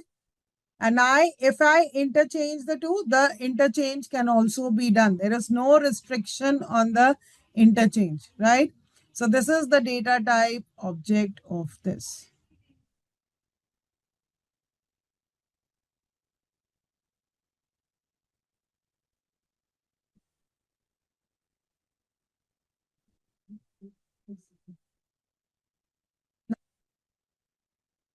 Questions, any doubt till here? And again, if I add any uh, string value, all my values in the series change. Output, it's a one-dimensional array, but all of them are vertically aligned along with their index value, their data value, and their data type. Do you understand the beauty of Pandas library? Yeah, because in Pandas, we do not call this as string, we call this as object data type. The string data type is known as object data type. Fine, Hadsik? Yeah? Okay.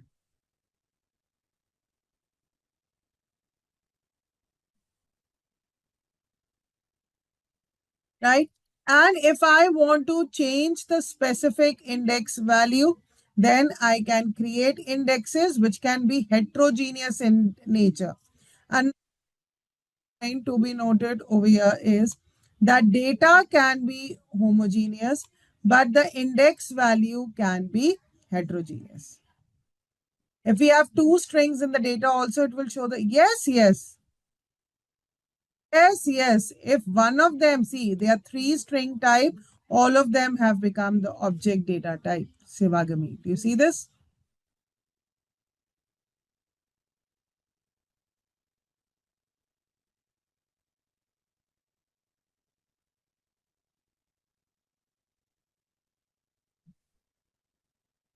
Anas, are you all understanding this?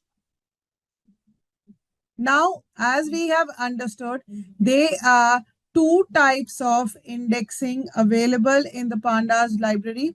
One is integer or position based indexing. That is the normal one. We use positive or negative indexing. And another one is label based indexing. Does the index? No. That's what I'm trying to explain. It is not necessary that it needs to be unique. So if I change this 5.7 to 100 again, let's see.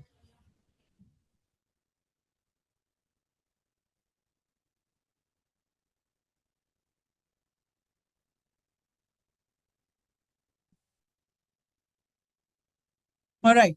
So again, getting to this point, that series with index. So another important point to be understood over here is that it is not necessary have to, access it with these values only. If I'm not accessing, I can use the default indexing such as 0, 1, 2, 3 also to access the value. So what I mean by that is, see, one way is I pass the value 100, whatever. Okay, I'll just show it to you. See, one way is I pass the value 100, right? And the other way to achieve it is if I give the value as 0, give me an error.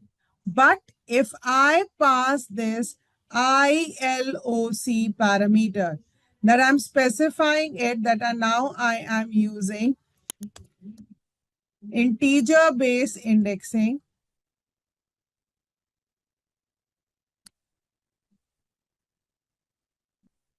So then I get the first value. Now clear? Both ways you can use. Both. If you want to use the default indexing, then ILOC or integer based indexing needs to be passed. Clear?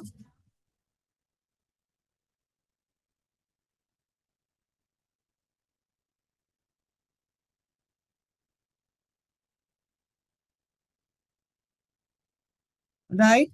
So here, if I say ILOC 0, that I'm accessing the 0th element.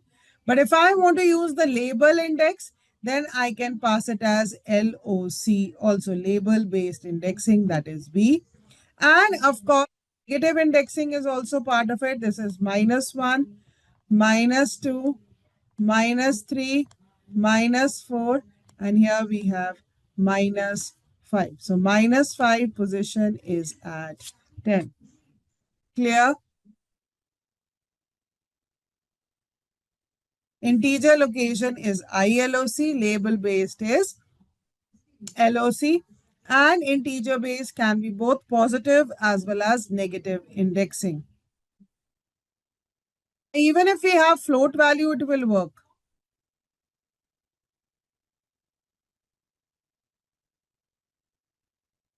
Let's make it, let me change it to 3.45. Okay.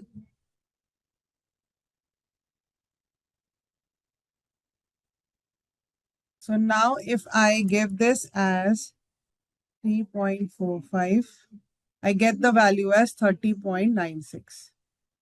Got it? It will work.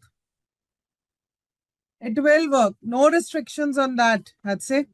Do you see this? With ILOC, no. Only, not with ILOC. ILOC is only positive and negative indexing. Only with LOC. It will give me the same answer if I do LOC or over here. Not with ILOC. The moment I give it as ILOC, it will give me an error. Got it?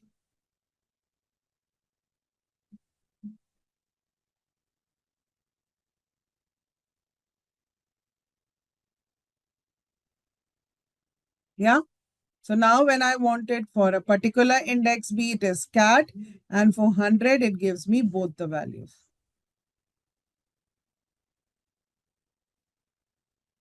Is slicing also covered? Is slicing also a part of it? Yes, slicing is also a part of it, but there is a difference attached over here. Please look here, learners. Right? If this is my series in text and I've given it 2, 2, 4, what does it mean? It is like 0, 1, 2, 3, and 4. So let me change this. Let me give it to 1.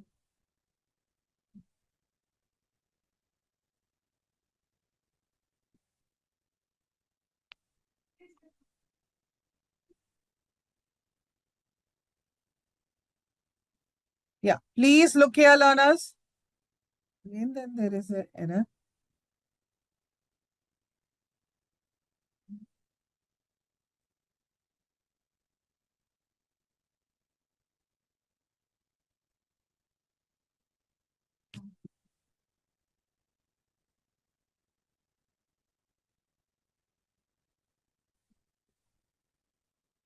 Okay, now look at over here what is happening. Please look here. Sivagami, are you getting the code now? I'm running each and every code. Okay. So if this is my series. Are you getting the case that this is integer base 0, 1, 2, 3, and 4? It starts from first position, fourth is not included. It starts from B and fourth is not included. So it gives me B 3.5, 3 outputs. Clear?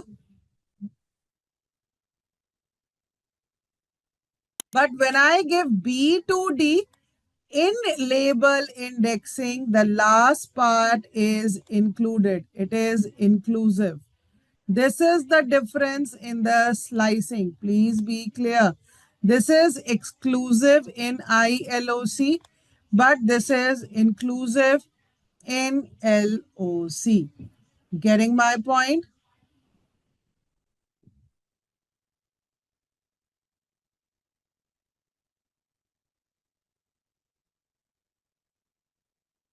Now creating Pandas series from dictionary. Let's try to understand and create series from the dictionary. So what is this? What does a dictionary consist of? A dictionary consists of key value pairs, right? Very good. So the keys automatically become my index. The keys will automatically become my index and the values will become my data.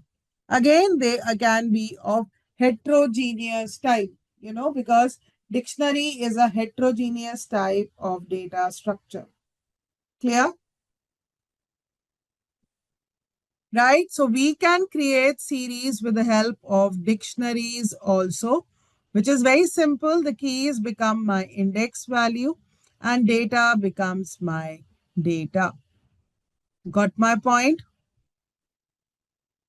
Is this point getting clear to everybody?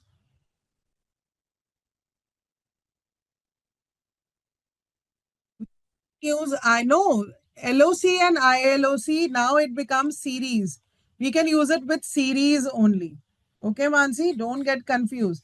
Now there is no concept of dictionary. Then the concept, we have converted the dictionary into series. Okay. Are we good to go? Can we move ahead? All right. Very, very important. Some basic functions that we need to understand in Pandas series function. The first function is the head function.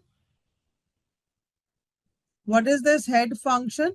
Head will always return the first n rows. So if I give 3, I get the first n rows of my series. If I do not pass any parameter, by default, it will give 5. Right? By default, it will give 5. And what does the tail function do? Tail will return the last n rows. If I have passed the value as 2, I get the last 2 values. Got it?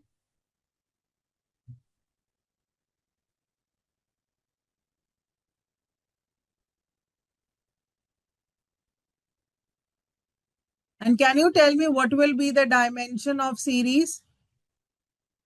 What will be the dimension of the series? Always and always one dimension. If the dimension is not 1, obviously it is not a series. Got it? When we talk about the shape, since it is one dimensional, it will only give me the number of columns. Right? Shape, axis, dimensions are all related with each other. Right?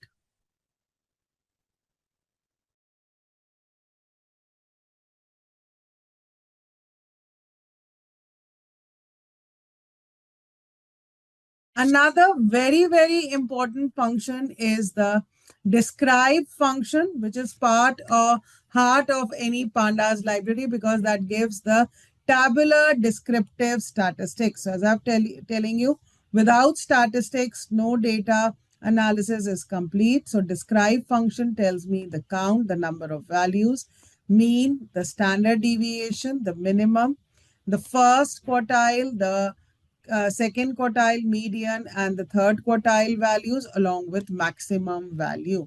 So that is the beauty of this describe function, which gives these all summary values. Got my point? Is this point getting clear to everybody?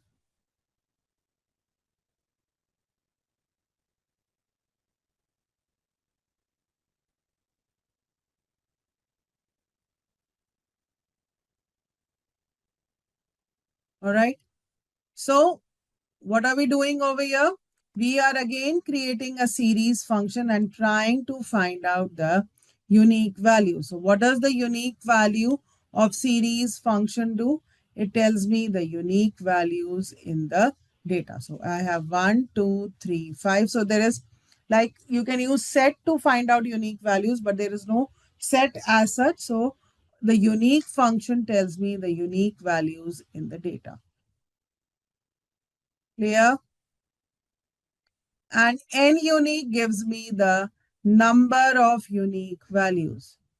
N unique gives me the number of unique values. Sivagami, are you able to run the code?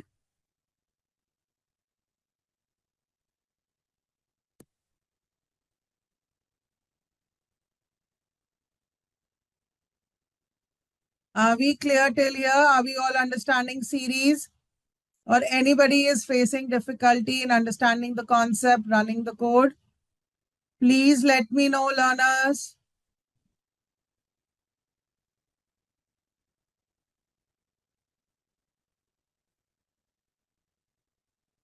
Please let me know.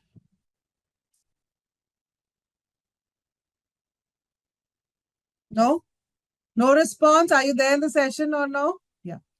Now let's understand the different operations and transformations that can be performed, right? So now we are clear. This is my data. I convert it into series.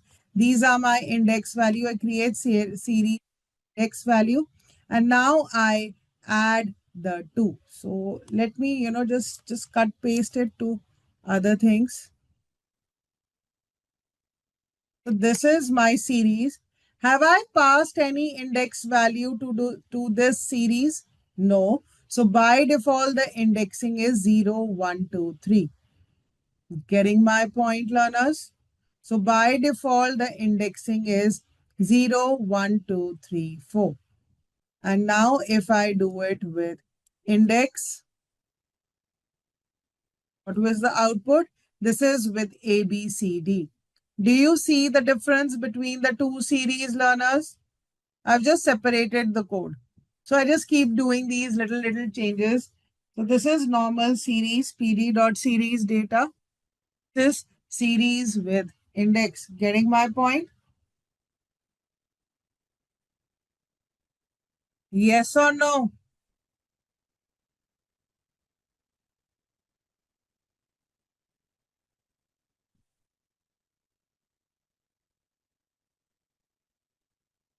Right?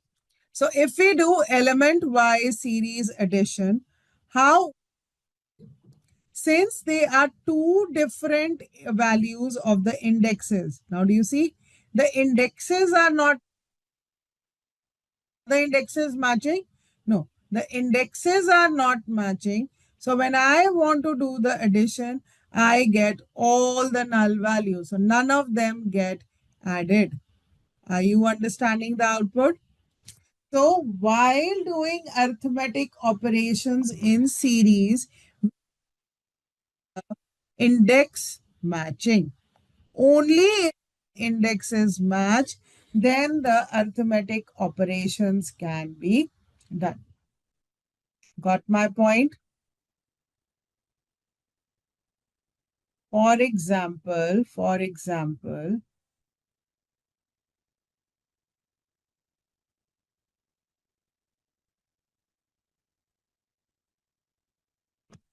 I give the same data and I create this series 1. All right. Since the indexes are matching, can I now do series plus series 1? Yes. Then I'm not getting null value since the indexes match.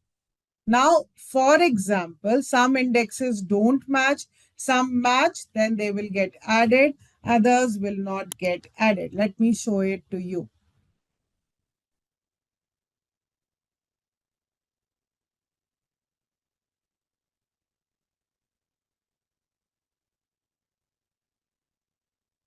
Let's keep it as the basic one. Here I'll add my own index.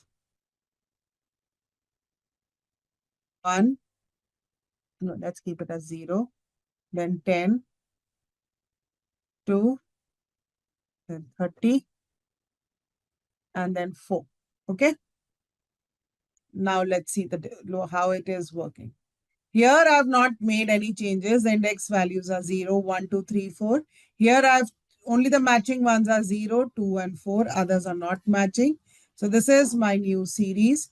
And now if I add them, now look at the difference. Now you'll understand that for 0th, it gets added. 1 is not matching, therefore it will be NaN. 2 matches, 3 it will be NaN. 4 matches, and 10 and 30 will also be NaN. What does NaN stand in Python? Not a number. What does NaN stand in Python? Not a number. Now clear?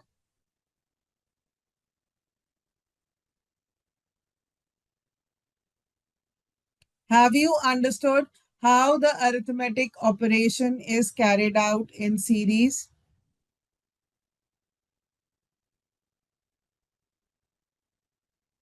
Yes. Are we good to go now? Have you understood the differences?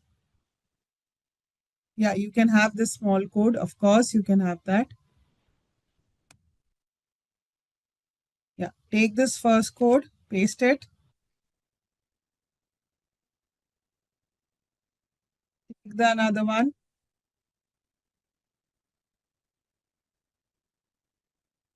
take it,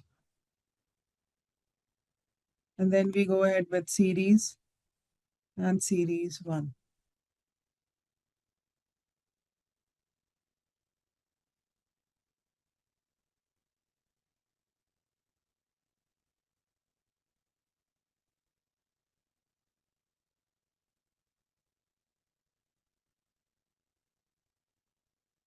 Yeah. Yes, learners. So now when the indexing is not matching, that is why the output is null. Now are you able to interpret this output? Why all the values are NaN? NaN stands for not a number. Got my point?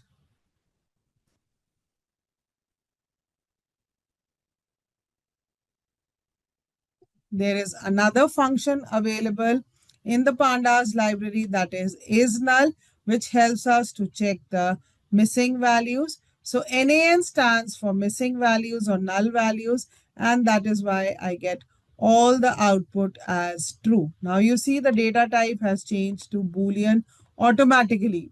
We don't have to do anything. Automatically it will change the data type and give the output. Getting my point? And exactly the same way we use the is null. There is this function as is NA. Both mean the same thing. Both are checking the null value. NA also stands from the same function. It does exactly the same thing. Got my point? And how do we deal with null values? When we check null values, then we can use fill NA. So wherever there is NA or null value, automatically the values get filled with 100. You can change any values. It's completely up to you. You want to change it maybe to 50. That's also possible. Got my point, learners? Devagami, are you able to run the code? Others, Kamal, Devika? Good, good, good, Devika. Good, Sivagami. The concept of series is very important to understand the huge errors in Python throws when there is an error. So hopefully don't scare me as it is. Good, good, Mansi. Can we do exclusion for NA? What do we mean by that, Hadse? What do we mean by exclusion for NA? What do you mean by that? Elaborate your point. Yeah.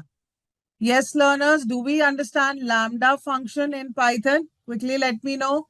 What do we mean by lambda function in Python?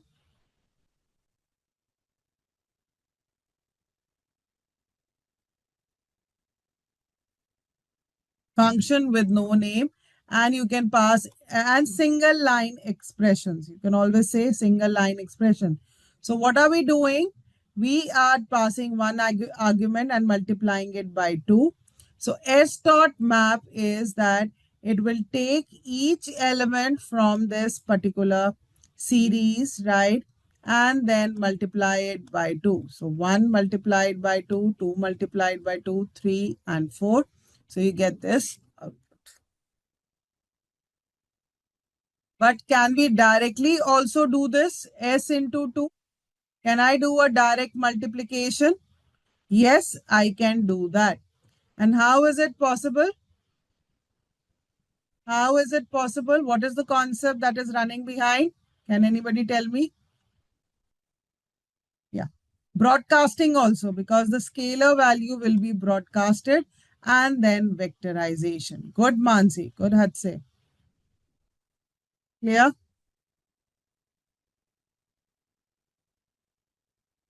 Is this point getting clear to everybody? Are you there with me?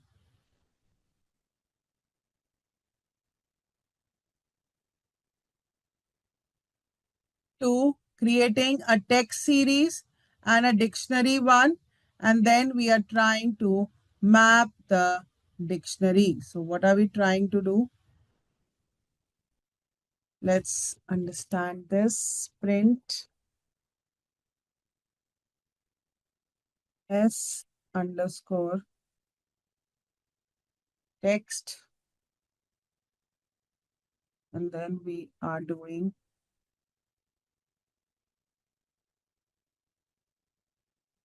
print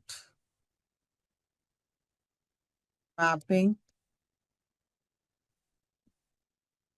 underscore dict.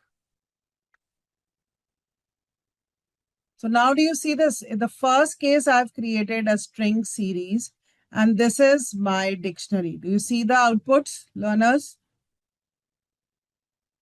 I've just printed the output so that we can understand it better, right? And now we are taking this apple to red, banana as yellow, and orange as orange color.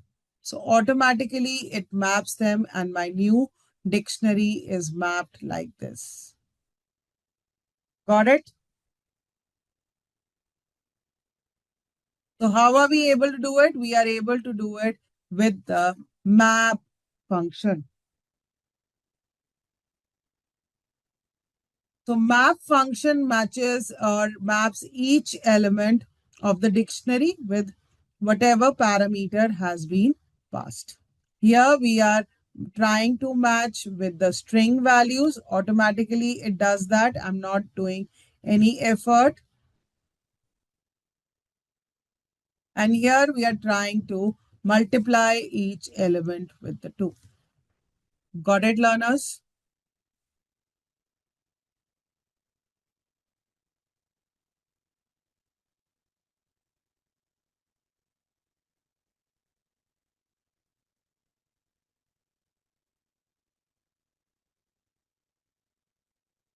All right.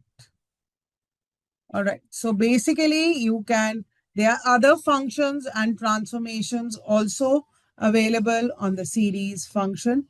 For example, we have this apply function. That is, we are going to add each element. Every element gets added with 2 value. Then we can map onto the dictionary we have just seen. We can also sort the values output with the help of sort underscore values, and then check the null values also. And what is fill now? If there are any null values, we can fill it up with 0. Are you understanding all these functions that help in transformation of data? Everybody is able to run these functions,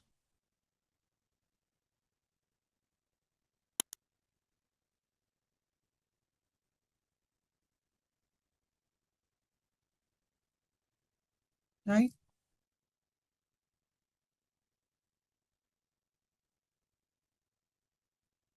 So this is my series and this is the other series. And when I add and map them, this is how I get the different output. So wherever the values are true, they are filled with 0. Do you see this? Could we fill with, yes, we can do that instead of 0 necessary for data. Yes, yes, we all, and practically we do that, Mansi, absolutely correct. And practically we do that so that it is easier to fill it with mean or median values. Yes, practically we definitely do that. Absolutely correct. All right, good. Yeah. So moving forward, can we query a series? Selecting and filtering data based on specific condition is an essential aspect of querying Pandas series. So how do we go about it? Can you tell me how can we create series with the help of dictionary? What happens to my key values? My question is, how can we create series with the help of dictionaries?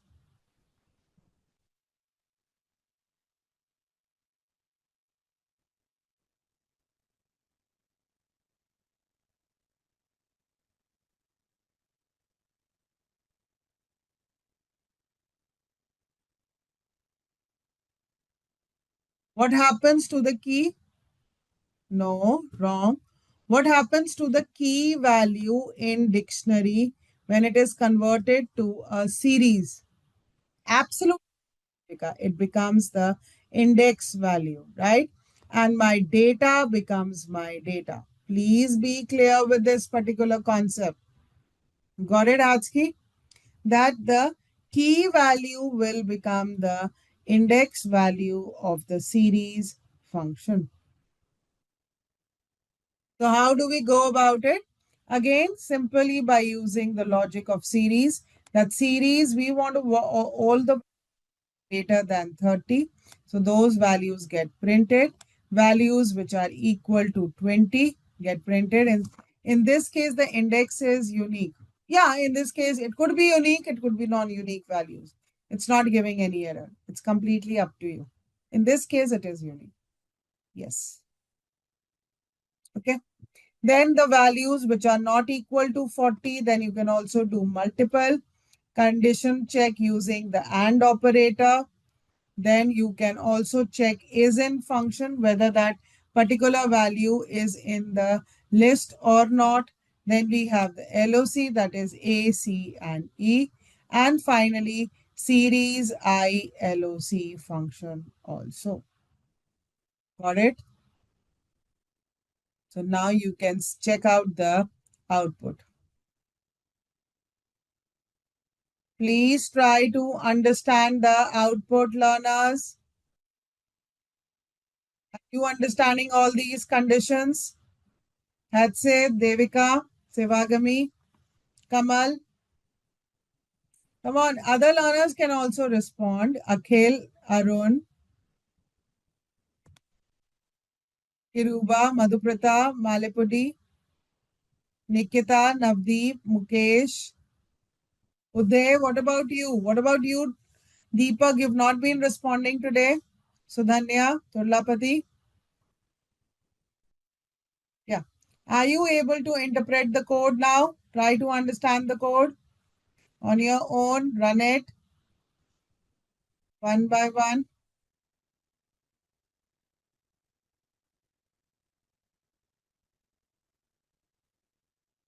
There is no ACE. So series.loc ACE. It's not able to extract because it doesn't have that. It has 0, 1, 2, 3, 4. So that is the issue with .loc. Do you see series.loc? There is no ACE values, right? So you can comment this. We've already understood. Since it is not there, it will give you an error. Comment that particular line. Query based on index labels. Selected by index. Got it? Yeah. Now run it. And the rest we can do is that if we can create a series of string type, yes, we can create a series of string type by default index. And then we can also find out the values which start with BA. So banana starts with BA rather than BA, we can say it with B. All right, so if we talk about descriptive statistics, do we understand mean, standard deviation, minimum, maximum, Q1, Q2? Let's understand it quickly. Mean, we understand. It's the sum of all values divided. And somewhere down the line, sometimes median is more useful than mean. Let me be clear. Let me explain you the difference between mean, median, and mode. You might have heard about it. Mode is generally used for categorical value. For example, I want to find out which of the t-shirts sell more. Is it the XL, medium, large size that sell more? So will mean be useful to me? No, there is no value that I can calculate. Median will also not be useful. Mode is the maximum number of sizes of the shirts that get sold, right? Mostly it's going to be large size or medium or XL. So that is going to tell me the frequency, the maximum frequency of the item is known as mode. All right. So there are different ways to calculate the average. It is not always we do it through mean. Mean is only useful when we know the values, right? But it is most affected by outliers. If I don't know the value, then mean is not used. Median is when we want to find out the positional mean, as I gave you the example that if they are 50 students in a class or 100 or 500 students in a class, we will not measure each and everybody's height. We'll arrange them in ascending or descending order and pick the middle ones. Got it? So these are the different ways in which statistics helps us in the analysis. For skewed distribution, median is a better choice because medians are not affected by outliers. Mean does, right? Standard deviation tells me that how far we are away from the actual mean. Quartiles tell me that, as I've told you, they divide the data into 100% and how much we can divide them into 4 parts, right? And are we clear about describe function? If we have numerical value 2, 3, 4, so count gives me the number of values, mean gives me the average of this, standard deviation, how far are we away from the mean, minimum, maximum, and the quartile values. Got it? Is this describe function clear to everybody? Right? And if my data is objective type or categorical, count gives me the number of categories. Unique gives me there are 3 unique letters, P, Q, and R. Top value over here is P, and how many times it is getting repeated? It is getting repeated 2 times, right? And the biggest power that Pandas library has, that it helps in representation of the data in the form of tables. Getting my point? It helps in representation of the data in the form of tables, right? So table means a table has rows and column. Every row has its index value. If I'm not defining label to it, by default, it will use positive indexing. And every column will also have its name. Getting my point? Is this point getting clear to everybody? So the two data structures are series and data frame. Series refer to one-dimensional labeled homogeneous array which are generally mutable. So series refer to one column of the table, and data frame refers to the two-dimensional, tabular data structure that is potentially heterogeneously typed, right? So we understood Pandas series is like a column, and the two components of any series that we create is its values, what the data we are passing, and is its index value. If I do not explicitly pass the index value, it will contain positive index labels. Getting my point, right?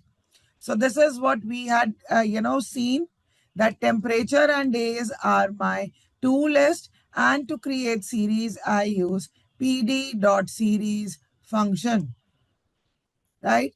This is temperature and this is equal to index is equal to the days, right? So now we can convert the temperature into days. Getting my point? Another beautiful point about Pandas library is that it gives the data in vertical alignment, tabular form, along with the data type of the data. Getting my point? These are the values, so it gives that type. And whereas index value can also be of any type. It is not necessary that it has to be of int, float, or string data type. Can I interchange these two lists? Can I make the data as the days and the index as temperature? Can I do that? Yes, we can do that. That is allowed. Everybody is getting this point? Now this Pandas library is built on NumPy, right? The Pandas library is built on NumPy. That means what are the two main concepts of arithmetic operations in NumPy? Are the two main concepts of arithmetic operations in NumPy?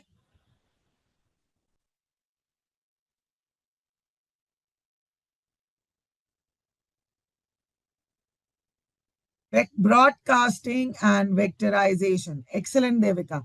What is broadcasting? Broadcasting is making the arrays of the same shape and size, and vectorization is element by element operation. So, what is vectorization? Here, vectorization will happen since they have the same index value, the elements get added together to get this output, and similarly subtraction. Do you see the vertical alignment? The data type along with the labels. This is how this series is different from one-dimensional array. Getting my point?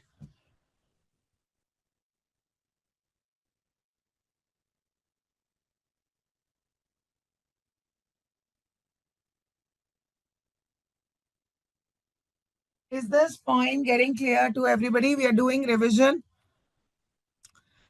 We also understand statistics also plays a very, very important role. So we have Pandas df.mean function, standard deviation as STD. Do you remember this point? Then we have the min, the max function. Using the quantiles, we can calculate the quartiles function. Clear? Are you all getting this point? So do we understand what does the describe function tell us? Tell me, what does the describe function tell us?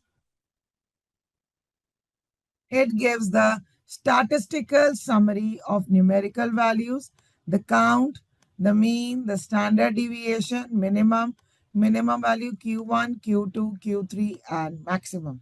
And if the data set is categorical or string values, then it gives the count, the unique values PQR, the topmost value, and the frequency of that particular variable. Now let's start. Tell me, till what we had done. So data frame is a two-dimensional data structure. That is, the data is aligned in the tabular fashion, right? So the features of data frame are potentially columns are of different data types. Size is mutable, labeled access rows and column, and it can perform arithmetic operations on the data frame. Got it? Yeah, I remember Turlapati. Yeah, I remember you in the last session. Hetze also I remember now. You've done this? Right? So axis equal to 0 refers to the df dot index value. That's the labels for the index, right? And then we have axis equal to 1, right? This is the columns that we have, right? The column. And to get the value, we get df dot values. And I think so. Somebody from you only told me that you were unable to see the data types from here. Let's say I think so it was you. Right? Now are you able to see the screen? Yeah, now I remember correctly. Okay. Yeah. Did we work on how to load the CSV file? Did we do this also? You remember that? Good. So data frames can also be created when we load the read underscore CSV file from music.csv and we get it in form of data frame. Another way to create data frame is using the data structure dictionary.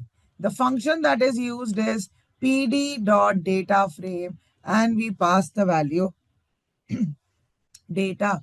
So the keys automatically become the heading of the data and the list becomes its value. Clear? Getting my point? Is this point getting clear to everybody?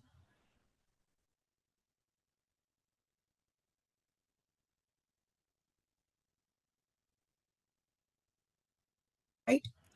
Did we also understand the indexing? That this is the two types of indexing available in Pandas library. One is known as the label indexing.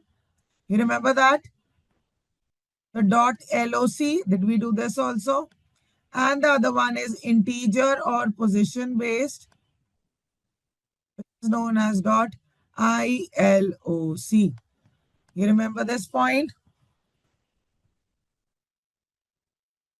Right? So if you want to access the labels, the column values are employee ID, skill, age, pay, and name, right? And the row index is this.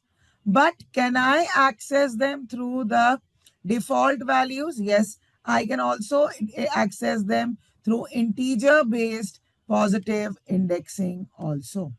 That is also possible. Clear?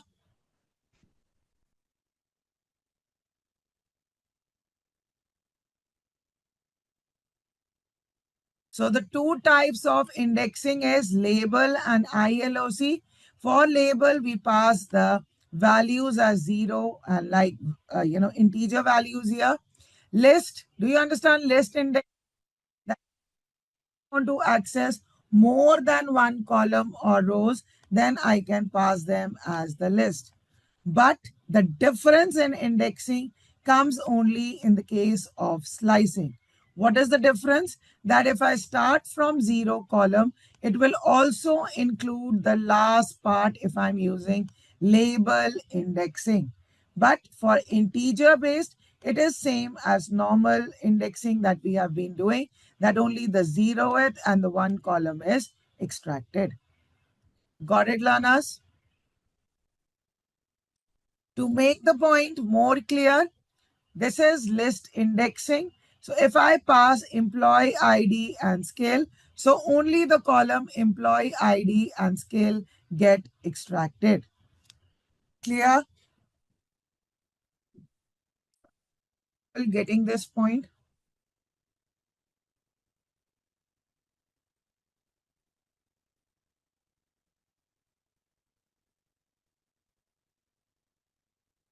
right? Then if I say df.iloc0,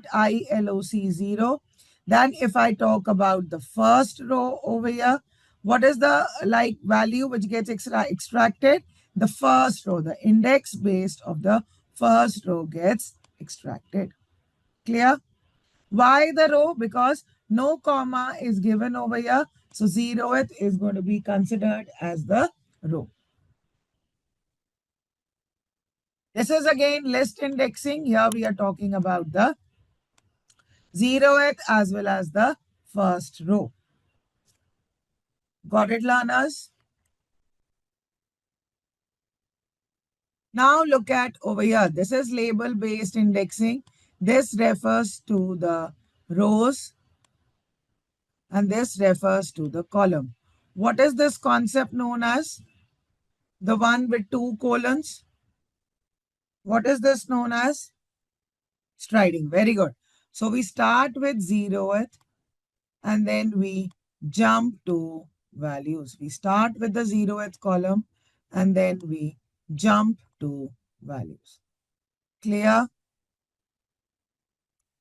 Is this point getting clear to everyone?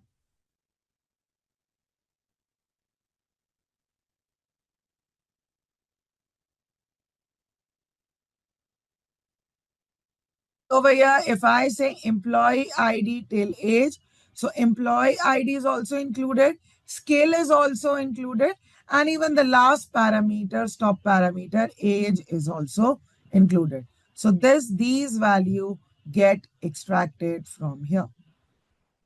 And did we also understand the in place parameter?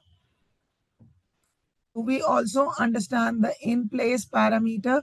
That whenever this parameter is true, that means the changes in the original data frame are seen. And when I give to false, that means no changes are being shown. Getting my point? Yes, learners, are you there with me?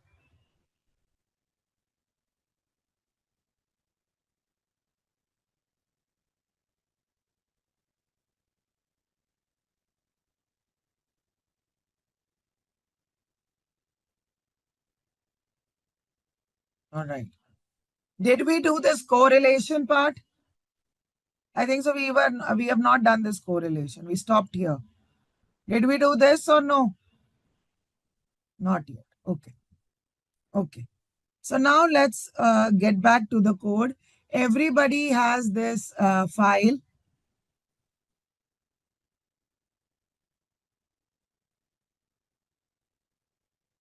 Everybody has 4.02.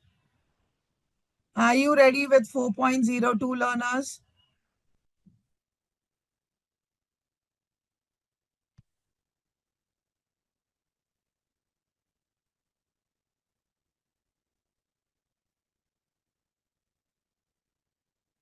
Yes, learners, everybody is ready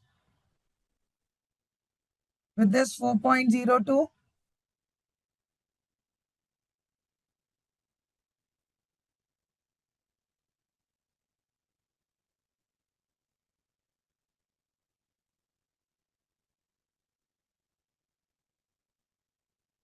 So now we are clear with the code part of it. So what are the different ways from which data frames can be created? Yes, learners, tell me.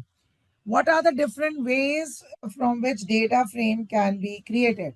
First is using a dictionary. The keys of the data frame become the column. First is dictionary. Second one we understood from list of list. Have we done it? Have we run all this code? Yes or no? List of list. Two-dimensional arrays. That's the third point.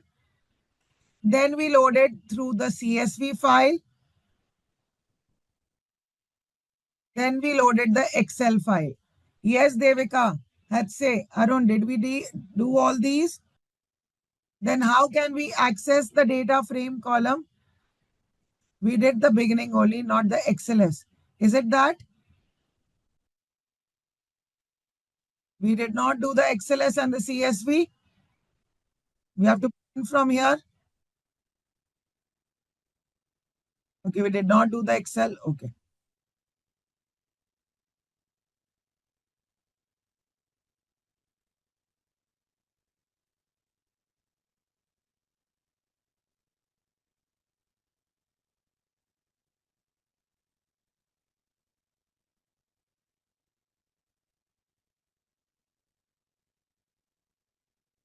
Okay.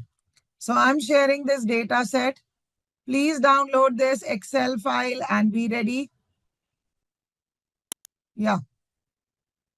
Please download this Excel file and put it in the same folder as these files, iris.xls, and load the data. Yes, learners, everybody do it. And if anybody is not able to do it, please let me know. That's Yogesh, Navdeen, Muthu.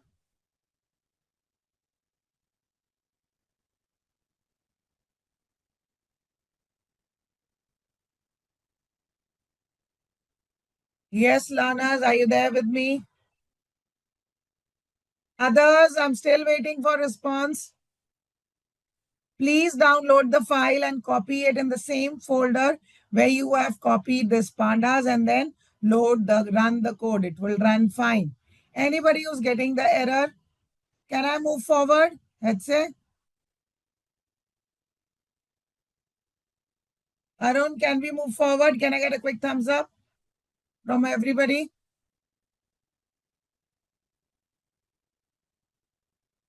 So, using pandas data frame involves employing various methods for selecting and retrieving data, whether it be specific column rows or individual cells. No, there is no library. There is no library to be installed. No, no, no, you don't need to. You simply do pd.read underscore Excel, let's say. Got my point?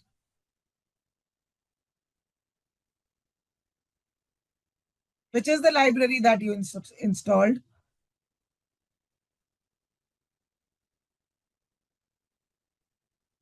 Tell me, Atse, quickly.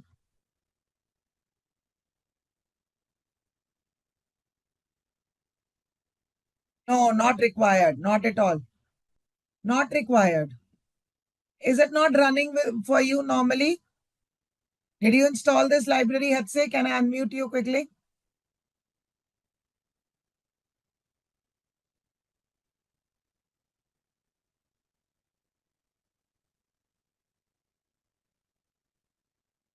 Yes, unmute.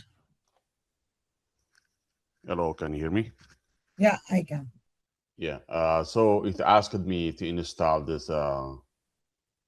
stuff. Then when I click NPY, install, NumPy.xls, not required at all.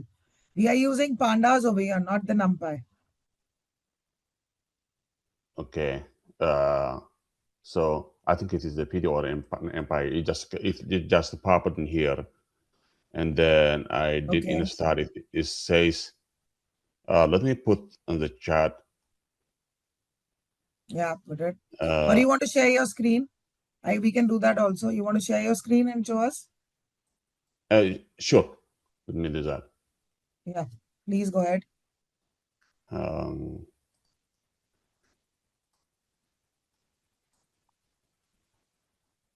I'm sharing, right? Yeah. Can you see my screen? Yeah, just zoom out. Okay, so you see this one here? It just asked No, me, so you I need to zoom out. It's so small, I can't even see. Read it, and oh, yeah, the screen is so black. okay. I cannot zoom it. This is a Just copy, paste it, and put it on the chat. okay. Let me copy and paste in the chat. So Conditions that analysts can navigate and extract the necessary information from the data frame for further analysis and manipulation. So if we look at over here, look at this particular code. We are converting a data frame from the dictionaries of list, right? And if I want to access a single column, how can I do that? Simply by giving indexing, simple column name. But if I want to access multiple columns, I have to pass it as list index. This point is also clear. Are you all getting this particular point, learners?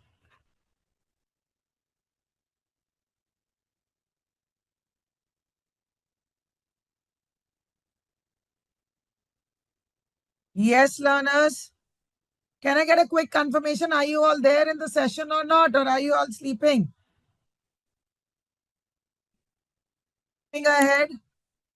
I told you this point, Hetze, that this single bracket is for the indexing. This is for indexing. And the other bracket is used to pass it as a list for multiple items. All right.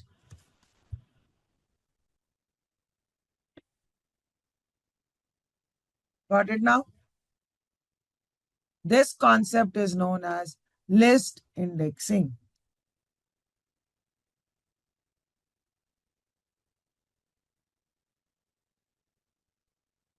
Right? Now, if you look at df.iloc0, then you can extract the first row and see these items. Right? The elements of the first row.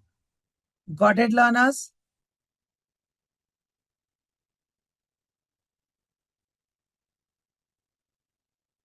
Please run the code. And if you're facing any difficulty, please let me know.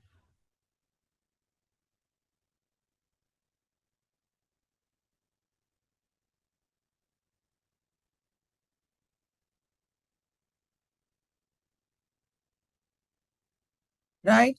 So now if we have df columns greater than 10, right? If I want to extract certain values based on conditions, then it can be done that only the values which have only the rows or that have column underscore name values greater than 10 are extracted. So you can access rows based on condition. So single columns, multiple columns, access columns based on condition. Are you understanding the different syntax?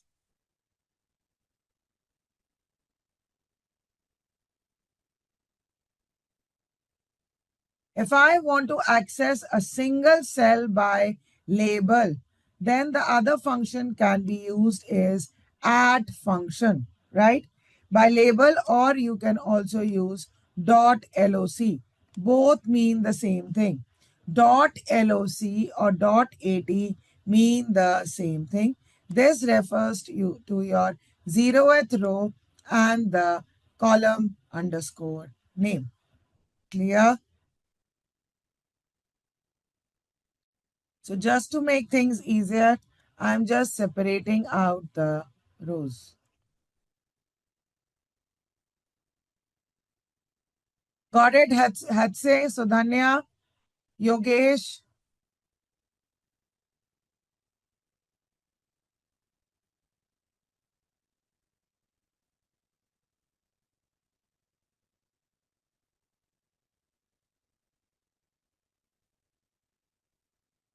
You get integer at 0, 0, right? So what is the value at 0, 0? We can also access it via the positional values. Are you getting it or not?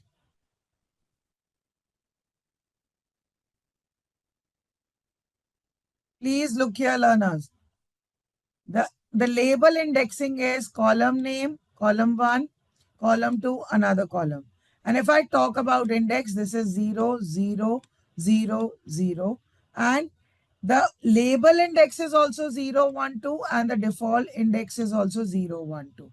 So when I do the df dot iloc 0, 0, what will be the output? I'm talking about the 0th row and the 0th column. So the answer is 5. Now clear?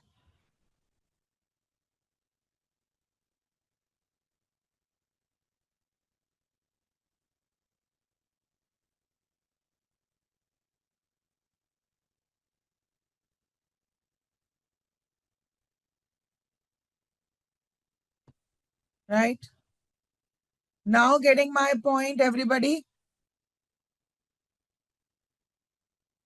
Can I use conditional statement also? That all the column names value greater than 10. So conditional access for the value of another column. So here we are accessing with column underscore name greater than 15, but I want to extract the value of another column. Got it?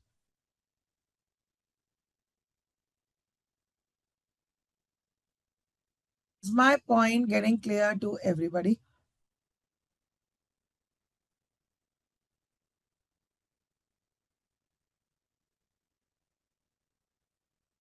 Yeah. Then we also talked about the basic, functions available in Pandas library. Do we understand the basic functions? Head function, do we understand? Tell me, learners. Do we understand the head function? Yes, it refers to the top 5 values. Tail, the last 5 values, right? Info gives the summary of the data types and non-null values. Describe gives me the descriptive statistics, summary of the statistics. Very good. Shape gives me the row and column of the tables. Column returns the column labels of my data. Then we have understood label and integer-based indexing for accessing of elements. Sort underscore values sorts the values. Then we will also understand group by, groups the data frame based on one or more columns that we will understand as we move along. Getting my point? Apply, merge, plot, and drop. Clear? So now let's take this forward. Import pandas as PD. Again, I've created my data frame. So now if I explicitly pass the parameter head over here. Yes, please look here, learners. If I explicitly pass the parameters head over here, then it will only give me the first two head values. If I pass tail over here, it will give me the last value only. Data frame summary gives me info and shape is the number of rows and column.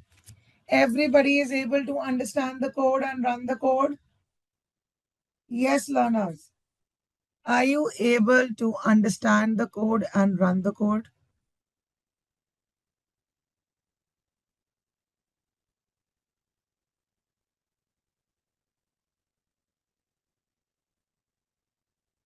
Clear? We also need to discuss the statistical operation. Statistics is the heart of data science. I've been saying it from day one, right?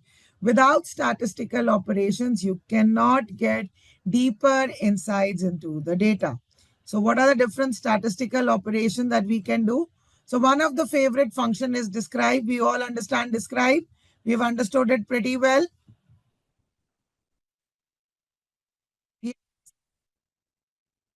calculate the mean, the median, and the standard deviation, right? The same functions were available in the NumPy library also using np.mean, np.median, and np.standard deviation.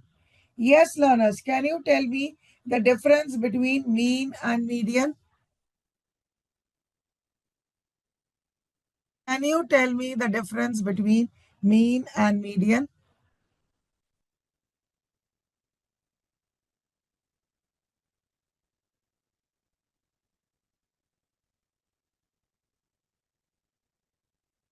Exactly, exactly. Absolutely correct. Mean is the average value, median is the middle value of the data. Are you getting this point?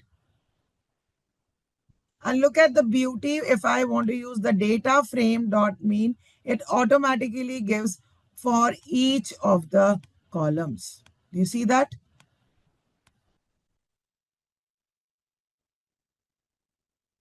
And if I want to see it for rows, then I can pass it for, maybe access equal to 1.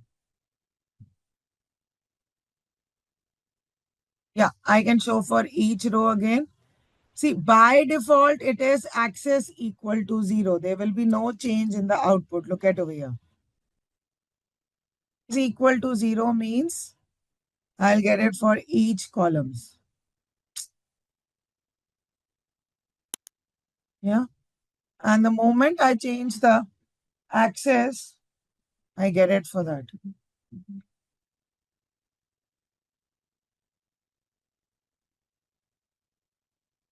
Now clear? Devika, Hatse, Yogesh. Yeah. Another important, kind of analysis is correlation analysis. And this correlation analysis is completely based on coefficient, Pearson's coefficient of correlation.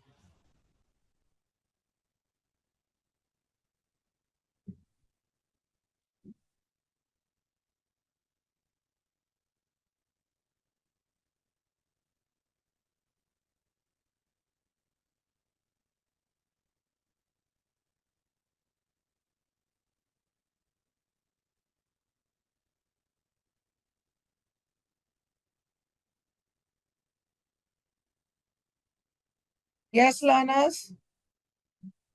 Are you getting this point?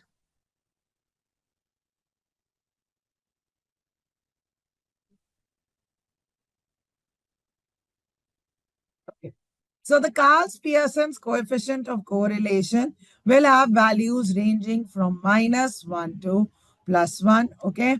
And here, this is the formula that we are supposed to understand. Please try to understand. We need to understand the mathematical intuition, not the formula behind it. Okay.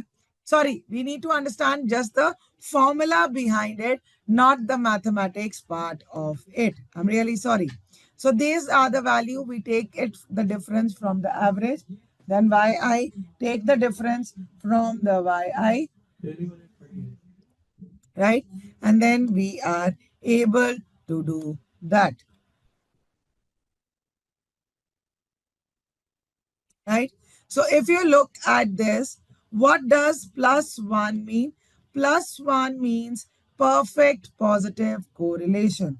What does it mean? That when x increases, there is a direct relationship between x and y, or a direct proportional relationship.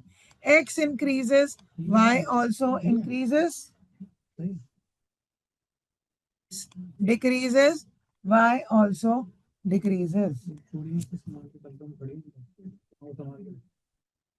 Right? What is negative correlation? That they share an inverse relationship, that if x increases, y decreases, or if x decreases, y increases. Getting my point?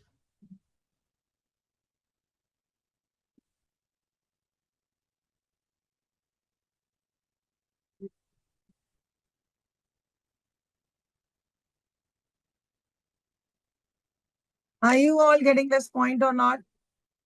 Yes, learners, are you there?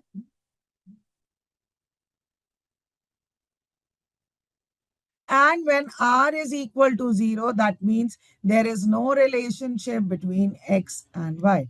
So the stronger the value closer to 1, more positive relationship, and the value more closer to the -1, the more stronger the negative relationship. Getting my point, learners?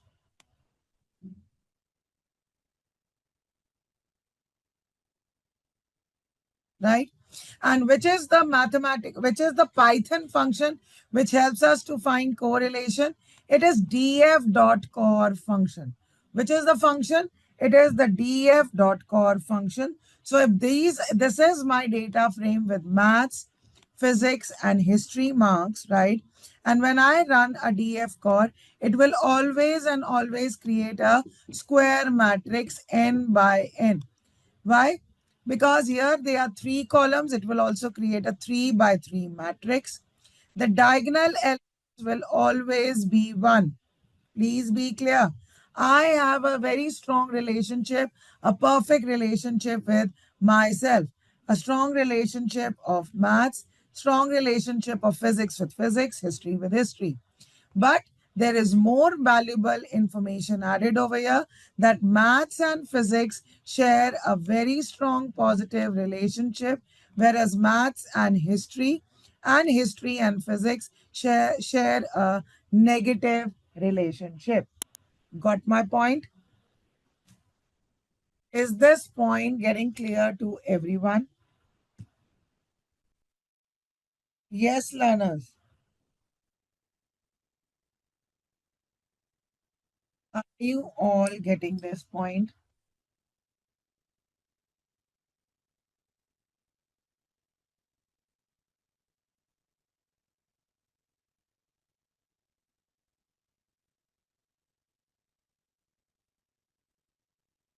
Right? This point is clear? No, we are not going to discuss regression. That's part of machine learning. That's part of machine learning. I'd say we will not discuss that. So getting back to the code, how do we go about it? Here I've created my own data frame.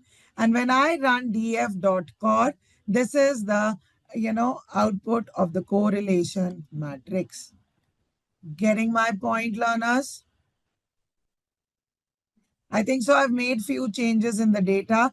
So here you can see that again, diagonal elements are all one. Negative relationship between column 1 to column 2 and positive relationship between column 1 and column 3, right? And a perfect negative relationship between column 3 and 2. So it is a negative perfect relationship. Yeah, I've made a few changes in the data values. You can check it out and you can get this output. Clear?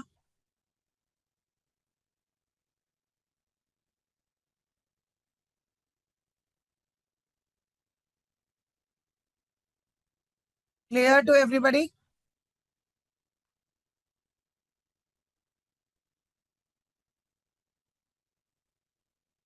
Right? Then there is this another important function, value underscore counts, that the function tallies the occurrences of unique values. It is very, very useful for categorical data. Very, very useful for categorical data. How do we go about it? That if this is my category A, B, C, D, it gives me the category along with the number of items repeated. Clear?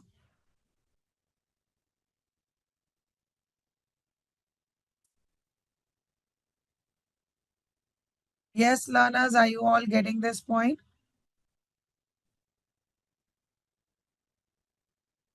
Right? So if this is the region, right? Right? So the how many categories are there? East, north, south, west. And then it gives me the number of time it has been repeated. Clear?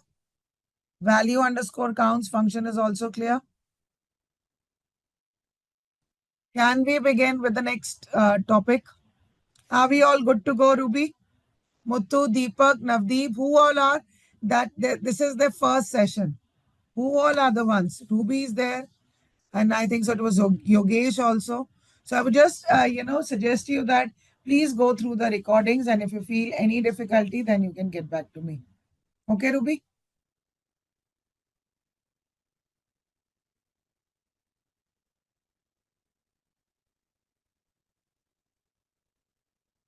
You understood then till now? That's great. Can we move forward then, Ruby? Let's say, can I move with now 4.03 learners? Okay. Thank you. Thank you so much. What about others? Navdeep, Yogesh? But you're catching up, Mansi? Okay, that's okay. Okay, great. Now we need to understand the most important aspect of real-time data is the date time module. If we talk about real-time data, every data will contain date or time as one of its column, right?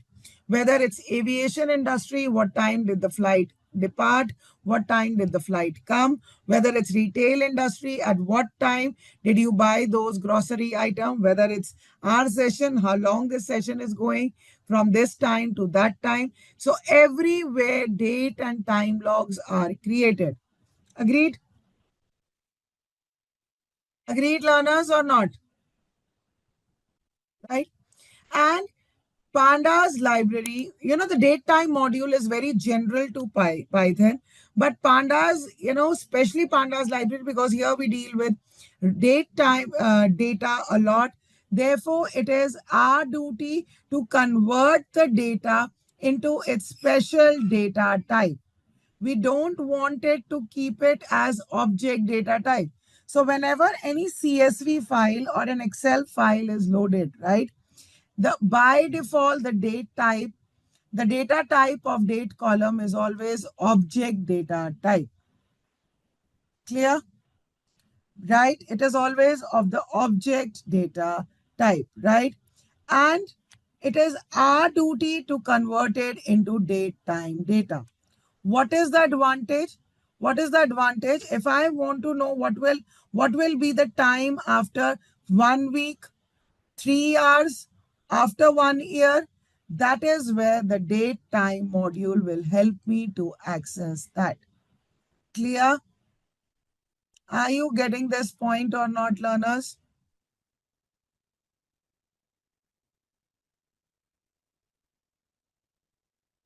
So in Python, there is this class date time, right, which has been created, which has different modules in it. Date gives all the access to the date. Time class gives all the access to time. Date time is a combination of date and time.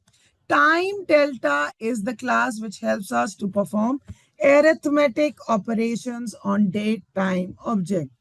Please be clear with this particular point that it is this time delta function which allows us to do mathematical operations on the date time object. And then we have the TZ info, which is known as the time zone info. Clear? Yes, there is a specific library for it. I'm just telling you, Hatse, that we have this date time, that's the module.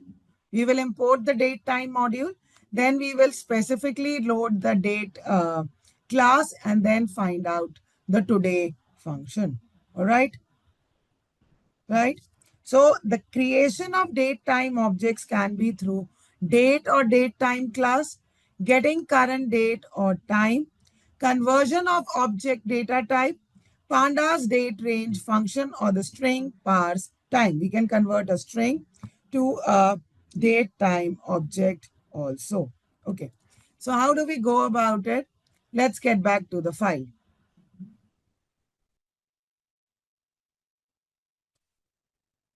Okay. Now please write today's date. Today's date is 7/3/2026. All right. And if I print this date, it gives me the value -22 and it says it is of class int, right? So am I able to add any value if I want tomorrow's date? It does not give me the correct answer. And even if I put it in strings, then it does not even allow me to add the value. Do you see this?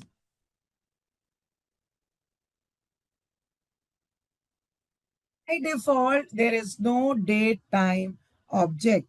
How can you create date time object? Date time object can be created by importing the date time library as DT. Please try to understand, right? Please try to understand by importing the date time library as DT. Got it, Hatse now? Devika, Navdeep, Yogesh, Mansi, Ruby. And now if I print it, it prints me in the format first year. Year values come that the year is 2026, month is 03, and the date is 07. And this belongs to, its type is date time object. Now clear?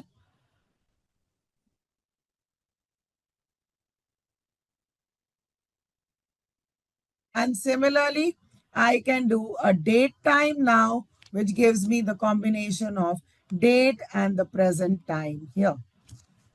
I'm waiting for your response. I don't want to be in a hurry. Learners, are you there with me? Everybody is able to run this code or not?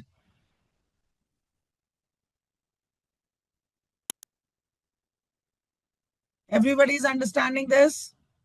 Great, great. But we understand the beauty of pandas that now if I want to, no, I did not change any format. This is the by default format. By default, the date time objects are stored as year, month, and day. Okay, Hatse? I have not changed any format, anything or anywhere. You want me to change one?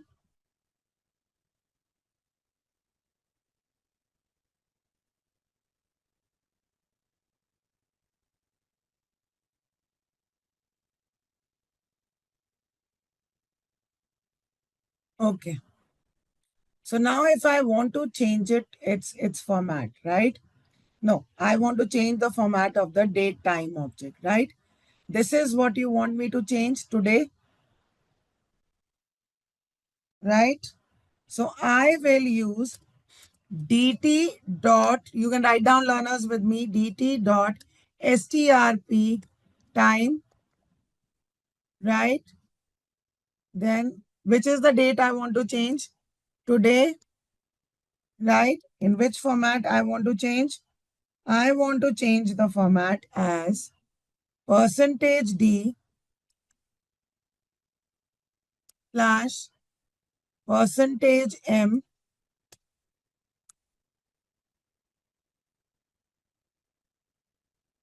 percentage capital Y.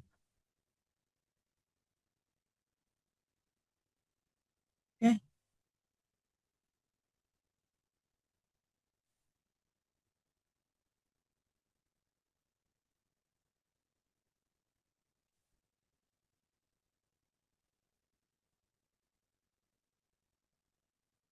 Did I am using the function correct? strp time. Okay. It is a string that I can change. And if I want to format it, okay, sorry, we will not use strp time. I'm so sorry, that is only used for the string. We will use strf time.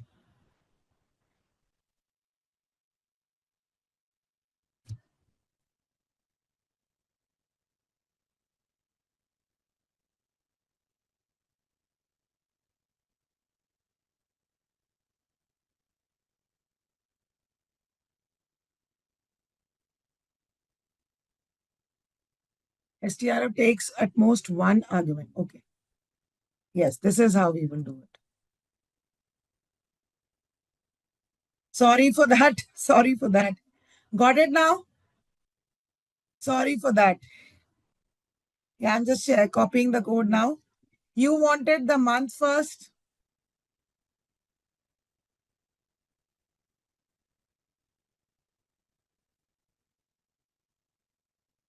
Yeah. Now better? Can I change it to different styles also? Yes, I can do that. Let's change it to small y.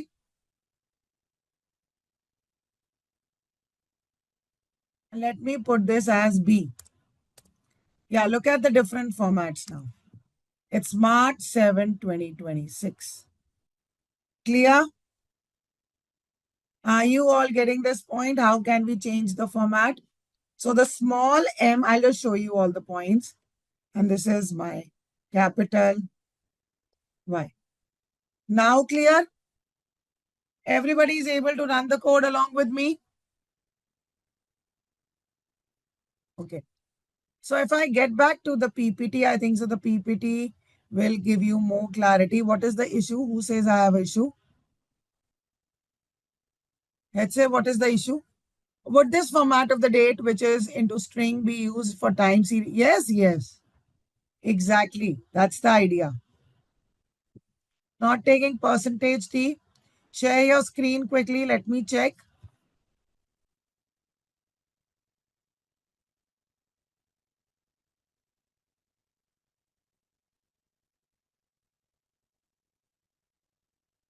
It does it for all the values. Now clear, Mansi?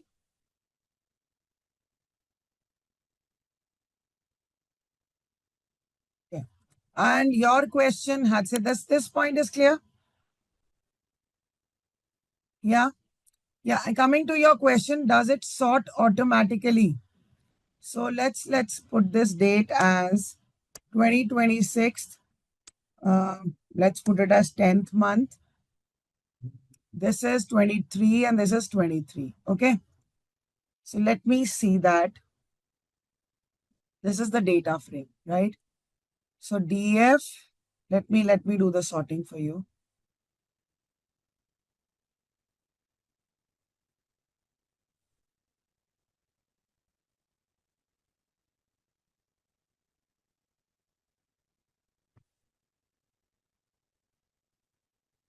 No, it will not sort it at the moment. It will not sort it at the moment. Please try to understand. Now, please understand. Let me explain the concept and then I'll show you the sorting. First, try to understand that when I am creating this data frame, what is the data type of this date? By default, it is of an object date type. Agreed? That's it. So even if I want to do sorting of this, okay, it considers this as string. Yes. Okay, let me try it then.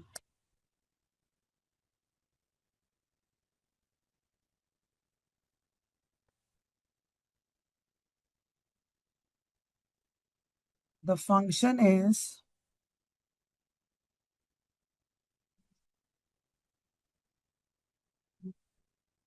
index. No, we want sort underscore values. It sorts. Is it sorting? Yes, it is. Got it? Yeah. Now from this column, is it possible to fetch just the month? Yes, yes.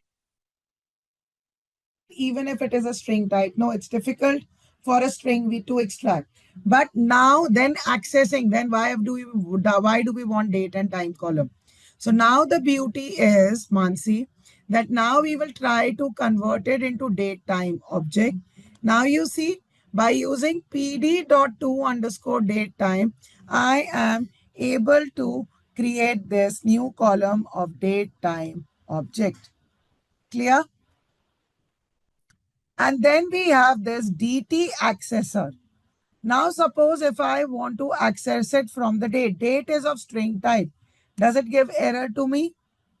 Yes, it will give me error, right? Because date is of string type or object type. But the moment I convert it into date time object, then by using this DT accessor, I can extract the day, month, and the year. Now clear? It does not give me any error. Now suppose you give any wrong value over here. For example, let's understand. Suppose I give this month as 13. Okay. Does it give any error over here? No. Why? Because it is a string. It does not make any difference to it. But the moment I convert it into date, it will give me an error. That's the beauty of date time object, that the month will be in 1 to 1 to 12 values for this particular date. See, it gives me exactly where the problem is. So that's the beauty of date time object. That's why the logics are inbuilt, right?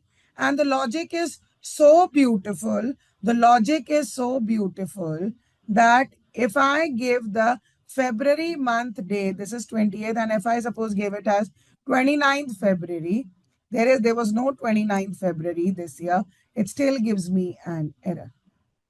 Got it now? That's the beauty of this library and creating date time objects. Strings will not do any kind of verification for us. Got it, everybody?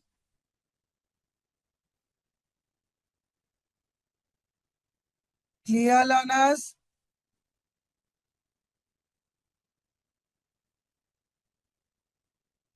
Are you all getting this point, what I'm trying to say? That the date time object will also check the month. It is so smart that if you give, like, suppose you give the 10th month, suppose you give the month as, which month is this? March. March has 31 days. Okay. So let's put it as maybe April 04, and I pass this as 31. It will still give me error. It will still give me error. Let me put it over here. See how smart it is. It will still give me error. So it's the 4th month and the date is 31.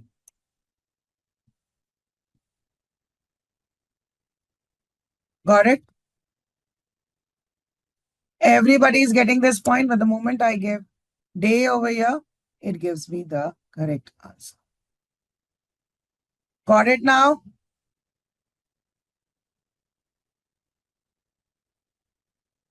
Mansi says dates have been very challenging for me. Which are the most important function we need to keep handy? Which converts string to data object, vice versa, then fetching the month or day from the date object. I'm telling you that only, Mansi. First of all, conversion of the object to the date time object can be done, right, using the Pandas library directly using this. Conversions can be done using this function.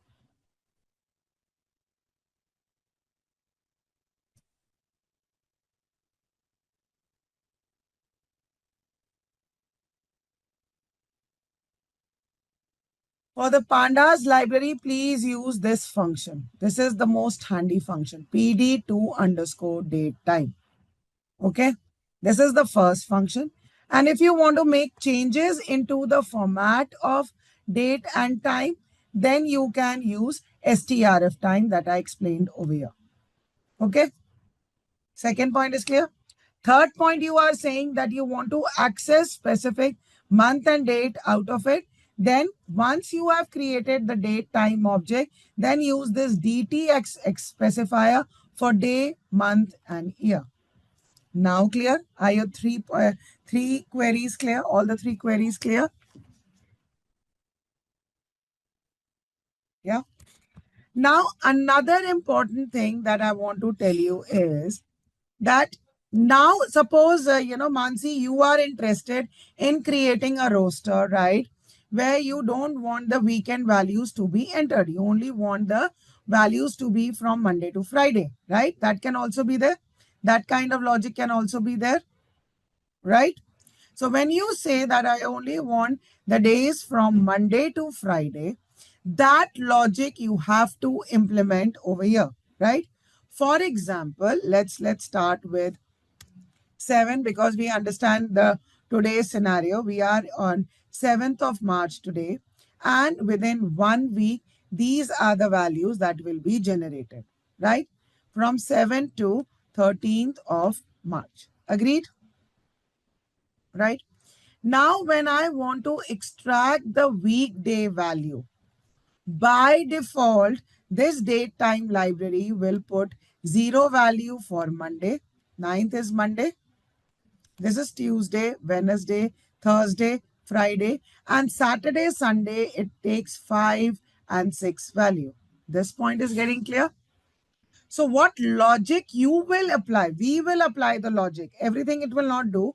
We will apply the logic that if the division is equal to 5, then it is a weekend, or it is greater than 5, then also it is a weekend. Rest all the values are weekdays. Agreed? Have you understood this concept? Yeah, that's the logic that they have put in. You can say that, yes, Python calendar or value starts from 0, right? And it is not only for this. Suppose if I give the values for 10, right? 10 days. right? So again, for the next Monday, the value will be 0. For all Mondays, the value will be 0. Got my point? And for all weekends, the value will be 5 and 6. Better? Is this point getting clear to everybody? So you will have to put certain logics if the functions are not there. Now clear? And another important thing that you need to do is addition and subtraction of the dates, right?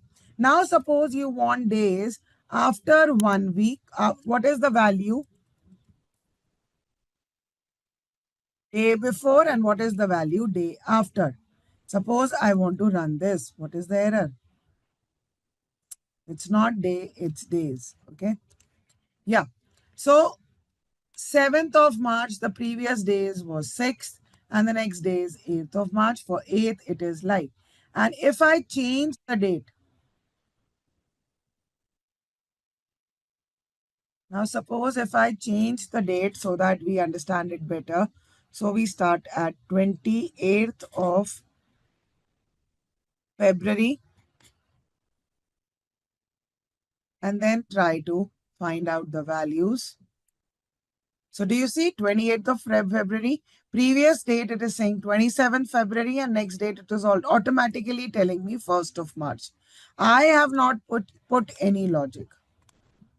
Clear? So this is what you want to play around. Now it's going to be easier. Once you load the data with this date time library. Learners, are you all getting this point? So the time delta function in Pandas helps us to create duration or differences between the dates or time. So this is the function or the library which helps us to perform mathematical operations, right? So how am I creating a date time object over here? Using pd.date underscore range. The start value is 1st of January 2023 with frequency h, and these are the values that I get. Are you all getting this point, learners? The frequency specifies that now the 10 values will be created after each hour. Right? And the beauty is, if I give the frequency as D, it will create it on daily basis. Now, if I give the frequency as month end, it will create it for January, February, March, then April, May, June for 10 months, right? So everything can be created with this time delta function or the date time library. Clear? Is this point getting clear to everyone?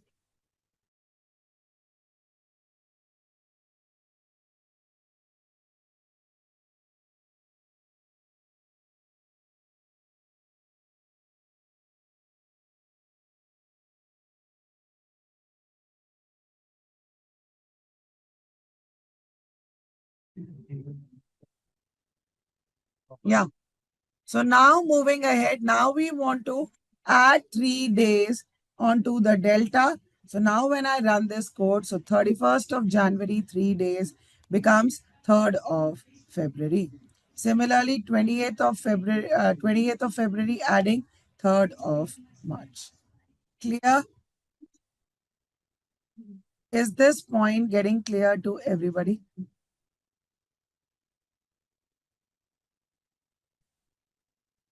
So how can you perform arithmetic operations on the date time object? Time delta objects can be used to perform arithmetic operations on dates.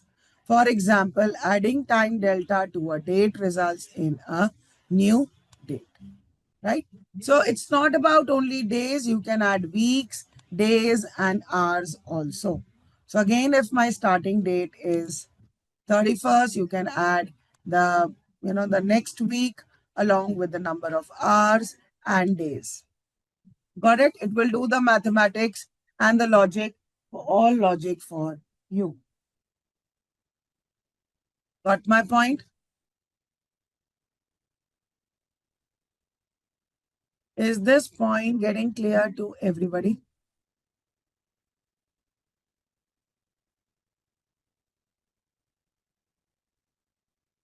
How do we learn about parameters for the date function? You can check out the online resource, Mansi, that would be the suggestion. Date, time, delta, Python.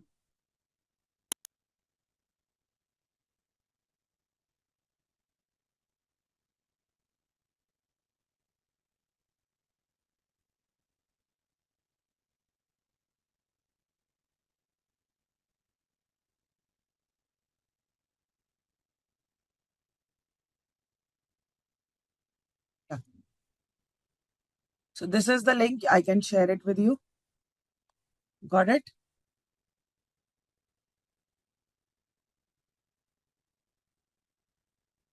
So online resources are the best since everything is available online. You can find out what W, what R's, what everything means. Everything can be studied over here. Clear, learners? Is this point getting clear to everybody?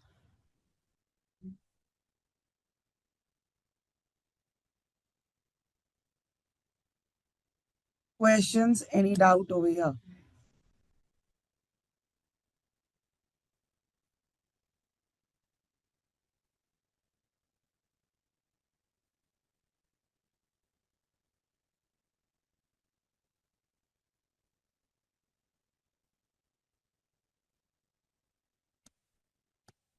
So this is the link I've added in this particular file. Now clear? Are you able to make the changes along with me? Everybody is getting this point?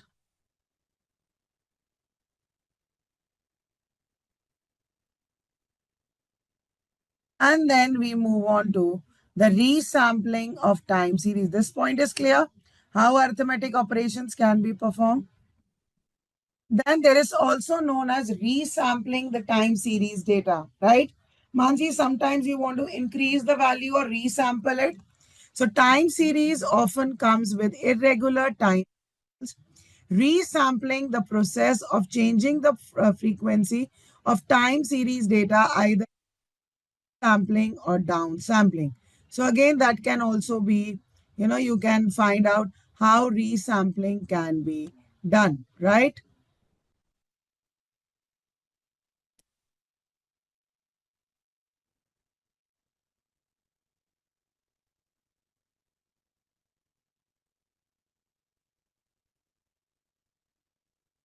So this is how the resampling can be done. That will give you more idea since you work maybe more on the date type. Can you quickly share, Mansi, like what is your background? Where are you using? Are you working as an analyst at the moment?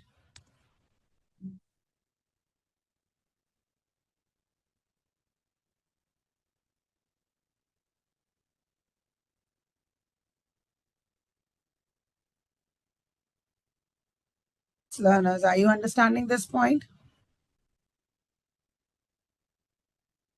Yes, Mansi, can I get about that? So here what we are doing, we are setting the index with date. In place is equal to true. That means we'll make the changes in the original data. Then select the data types, include number, resample D, and find out all the values. So what it is doing, let me run it.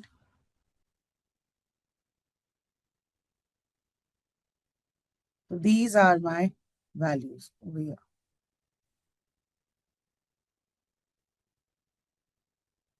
It's not been able to give me the sum of the values.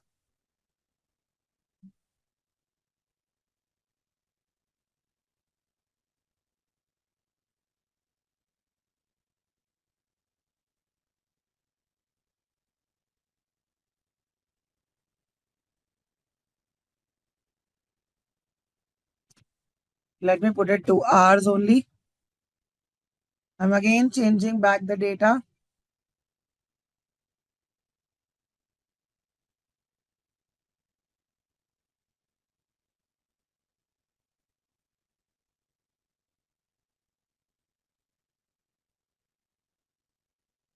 right? So when you take the values, it will give me the sum. You can also take the sum, the average, whatever you want to take, right?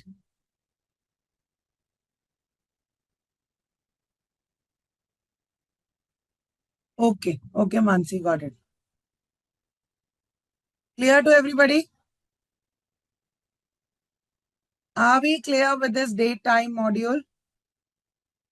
The resampling of the data values is, suppose, you have these values, for the last previous months and you want to calculate all the values, then you can use resampling to calculate the sum of all the values from all that particular date. Resample it, take the summary of the data.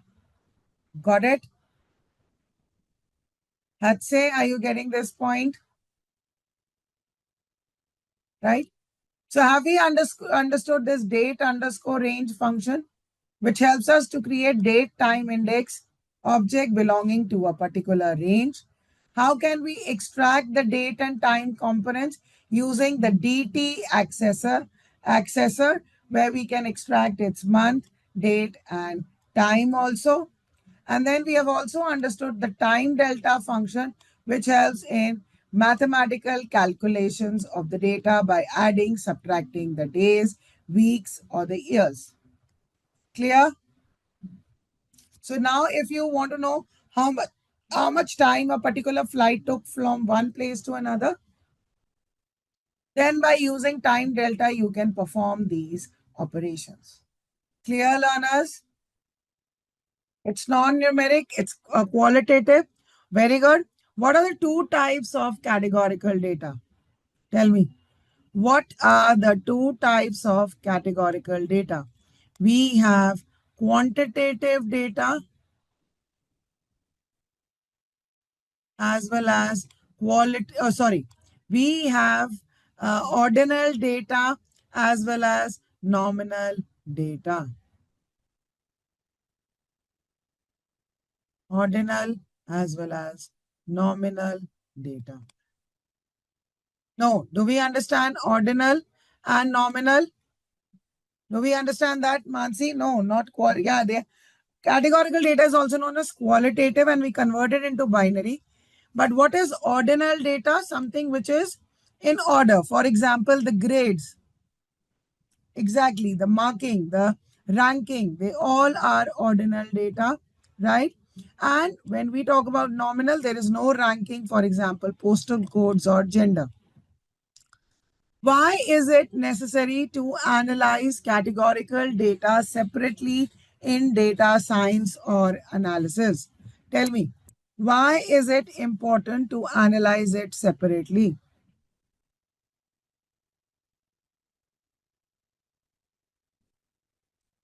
Because machine learning algorithms, please try to understand, because machine learning algorithms do not understand them separately. Okay, they don't understand your eyes colors are red, green, or brown, or you're male or female. They need to convert it into binary data. Absolutely correct. Absolutely correct. We need to convert it into binary data, and there are functions available in Python. I've given you a quick snapshots of that. If the data is nominal, we generally use one hot encoding. In Pandas, we use the function get underscore dummies, which is very, very popular. We use it in a lot of machine learning algorithm. And then we use the scikit-learn as one hot encoder. Clear? Then we also use as label encoder, that is the Pandas cat.codes, that's converting it into categorical values, or we can also use the label encoders. So scikit-learn is the library that we use for machine learning. So just given you insights about that, but here we will understand Pandas categorical codes. How does it work? Let's understand. If we have a column in our data set with different categories such as apple and orange, so by default, this fruit column, the data type is object, right? But the moment I do the data conversion dot as type category, I get this output.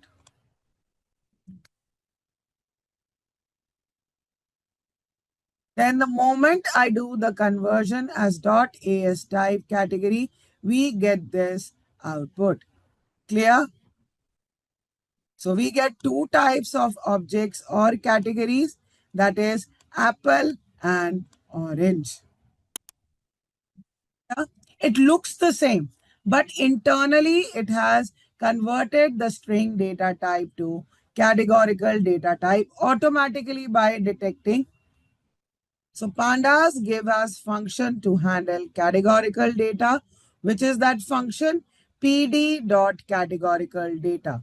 So here I pass the values such as low, medium, high, low, and I pass the categories. So it understands that low has value lesser than median and medium has lesser values than high. So low is lesser than medium, medium is lesser than high. Clear? Is this point getting clear to everybody?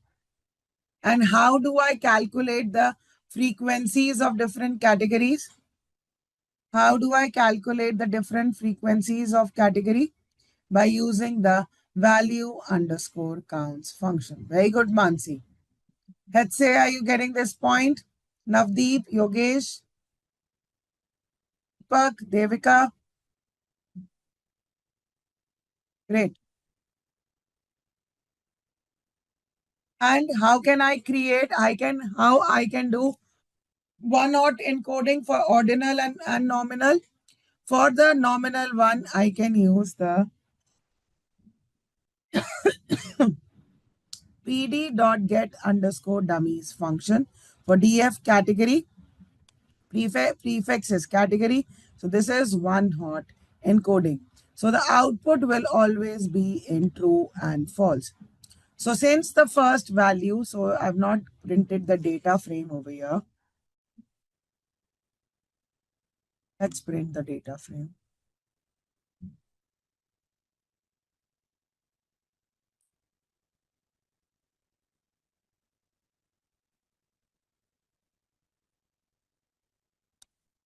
Right? If this is my data frame and this is my categorical value. So since the first column only contains A, right? So the first value will be A. So let's print like this.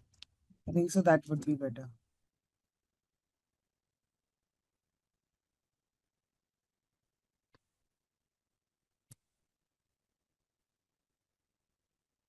Please look here, learners.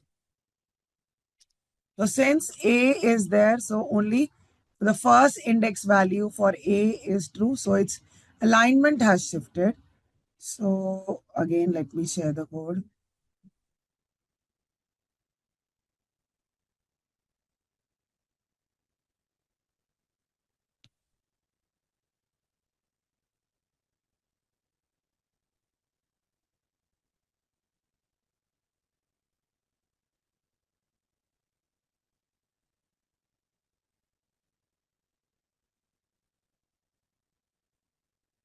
This is the category. Now look here.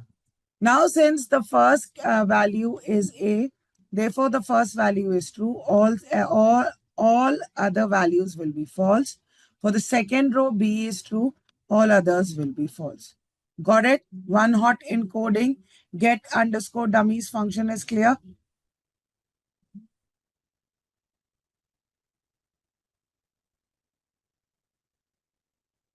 And how can we do label encoding? By simply df.category, changing the category type as categorical codes, and then we get the output as 0, 1, 2, 3, 4. Clear? Very good, Mansi. It's generally converting the lowercase to uppercase to lowercase, stripping, finding the length. So the pandas library also gives me support of this.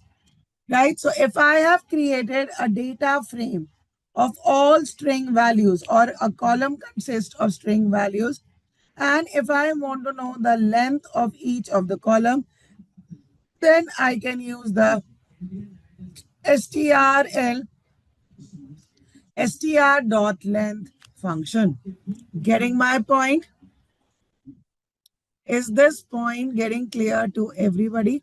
So if this is my data frame, right? And I create a new column length just by giving a new value and just passing this str.length function. I give length of each of these words. Getting my point?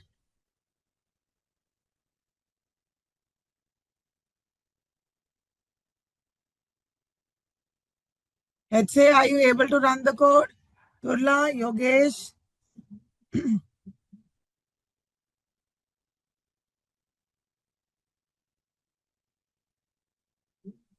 Yeah. Can we move ahead? What will this str.lower function do? What will this str.lower function do?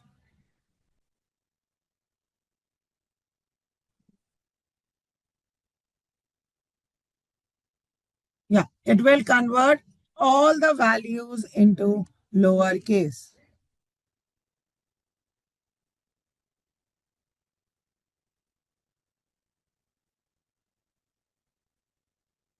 And if I give it to upper, what will happen in the upper?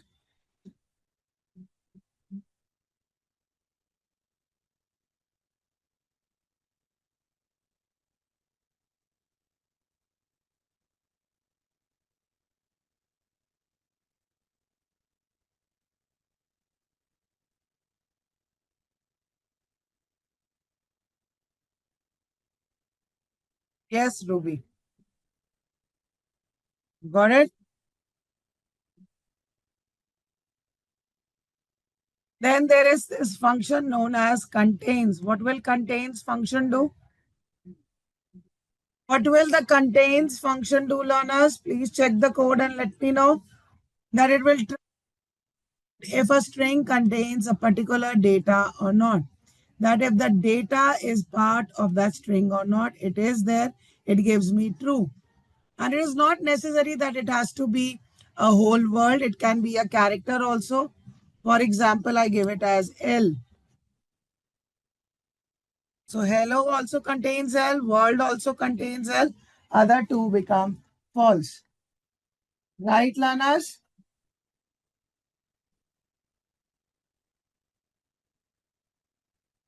Getting my point? Clear, learners? Are we good to go?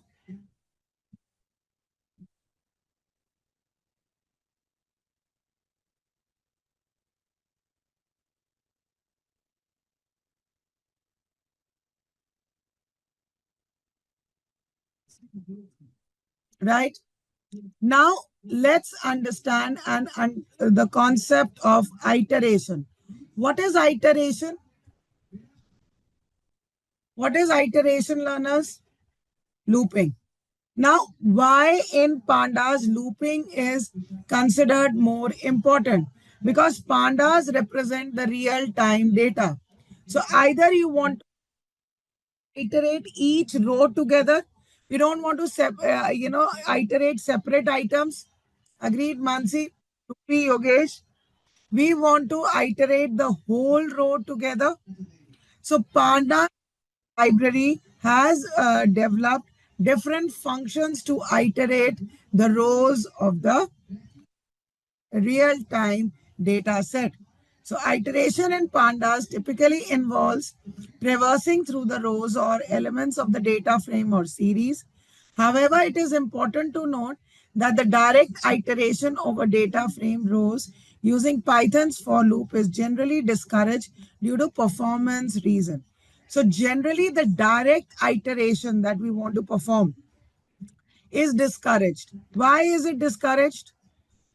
Right? Why is it discouraged? Because we want efficient methods for iteration to access all the elements in the data frame. So therefore, several functions have been developed. The first one is iter rows. The second one is iter tuples. The third one is iter items, right? So let's understand one by one. Yes, learners, are you there with me? Yes, so we have created a data frame with column 1, 2 and cal values, some 100, 200, 300 values. Yes, learners, are you there with me? Getting my point?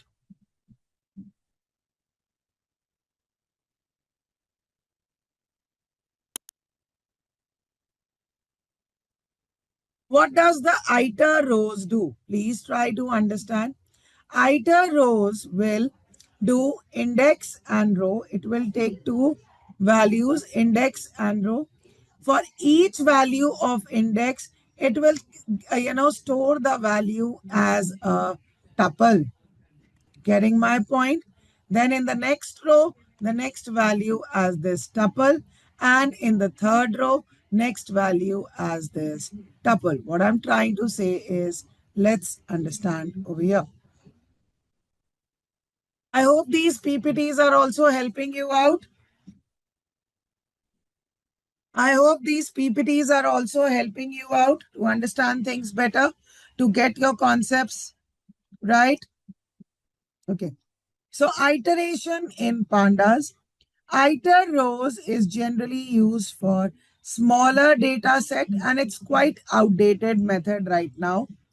Apply function for complex row wise transformation. We generally apply for complex row wise transformation, and then we have the vectorized operation. What do we mean by vectorized operation?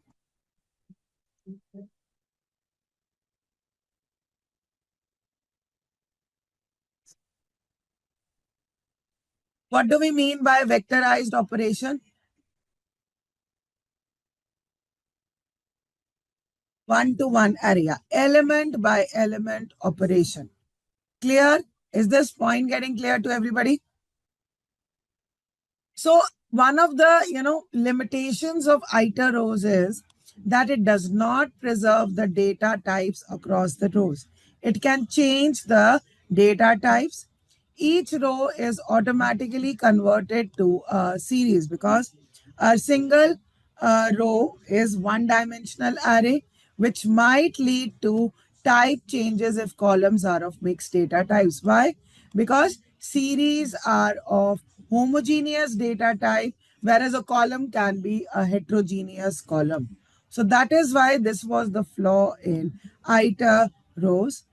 And we also understand that this is less efficient for large data frames compared to the vectorized operations or methods like apply or iter tuples, especially when performing operations that can be applied to entire columns or data frame at once.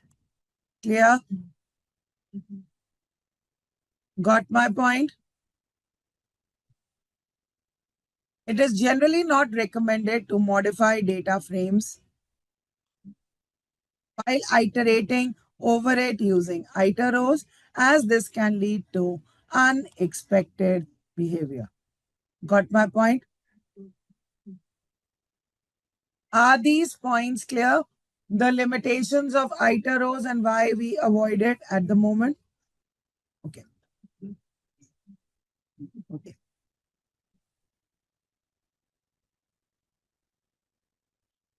Then let's move on to the iter rows syntax. The syntax of the iter rows methods in pandas is that for index and row series, automatically it gives me two outputs, index and row series, when I iterate using a data frame with iter rows. Clear?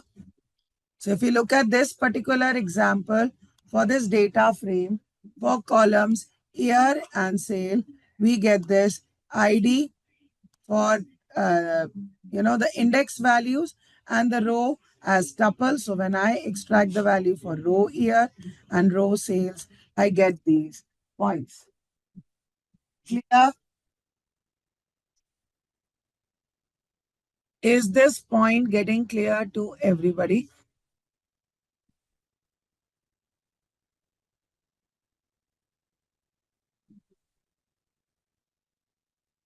Are you all getting this point?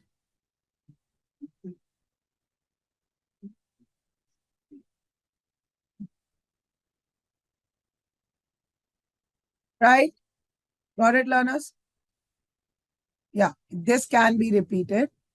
Mansi, if this is my data frame and I am using this iter rows function, two values which it returns is the index value by default and row as tuple. Index is the index of the current row where we are iterating. A row underscore series refers to the data of the current row. So what does it return? An iterator yields a pair of tuples containing the index and data of each row. So how do I access them? Once I'm iterating, I can access them using index value. Now clear, Mansi? Okay. So which are the better other methods to iterate over the data frame?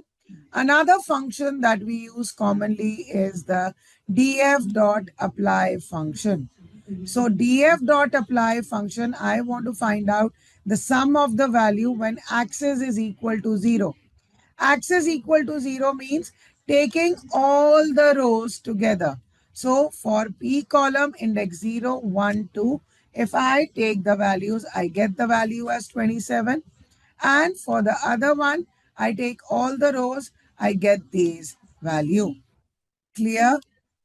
That means I don't have to iterate, and in this case, I don't even have to run explicitly any for loop.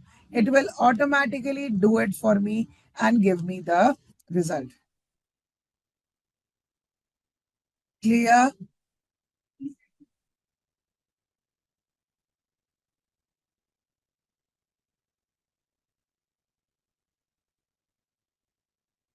Right?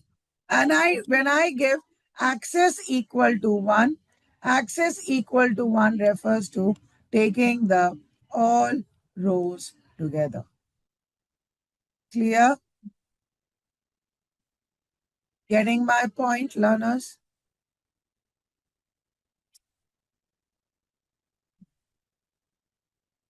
Iter tuples are generally not used only.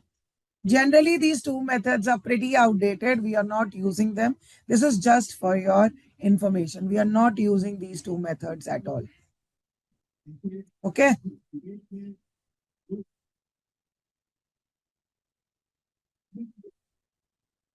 Got my point, Mansi?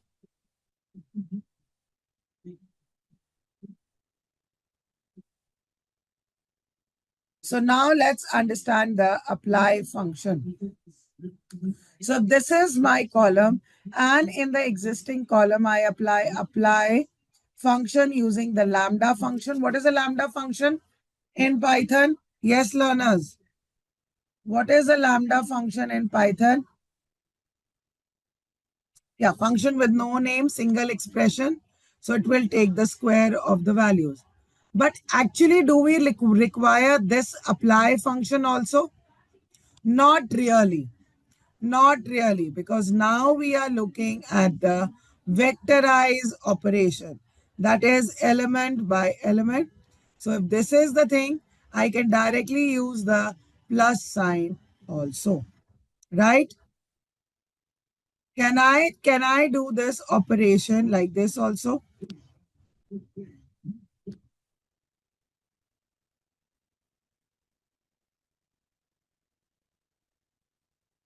Rather than even using the apply function, can I directly do it as into 2? Right. So this is the new technique, Mansi, that is I'm talking about. We all use vectorize function nowadays. Got my point? Hetze, Yogesh, Ruby, others, please respond.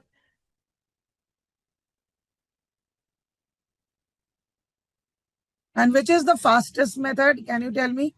among the apply vectorized and the iter iter rows or iter tuples, which one is the faster method? Of course, the vectorized operation. Of course, you all understand that. Right, learners? Clear?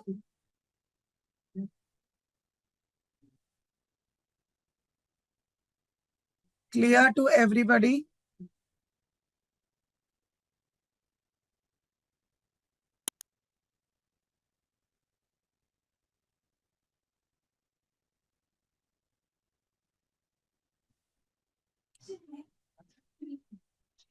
And similarly, can we do it over the series also? Yeah, we can do it over the series also by using the series dot items. Clear?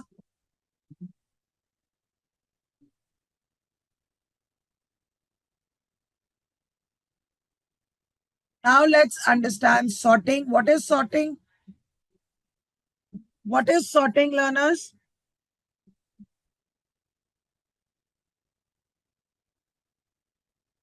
Arranging the data in ascending or descending order.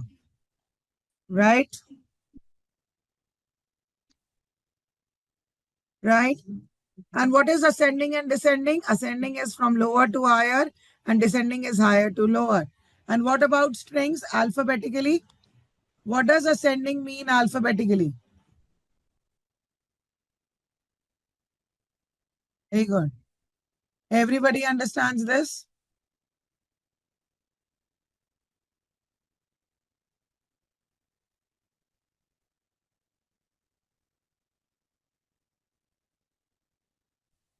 And descending is Z2. Very good.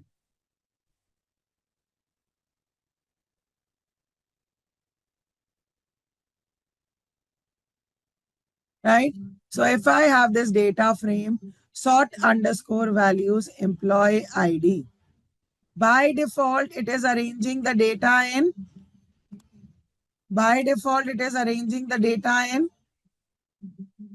ascending order. And if I want to arrange in descending order, what will I do? I will pass the parameter ascending is equal to false. There is no descending parameter, but we will pass the parameter ascending is equal to false. Clear, learners?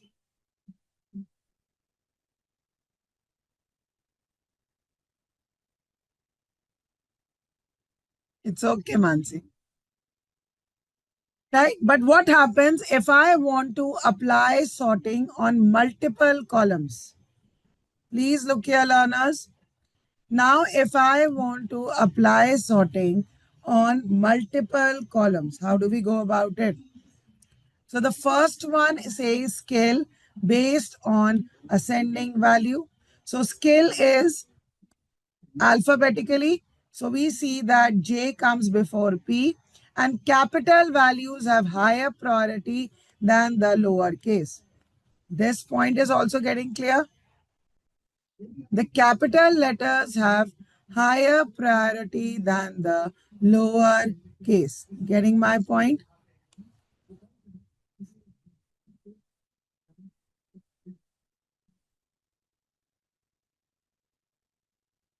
This point is getting clear to everybody. But in the case, please try to understand multiple columns come into the picture.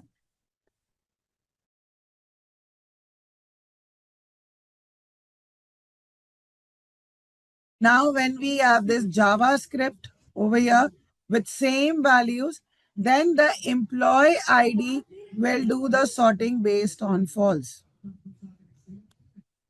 Got my point?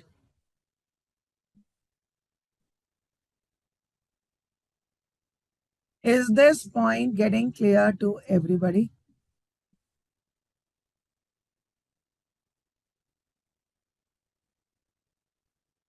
Got my point, learners? And can we do the, I think so this is what Hetze was talking about. If we want to do sorting for the row wise. Then first we will set the index, employee ID in place equal to true. That means the changes are reflected in the original data frame. And then we can, right? And then we can do the sorting also. Got it? Set index is used for sorting of the rows. Got my point, Hetze? And if I want to do it alphabetically for the columns, then I will just say sort underscore index, pass the axis. So age will come before P and P will come before S. Clear? So the first sorting I want to do is by name, that too ascending, false. That means the S is coming before C, before B and A. Or if I want to change the column type, I can of course do that. Do it on the basis of salary. It's completely up to you, right? And if I do not pass this ascending is equal to false, it will by default do it in ascending order based on salary. Clear? Are you all able to run the code and try different combinations?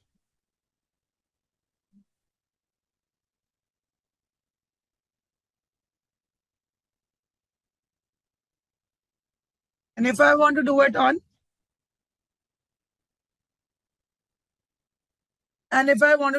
multiple columns, how do we go about it?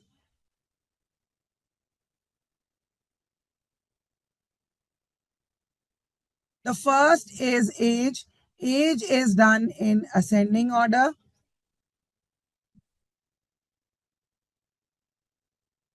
And then name in descending order. So what is the criteria? That if the age of these two is same, then I'm giving name in descending order. Therefore, Sam will come before Bob. Clear? Mansi, Hetze, Yogesh, Ruby. Is this point getting clear to everybody?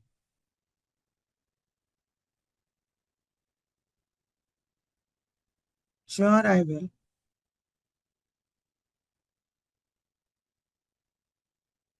Yes, Hetze. Is it fine?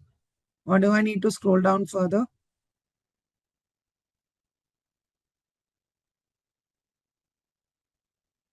Is it fine, Hetze? Why Alice is before, Charlie?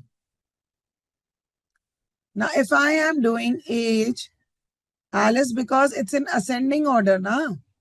Ascending order by the age. First criteria is age.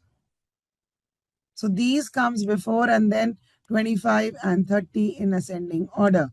First criteria is age. Then by name. Now clear?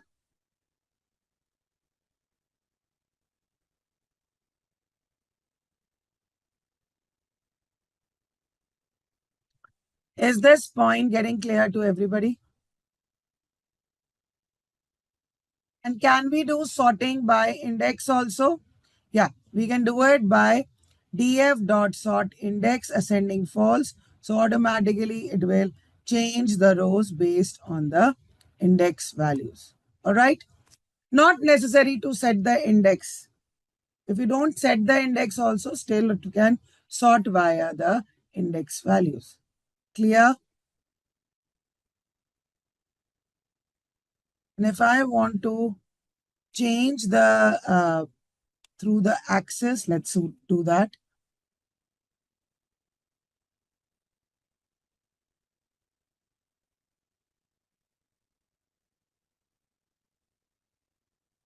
Let me do it as axis equal to 1.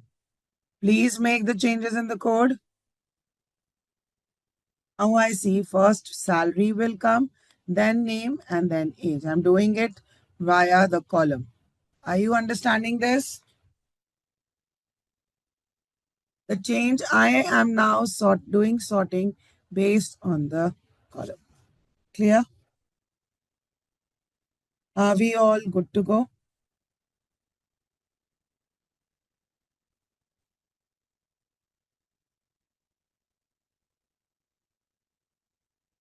And similarly, we can sort the series also. Series is like one column. So series dot sort values ascending is equal to false. And that's how we get the point.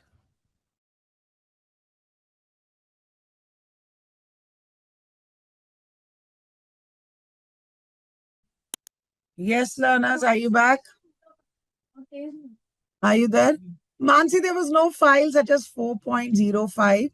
We have a file named 5.01 because now we are moving to the next lesson. All right. That I can share it before for sure. It is a different notebook, but with now the indexing changes because now we are moving on to the next topic for data visualization. Exactly.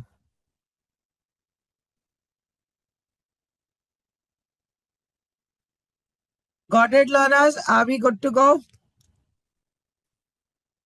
All right. So what is data visualization and what is the need of it? Can you tell me, learners?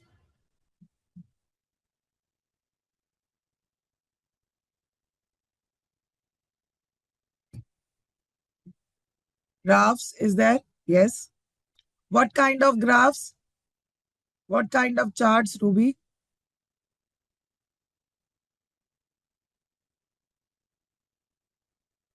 Yeah, bar, histogram, violin, right? Why do we require different types of graphs?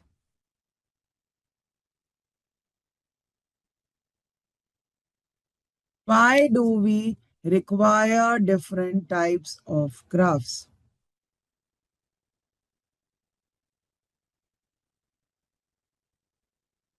Very understanding of what data speaks to understand the data easily, right? Because for different types of data, absolutely correct. Hitzit. So every graph gives different types of data. Absolutely correct, right? Now, again, we have understood the crux of data science is the statistics. So there is a very strong relationship between data visualization and statistics. So let's try to understand that particular point. So now when we try to analyze the data, basically we are trying to analyze its data distribution. What do we mean by data distribution? Yes, learners. What do we mean by data distribution?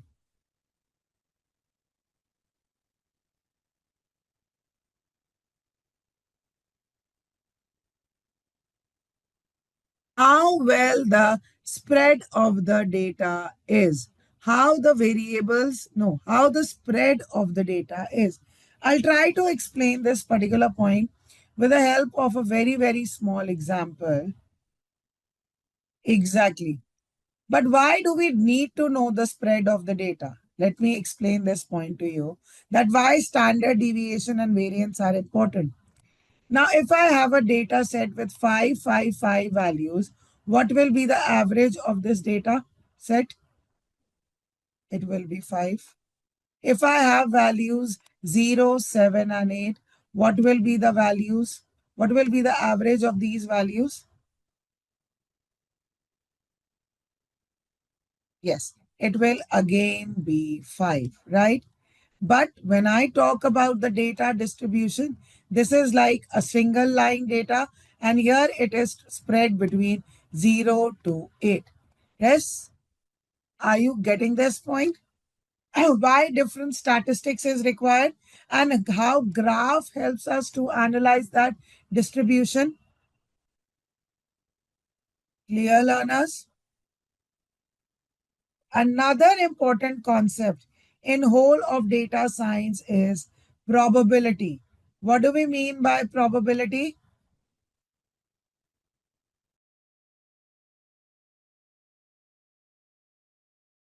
Yes. So probability is an important point because it tells what is the possibility of occurring event, right?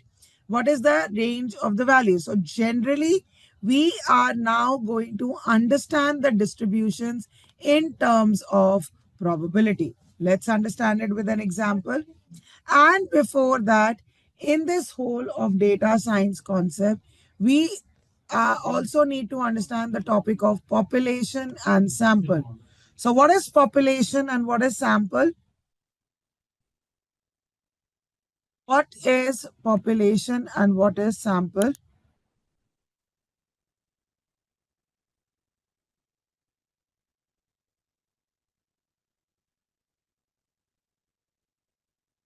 Population, we are not talking population about the whole world, a country or a city. Sample is the subset of population. But what is population? Population is the entire data set or all the values or items under observation. Getting my point? Absolutely correct, Mansi. Population is all the items and values under observation, and sample is part of it. But why do we talk about the sample? Hadse, Mansi, Yogesh, Ruby, Navdeep, Yogesh, tell me, Kamal. Why? Why do we need to understand the concept of population and sample? Elaborate that point, Mansi. Represent the behavior. Yeah. Why? Because the whole population can be really huge, time consuming, as well as lot of cost taking. Getting my point? It can be time consuming and lot of cost taking, right? So rather than analyzing the whole population, we only take a part of it, and from that particular part, we conclude about the population. Got this point? The concept of population and sample is clear to everybody? Clear? So, another very, very important part of data visualization, which nobody covers, statistical data distribution is important part of the whole analysis because it describes how data points are spread out across different values in a data set. Understanding these distributions help in analyzing and interpreting the data, revealing the patterns. They help in revealing the patterns, the trends, and the underlying structure. Got my point now? So, what is this probability distribution? Let's try to understand that. So, the different types of graphs or the distributions that we will understand as we move along is bimodal, having two peak values, comb having several peaks, edge peak, like at the end, we can have this edge peak. Normal is this is normally distributed. Skewed is left or right. And then we have uniform distribution. Getting my point, learners? Are you all getting this point? So now if we move on to data visualization, visualizing the distributions of our variables is an important step, right? So it is the did I miss yeah, I missed that distributions. Yeah, probably. That's what I was wondering. Yeah. Please look at this probability distribution.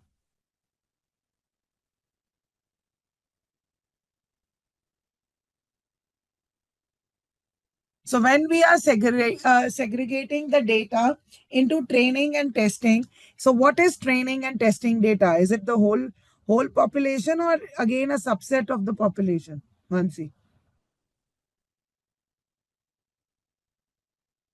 The training and the test data is also not the whole population. It's the sample. So that's the whole criteria that from the sample, we will try to conclude about the whole data set. Got my point?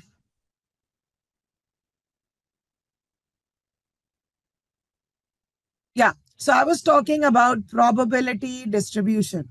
What is the Probability of getting 1 when I roll a dice.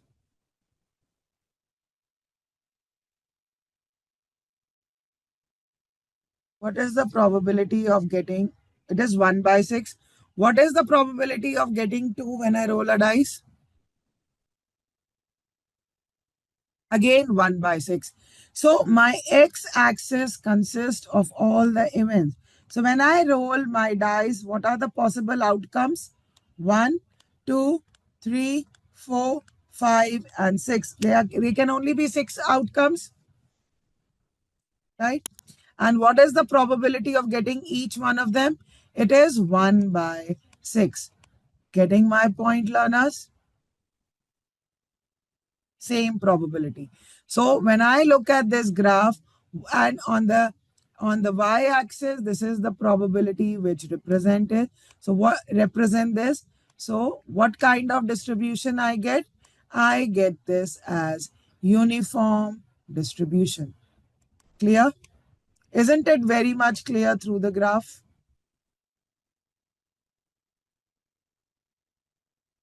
Got it, learners?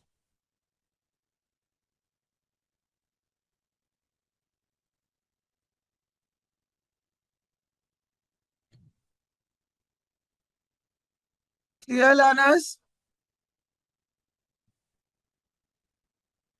Then if I talk about the sum of, if I roll 2 dices, what could be the possible outcomes when I roll 2 dices now?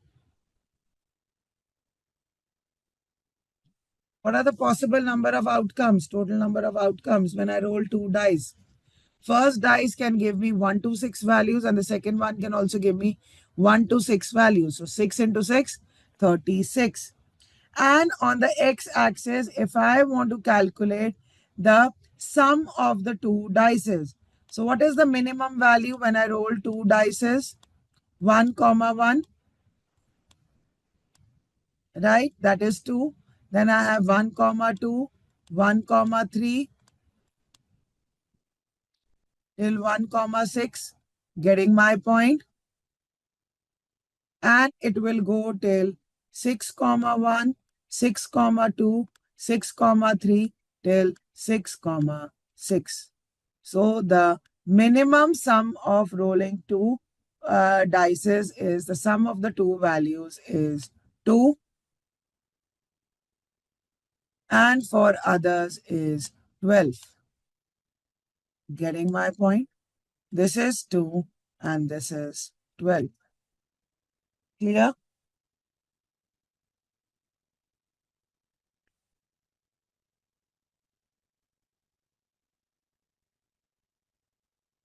Are you getting this point, learners? So what is the probability of getting the sum as 2? Tell me, Tulla. What is the probability of getting the sum as 2?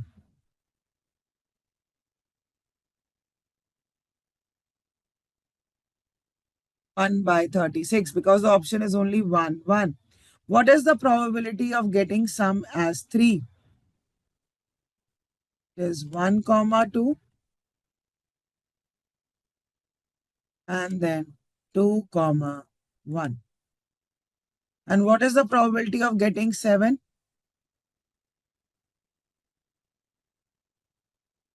What is the probability of getting 7?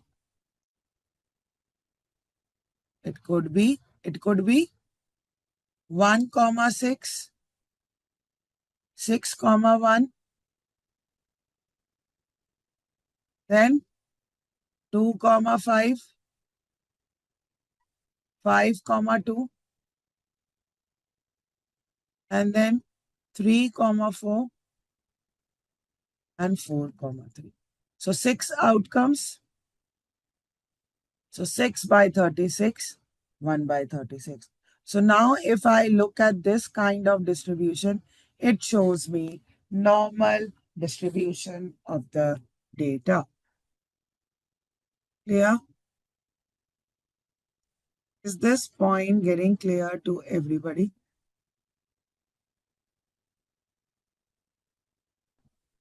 So data visualization is Very, very important for our variables.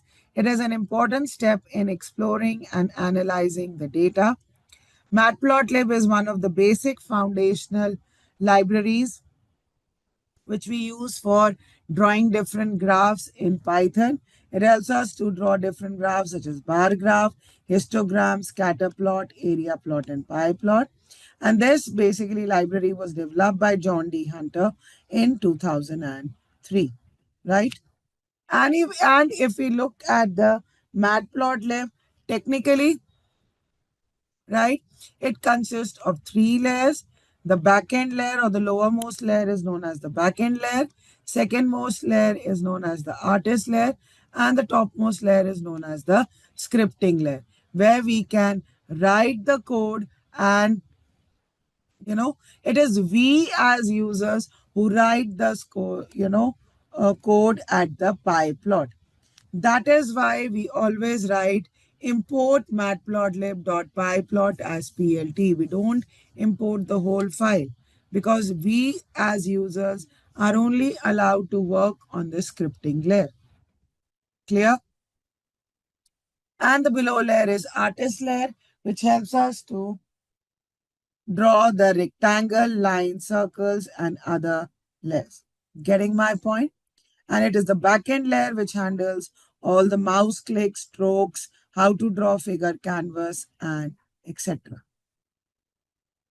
Clear?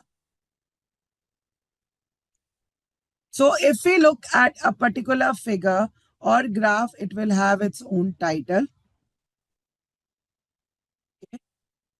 They can be a bigger figure, right, in which we can have multiple subplots or subfigures, each having its own title, own axis, X and Y axis, along with their legends, right? But how are we able to create multiple graphs in one figure area? We are able to create multiple graphs with the help of subplot function. Please try to understand. We are able to create those graphs with the help of subplot function. That is, we have the number of rows, number of columns, and the index. What do I mean by that? Please try to understand. How many graphs do you see on the screen? How many graphs do you see on the screen? 6. What are the number of rows?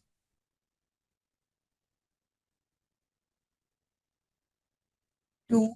Number of columns? As 3. So the subplot function, as I'm telling you, the first parameter is the number of rows. That means it consists of 2 rows and 3 columns. So all the subplot function contain these 2 parameters, 2, 3. And the last parameter is the index function, which tells me this is my first graph, second graph, third graph, fifth graph, sixth graph, etc. Clear?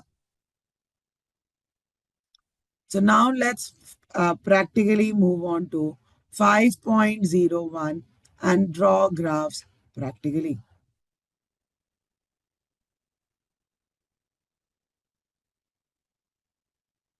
Okay, so now let's move ahead and understand data visualization. It is nothing but the graphical representation of data to reveal patterns, trends, insights, and might not be easily apparent from the raw data. So obviously, now, isn't it taking into account the human instinct? We catch images more than the text. If I say, what would you prefer? A Harry Potter movie or a Harry Potter book? What would you prefer? Tell me. Kamal, tell me what would you prefer, a book or a movie? What will give you more deeper insights and understanding? Book and then movie? Movie will give you all the points. So that's how a human mind has been trained, right? So when we are in our kindergarten days, we are always taught A for apple. So the image of the apple is there, B for ball, right? So that's how the human mind is made. And definitely the different types of charts, graphs, and maps help our understanding better to get more deeper insights about the data. Agreed, learners? That's how we humans are made,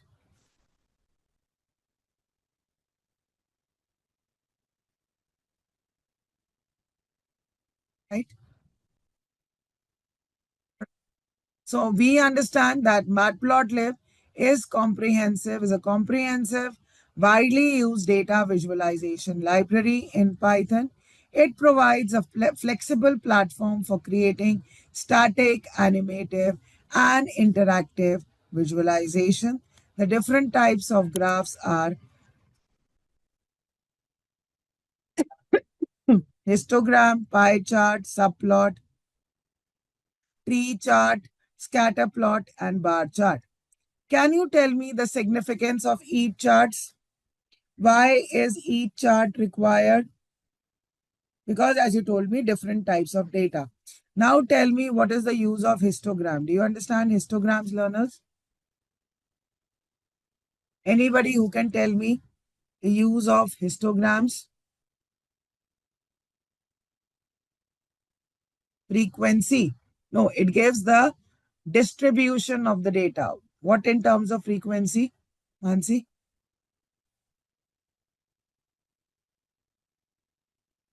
And what does the pie chart tell you? What does the pie chart tell you? That doesn't give the frequency, that gives the density of the data. Okay. It shows the proportion of the whole set. Very good, Devika. Very good. Subplot we have understood. It helps us to draw the different graphs on that same figure. What about the tree chart? What is the use of tree chart?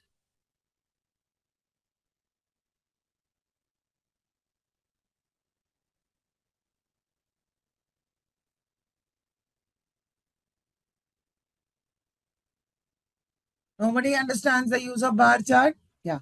It is used to represent categorical data. Learners. Now let's move ahead. Categorical data is clear? That normally in data science, the data is divided into numerical and categorical, and therefore different graphs are required for the different analysis. Clear? Is this point getting clear to everybody?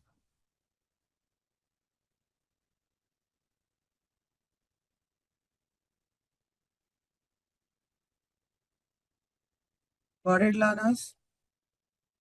Okay. The first and the very basic graph that we will understand in Matplotlib is the line plot. A line plot is a basic type of chart that displays information as series of data points which are connected by straight line segments. It is particularly useful for showing trends over continuous intervals of time. So here we are trying to generate our own data that is known as synthetic data by using the linspace function of NumPy. So can anybody tell me what is the use of linspace function?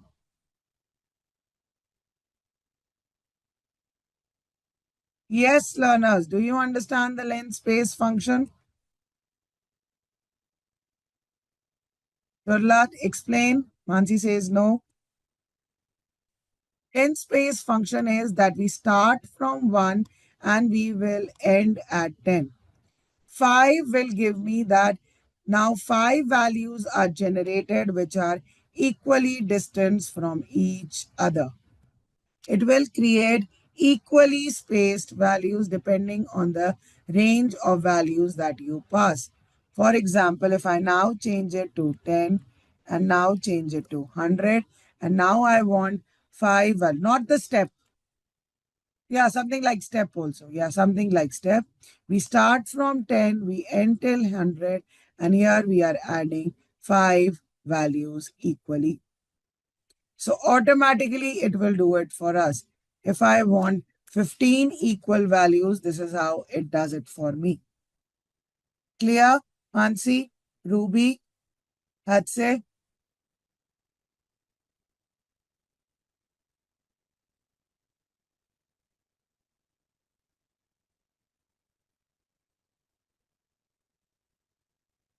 So here we are, obviously we are initially drawing two-dimensional graphs, right? And this is my x-axis and this is my y-axis.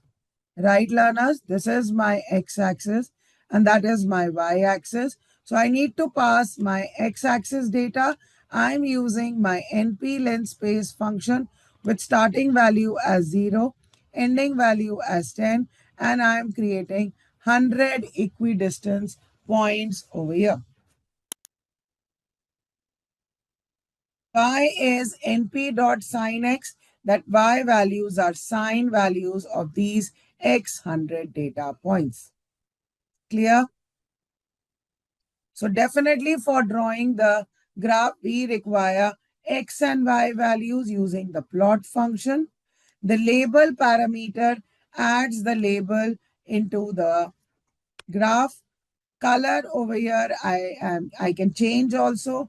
I can change the line style also along with the line width. Getting my point, learners? Right? And now, if I want to find the label given to the x-axis, I can use the x label. If I want to give the label to the y-axis, I can give y label. And for the title, it is the line plot. And I'm also adding the legend onto it. Clear? So this is my title. Please look here. This is my title. Line plot is equal to sine wave, right?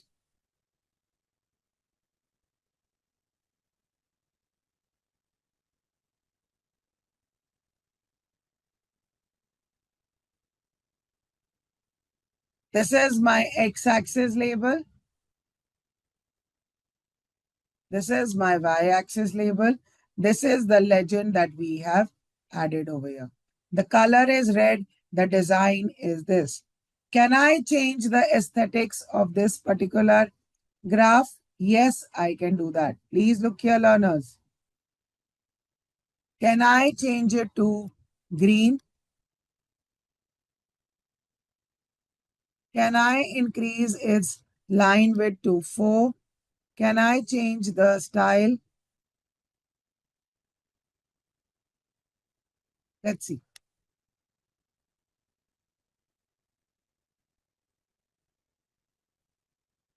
So it says that this line style is not allowed. It's not valid. Either you use a single slash, double slash, or a half. So, or even a colon will work. So let's do it with that.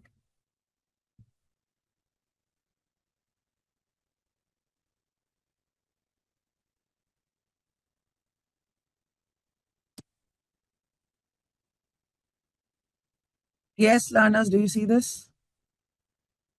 Have I been able to change the aesthetics of the graph, learners? I want to give you understanding of each and every line of the code.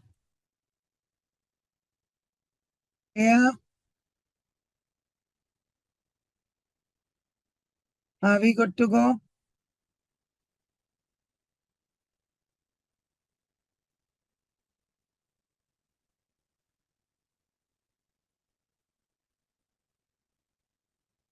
Okay. Can we move ahead? What is the use of scatter plot, learners? Tell me.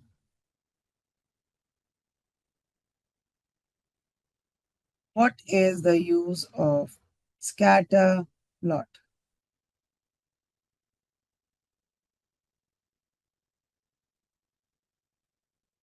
Not always correlation and magnitude, but you have to, yeah, it gives you correlation whether it's positive or negative. But you have to understand that it always helps us to find the relationship between two continuous variables. That's the answer I'm looking for, Mansi. That's the more technical answer.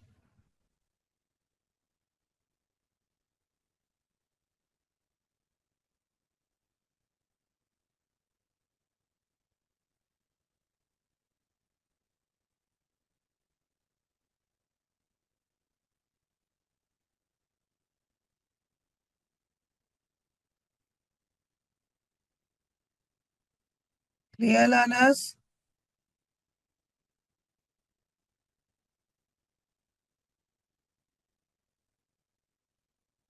Right? Okay. Now, each point on the plot represents an observation, and position of the point is determined by the values of the two variable.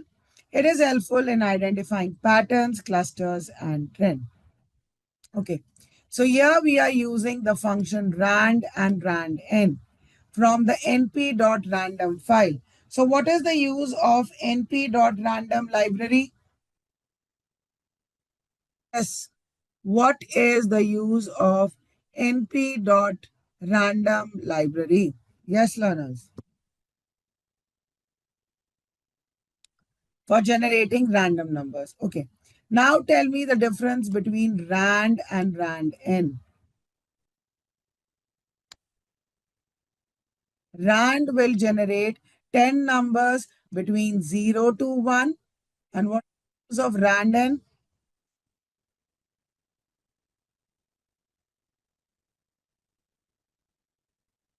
What is the use of randn?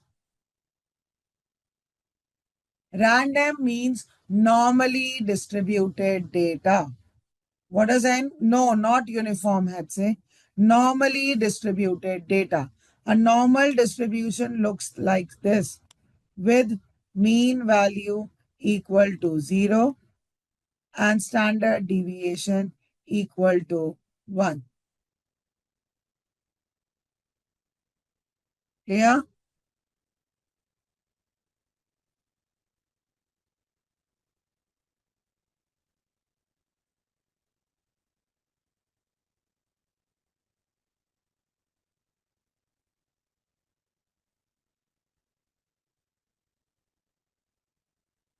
Is the difference getting clear to everybody? So here I am trying to generate the random value synthetic data. X-axis, I'm generating 100 values between 0 to 1. Y, I am generating linear lines between normally distributed. And now I am using this plt.scatter function. plt.scatter function, right? To create a scatter plot in which I pass the X and the Y value. The color is equal to blue, marker is equal to D, and label is again random data. Now we are clear what is the use of X label, Y label, and title. They're self-explanatory, right? Learners, are you getting this point? Can I change it to different style? No. Do you see this now? Everybody is getting this point, learners.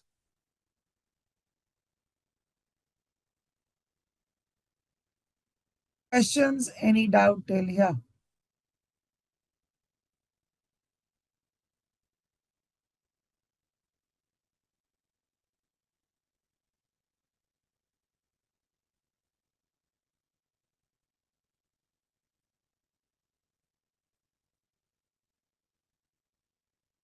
Can we move on to the next graph? Are you all understanding the code? Able to run it practically? Are you all understanding the code? Able to run it practically? Good. Now let's understand the bar chart. What is the significance of the bar chart?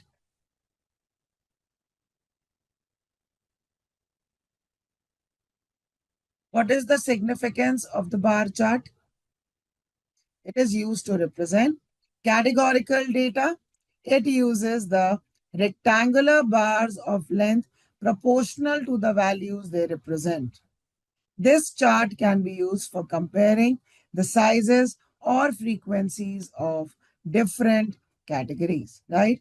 So here again, I'm generating two different synthetic data for categories and value. So one of the column has to be categorical. Please be clear.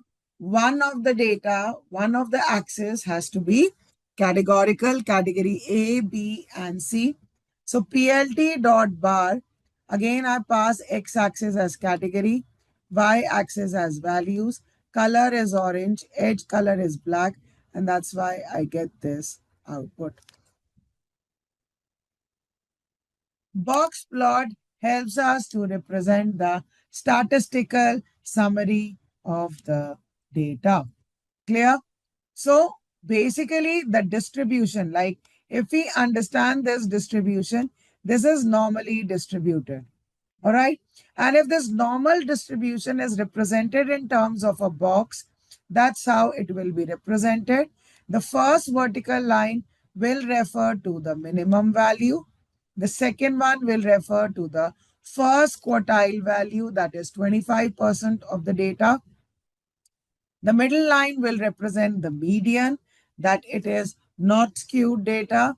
This is Q3, that means it represents the 75% of the data, and this will represent the maximum value, right? Another important point from box plot is that the values that lie beyond this whisker point, Q1 minus 1.5 into IQR, IQR is known as the interquartile range, that is equal to Q3 minus Q1, right? Interquartile range, that these are known as outliers. So what are outliers? Outside of the distribution, or the extreme values in the data set are known as outliers, right? So what is the beauty of this box plot graph? That it gives a 5-number summary, minimum, maximum, Q1, Q2, Q3, along with the outliers. Okay. Now, this is the graph which it will show vertically. This is the lower whiskers, greater of the 25th percentile or the minimum value. The second one is the first quartile. This is your median, the 75th percentile, and the upper whisker. All right. Now, there is another parameter in box plot function known as the notch. The notch, the bend in this particular box plot gives that the median lies in this particular range. Getting my point? That the median will lie in this particular range, and the bigger one, the difference between the Q3 and Q1 is known as interquartile range, also known as the length or width of the box, depending on how we are drawing it, whether we are drawing it horizontally or vertically. Got my point? The bend is known as the notch, and statistically, it represents the 95% confidence interval of the median. Clear? Right? So what is the use of notch? So if the two medians with the notch are, very close to each other, then it is difficult to judge whether A is greater than the value or the median of A is greater than B, or the value of B is greater than A.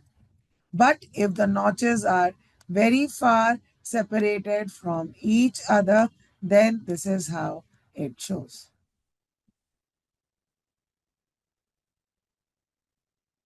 So a box plot or a box and a whisker plot provides a graphical summary of the distribution of the data set. It displays the minimum, first quartile, median, the third quartile, or the maximum value. So here I have created this np.random normal. So what is this NP dot random normal? Again, it is giving with mean value 0, standard deviation 1, and I'm generating 100 values. This is what we were doing over here. So mean is equal to 0, standard deviation equal to 1.5, generating 10 values. Understanding the NP dot random functions. Everybody is able to understand NP dot random functions? Yes, learners.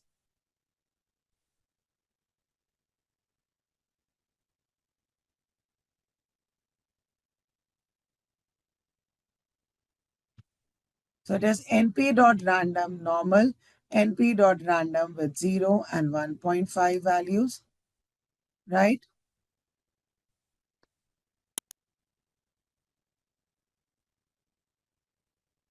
And therefore we have this PLT dot box plot.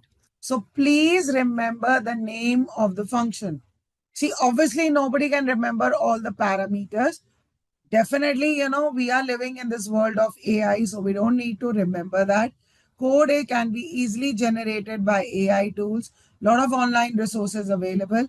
But what is the important point? The concept, what the graph is telling us, and are we able to interpret based on our data or our requirement, project requirement? Getting my point? So learners, do not get scared that I'm not writing the code. What will be the parameters? That's not the point of interest. The point of interest is, are you getting the concepts and are you able to interpret the output or not? Clear?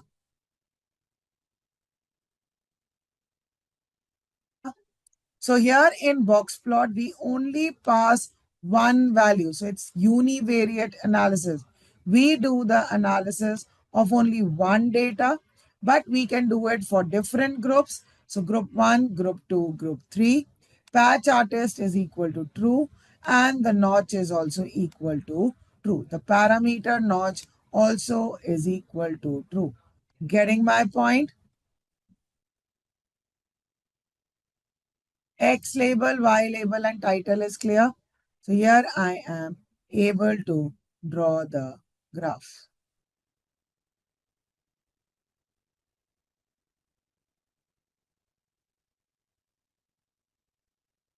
Yes, learners, are you getting this point?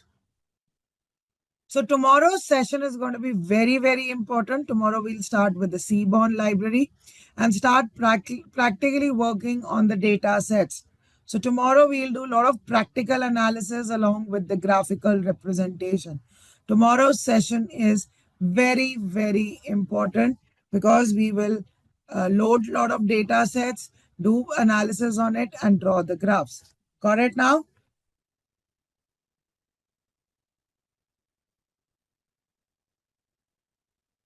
Are you understanding the flow of data science now? What data science is, we understood NumPy, Pandas, data visualization. Then we will move on to the linear algebra statistics part of it. Which material you want? A lot of material is already there on the LMS. Let's say you want my material, the PPT, the PDF that I create. My material. See, I would love to give you the material, but I keep on working on based on the different batches and requirement. I keep adding certain things and removing certain things. Okay, Hetze? So today I'll be uploading the Pandas PDF. Do you want me to upload the Matplotlib also? Are you liking the session? Is the pace fine now?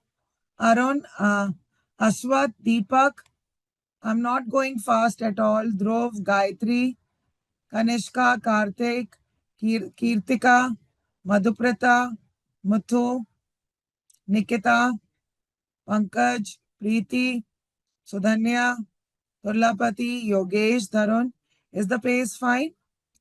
Now let's move on to a very, very interesting graph that is radar and a polar chart. In normal daily lives, we do not use radar and polar charts because they are more used in navigation purpose, especially the polar chart for aeroplanes and ship.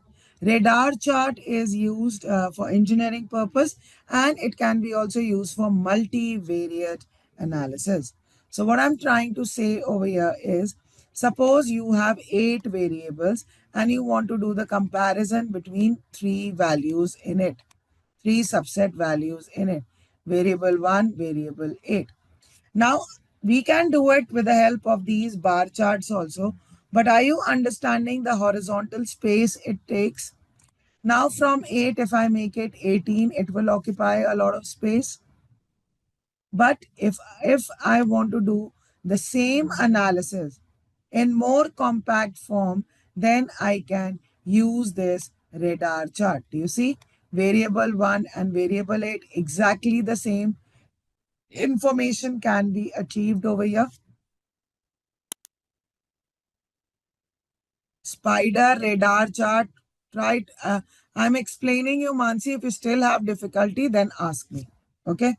So the first point for radar chart, spider chart, web chart, they all mean the same, that it helps in analysis of multi-variable data, right? So what are the different elements of the radar chart? Please look here.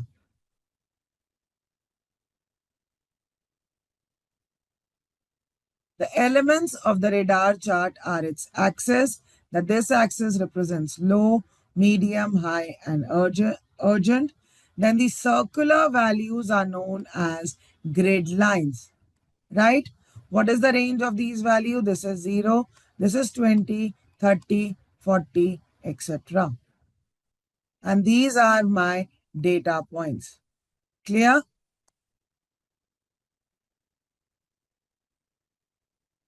Is this point getting clear to everybody? So we have the resolved and unresolved charts.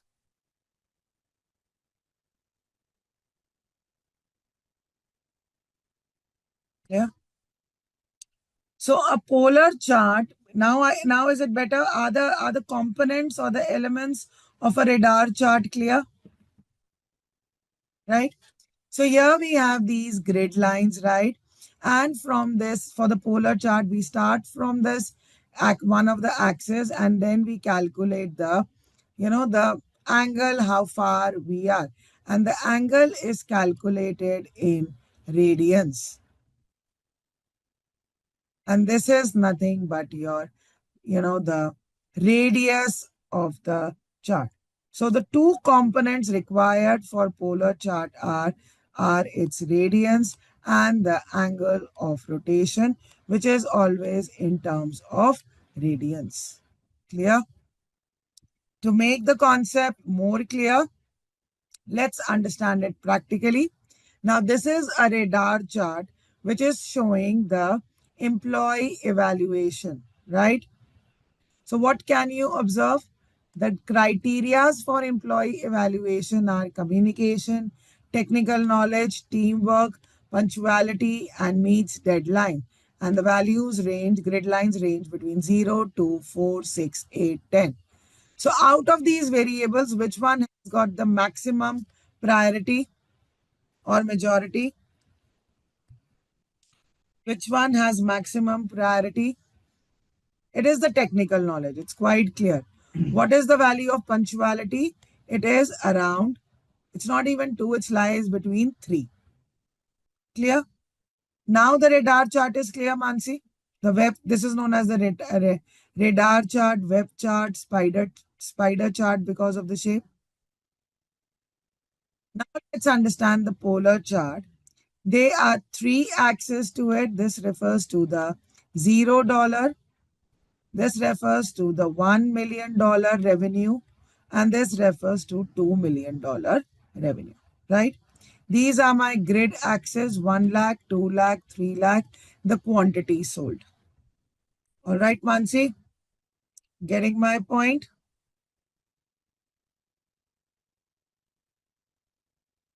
Right? Now, if I look at this particular point, the product, what I can conclude, that the product one, the revenue for product one lies between 0 to $1 million. right? And the quantity sold is 1 lakh. Now better. Mansi, Hadse, Navdeep, Yogesh, Kamal, Devika, Deepak, are you all getting this point? What about product 2? Product 2 lies between 2 million to 1 million of the product. And the quantity sold is 3 lakh. Similarly, product 3, it's the revenue is more close to 2 million and the quantity sold is more than 3 lakh. Now, are you able to interpret the graph, Mansi, Ruby? But still there is slight difference between the radar and the polar chart. The radar chart are also known as the spider chart or the star chart because of its shape, web chart also. It helps in analysis of multivariate data. With a radar chart, however, each radial axis acts as a dimension, allowing us to plot the multivariate data. A radar chart uses one continuous axis and one categorical or discrete. So the variable values can be discrete and one continuous. Radar chart is now clear? And if we talk about polar chart, that's more used for navigation purpose. You find it very less for real-time analysis. A polar chart typically plots two dimensions, one using the radial distance, as I told you, the r, and the other one is the angle. The use of polar chart is used in scientific as well as mathematical context to represent specialized data set. And polar charts are especially suited to cyclical data set as we saw it in this example. The radar chart is a graphical method of displaying multivariate data in the form of two-dimensional chart with three or more quantitative variables. So as we see that one of the axes can be categorical data. So we have these categories A, B, C, D, E along with the random values 1 to 10. Clear? We are calculating the angles over here using the linspace function 0 to 2 pi to the length of categories, the data and the angles. So which is the function which is helping to create a radar chart? It is plt.polar. We do not have any function. Please do not get confused. We do not have any function such as radar chart to draw the graph, right? So plt dot polar, and these are plt dot theta grids which draw the grids of the function. Clear? Are you all getting this point? Now better, Mansi? So now what is it? Which category is getting maximum value? It's very clear in one go. It is category D with value 8. So is it that confusing? No.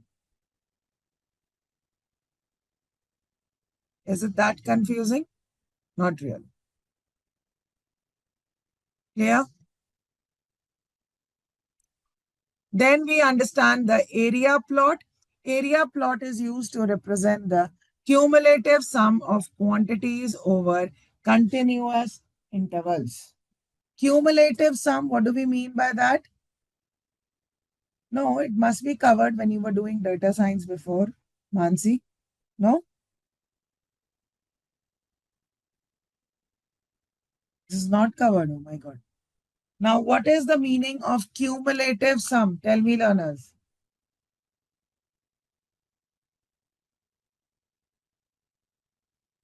What is the meaning of cumulative sum?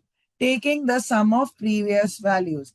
For example, if I want to calculate the, the sum of the sales of the, calculate the area of, calculate the sales of the car in the past year, right?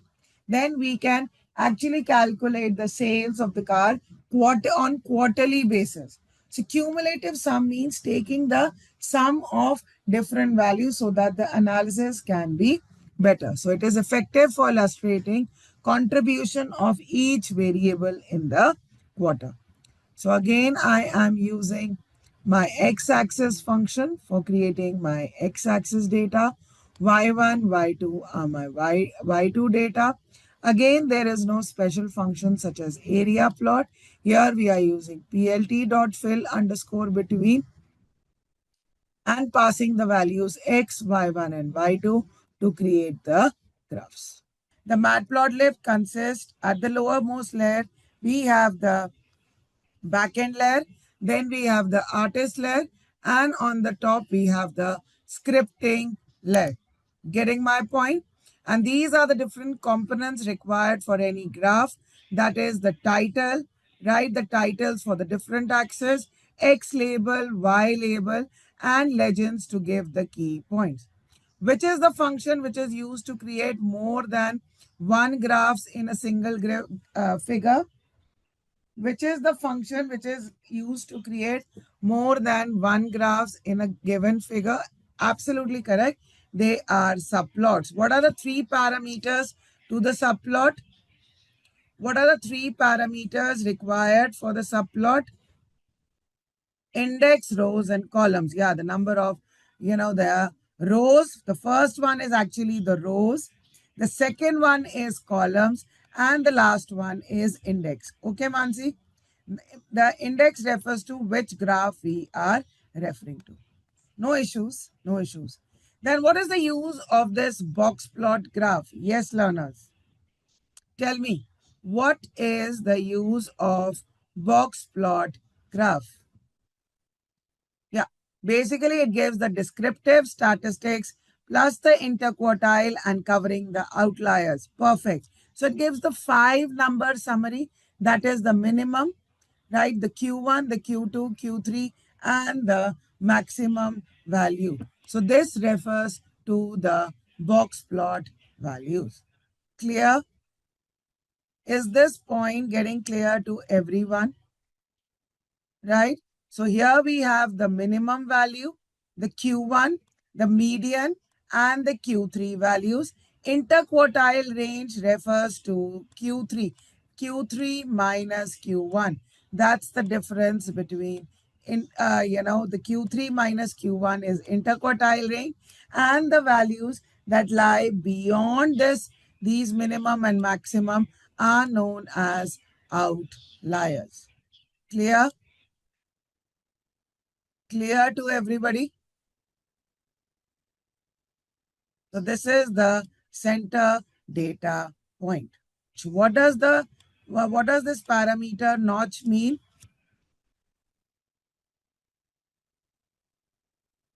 It does not refer to the median. It refers to the range in which the median lies. Please try to understand as we move along with the statistics. The notch will tell me the 95% confidence interval of the median value. That are these values lying in this range or not? Clear? Getting my point? So this is referring to your lower whiskers, these values, and the maximum values. Clear? So what is the advantage of using notch? So if the notch values are very close to each other, then it is difficult to say that which one of them, which particular value is higher or lower, right? And in the other case, if I use the notch, the value of C is more than the value of D if they are clearly distinguished from each other. See, if they cross this borderline, it is clear that this value is greater than that. But if the notch values are overlapping, then it is difficult to say which one is higher and which one is lower. Clear? Right? Then we understood the radar versus the polar chart. What is the difference between a radar and a polar chart? Tell me, what is the use of radar chart? What is the difference? What is the use? Tell me. I want everybody to respond. What is the difference between radar chart and a polar chart? Tell me quickly. What have you understood, learners? Respond. We've already done this. Nikita, Pankaj, Kamal, Joshika, Hadse, Aswat, Uday, Yogesh, Deepak, Darun, Tullapati. Answer. Come on, what is the difference? Tell me. What have you understood? First of all, the radar chart is also known as the web chart or the spider chart, which is used for comparison to give a concise comparison of multi variables. Clear? Right? Then we have the axis and the grid lines, the component. But in radar chart, it is the radius r and the angle theta in radians, which is important. Okay. So radar chart helps in analysis of multivariate data, and each radial axis acts as a dimension, allowing us to plot multivariate data.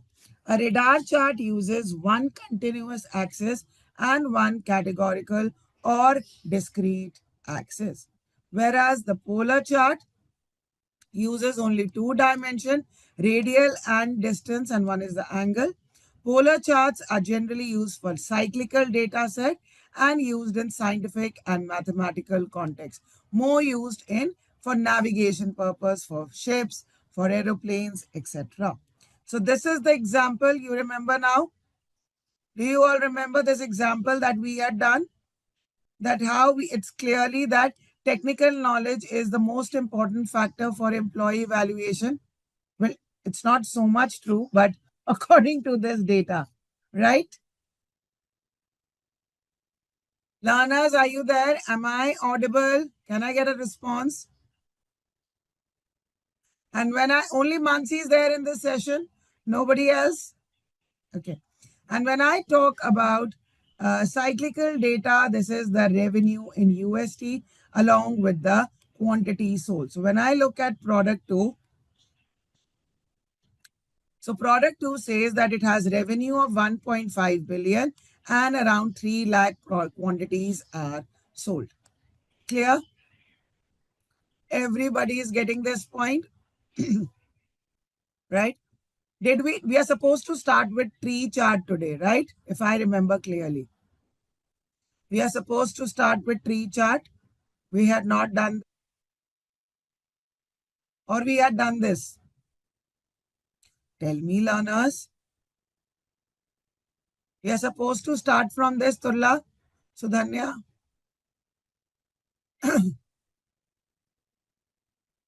Yeah, we are yet to start tree. So tree chart is used to represent hierarchical data, right? The shapes are used to show the size relative to its area. And the tree maps are able to show how categories are divided based on each level of the hierarchy. Please, learners, look here. So normally in computer science, a tree has three nodes. One is known as the root node. Then we have the internal nodes, which are used to make decision. And then the nodes which does not have further branches are known as the leaf node, right? The structure looks like this, but the tree chart looks like this, square boxes. And what do these square boxes represent? If more is the value, more is the area of the chart, right? So H has more value, F has the least. So the area occupied by F rectangle would be least. So the chart does not look like a tree, but the areas relative to it look like that. Clear? Are you all getting this point? So tree chart looks like rectangular chart. Got it? Is this point getting clear to everyone? Yes or no? Right? So a tree map represents the hierarchical or the structured data as a set of nested rectangles. It shows the data set as nested rectangle. Each branch of the tree is given a rectangle, which is then tiled with smaller rectangles representing the sub-branches, right? A leaf node's rectangle has an area proportional to a specified dimension of the data. Often the leaf nodes are colored to show a separate dimension of data. Getting my point? You're back now. Let's say what happened. Where were you? I need to have my throat medicine. Where were you? So we have done all these charts. Now we need to begin with the tree chart, tree map. Learners, yes, ready? Oh, you were there with the LSM. Is your issue resolved? Is your issue resolved? Issue with your batch. Learners, you are rating me well, but nobody is rating me with full marks. Nobody's rating the session 5 out of 5. So my, the feedback goes very, very low. So I request you, if you're liking the session, please give me full marks. No, am I not teaching you nice to get full marks? You all are rating me around 4, which is not fair, or is it fair? So I request you all, to please share a good feedback, when you're doing that. Yeah, some rated 5 out of 5, but most of you rated 4 out of 4. So I request you, if you're liking the session, please rate me 5 out of 5, because then the average goes very low. Okay? Yes, learners, can we begin now? Uday, Raj, Nikita, Yogesh, Deepak, Dharun. Okay, now Kriya. A tree map is an effective way to visualize hierarchical data structures. It provides an overview of the entire hierarchy while allowing users to easily compute the sizes of the different branches and identify patterns in the data. Okay. So as we understand, the tree structure is represented as nested rectangles, right? So first thing, please do the pip install Squarify. So have you done the installation? Let's understand the code. So first we need to do the matplotlib.pyplot as PLT, then import Squarify, and we get this hierarchical dictionary structure where we get the root, branch 1, leaf 1 value as 10, leaf 2 value as 30, branch 2, leaf 3 value as 35, leaf 4 value as 5. Okay. Then we have created a function to flatten hierarchical data. All right. So here we are going to take the key value in the node dot items, and then we use the flatten hierarchy. Clear? And how are they created? They are created using the subplots function, right? And then we do squarify dot plots and pass these values. So the tree map hierarchy looks like over here. So it's very clear that leaf 2 has more value than leaf 1, and the maximum value because it has the maximum area of the rectangle. Got it? Everybody and the code without errors.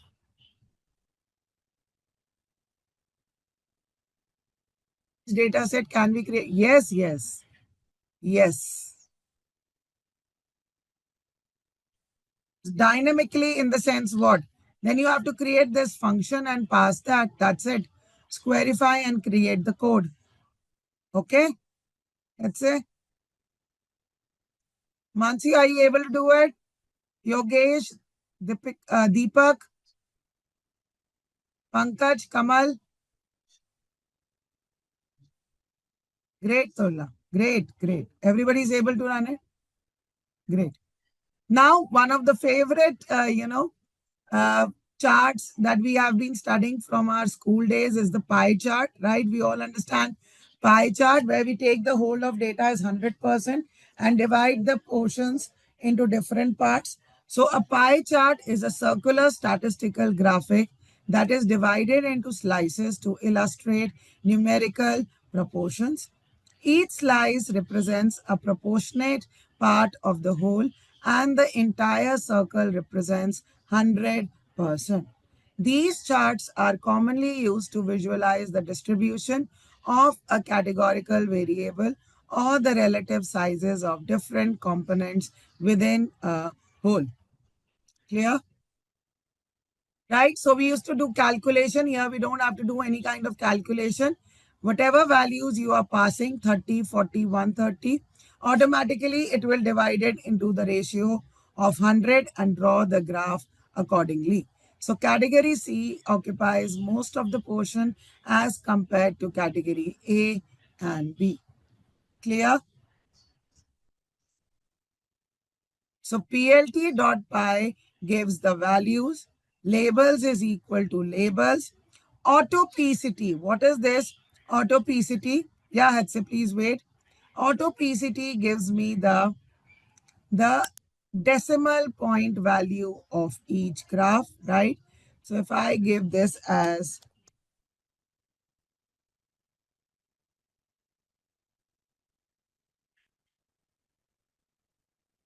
maybe make it as 3000, and now let's see the answer. So now do you see? It's able to give me the 2 decimal point places. There is some overlapping. So maybe, I can now reduce it to 300. Clear? Pie chart is getting clear to everyone. What is the role of autopcity? And if I change it only to 1f, it will only give the values to 1 decimal points. Clear?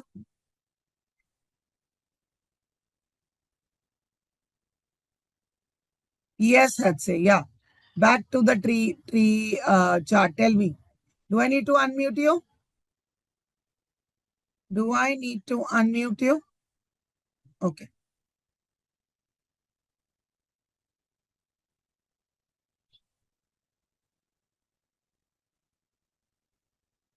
Unmute.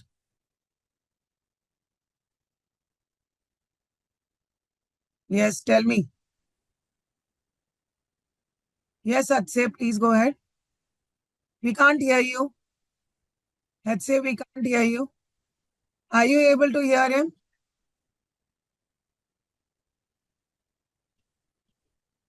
I can't hear you. Others, are you able to hear you? You can hear us, but we can't hear you. I've already unmuted you. We can't hear you, Hatse. Please check out your mic and settings and then let me know. Okay? You can keep trying. I don't know, something is just not working because we have been hearing you a lot in the past all the sessions. So just check out your settings. Okay. In the meanwhile, what is the basic difference between a histogram and a bar chart? Yes, learners. What is the difference between a histogram and a chart? Distribution and the number of events occurring. So histogram tells me the number of, the data divided into different class intervals for continuous numeric data. And the number of class intervals that we divide are known as, what are these known as? The class intervals in which the continuous data gets divided in histogram. Good, Kamal. Yes, they are known as the bins. Getting my point? And bar chart is not used for numerical data. It is always and always used for categorical data, that is Jan, Feb, March, April, May, and etc. Clear? Is this difference getting clear to everybody? And the major use of histogram is that there are no gaps between the rectangles and it gives the distribution of the data. Clear? It closed, it worked, Trilla? Yeah. So whenever you face certain difficulties, it will work like that. Okay. But the number of bins also play an important role. If the number of bins are less, we tend to lose the the shape or the correct distribution of the data. But as the number of bins increase, till here it is fine, and till 43 also it's clearly distinguished. But the moment it crosses certain values, we lose the detailed information about the bins.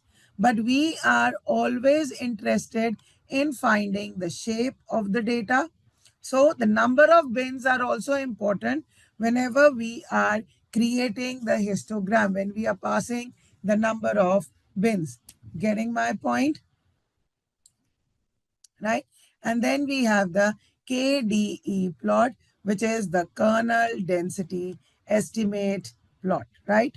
The kernel density estimate plot is created by the sum of the kernels, right? Which tries to give us a smooth distribution of the data. Histogram also gives the distribution, but it is dependent on the number of bins that we are passing. And the KDE also gives the distribution of the data. Getting my point? Is this point getting clear to everyone? Clear? So the KDE plot is used for visualizing the probability density of the continuous variable. Again, it's used only for continuous data. Probability density, do you understand probability density? What is the probability of that particular event happening? That's the concept on which whole machine learning works. It depicts the probability density at different values in a continuous variable. We can also plot a single variable for multiple samples in more efficient data visualization. It provides a smooth representation of the underlying distribution of the data set. Clear? Are you all getting this point? So this is how a KDE is drawn. And if you want to do a comparison with an histogram, it's like, the kernel density estimate, like the individual rectangles over here, refer to the kernels. And when the kernels overlap, they get summed. And when there is no value, that is why we see a dip over here. Clear? Getting this point?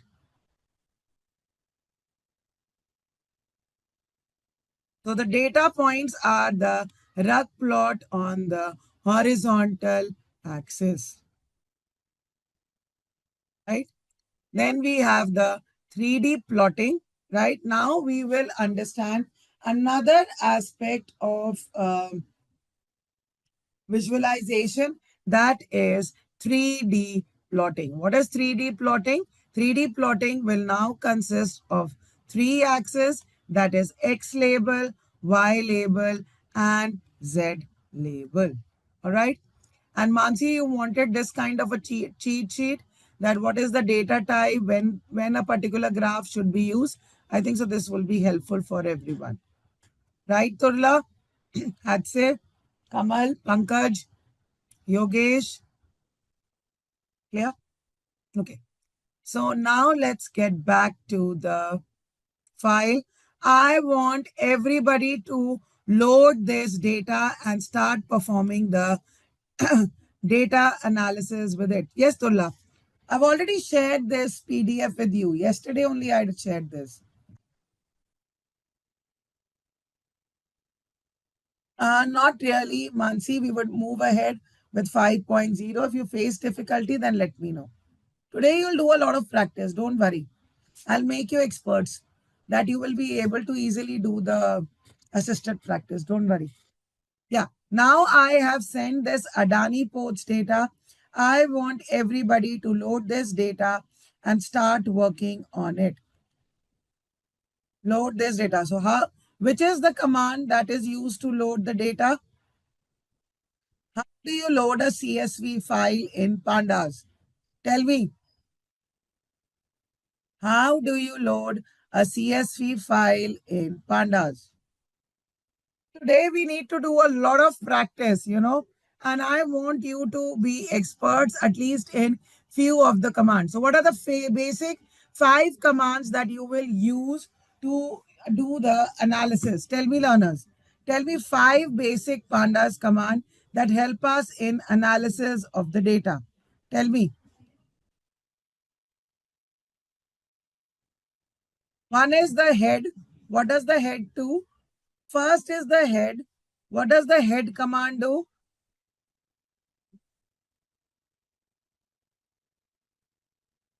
Yeah, it shows the top 5 rows.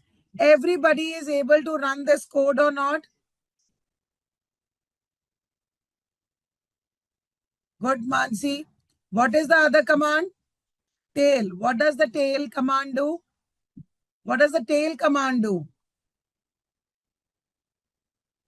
It gives me the last 5 lines. Very good. Right? What does the describe function do? Good, Sudhanya. What does the describe function do? It gives the statistical summary of the data. Very good. What does the shape command do? Excellent, Tullah. Excellent. So you all understand? What does the shape command do? It gives the number of rows and columns. So Adani Ports gives me 3,322 rows and 15 columns. So this is how we get the info. Do we understand info, learners? What does the info tell me? The number of rows. Are there any null values over here? Yes, maybe in trades. And these are my categorical data. Do you see that? Very good. Do you see the the date is also categorical? Sorry, or the string data type. So how do we deal with the date? Data type?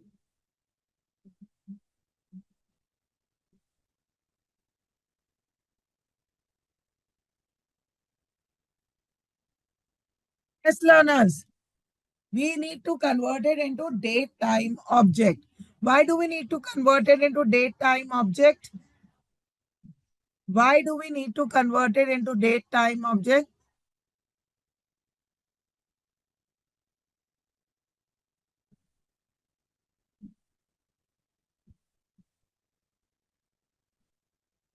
To perform arithmetic operations on the date, right?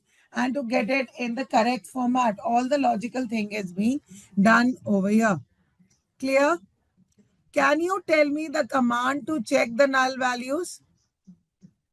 Can you tell me the command to check null values? How do we check null values? Very good. Anybody else? Is the command correct? Very good. So can we do that also?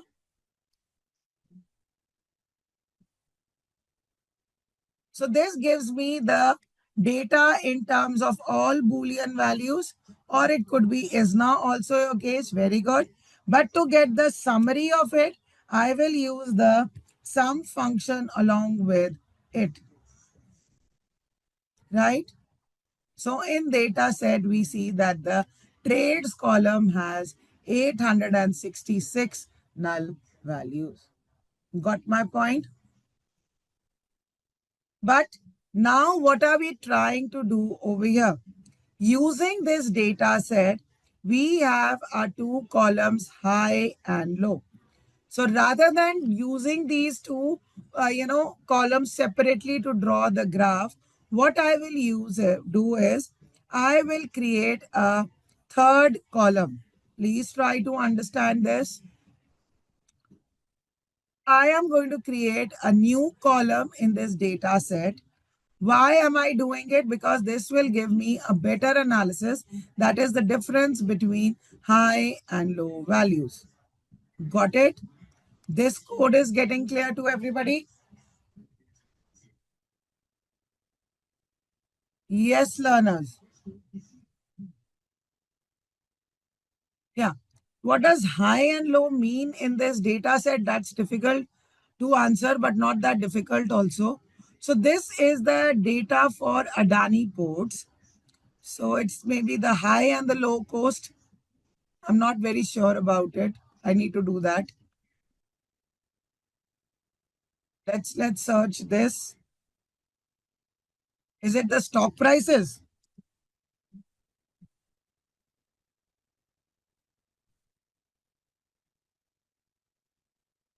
So here we go. We got it by the co-pilot. So open means date, the trading date. Open means the prices at the market open. Please look here now. Mansi, we got this answer. High is the highest price during the trading day. Low is the lowest price. Close is the closed. Adjacent closing price, and volume, the number of shares traded on that day. Better? Yeah, I think so. I can copy paste it on the file itself so that it's easy to understand, right?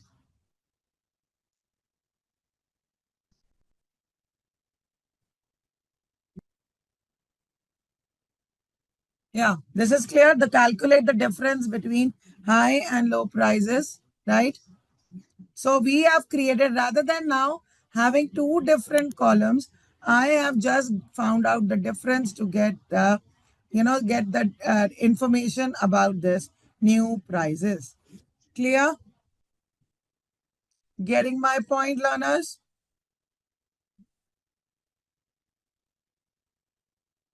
The another thing that I'm trying to do it over here is, yes, so H minus L is my new column added.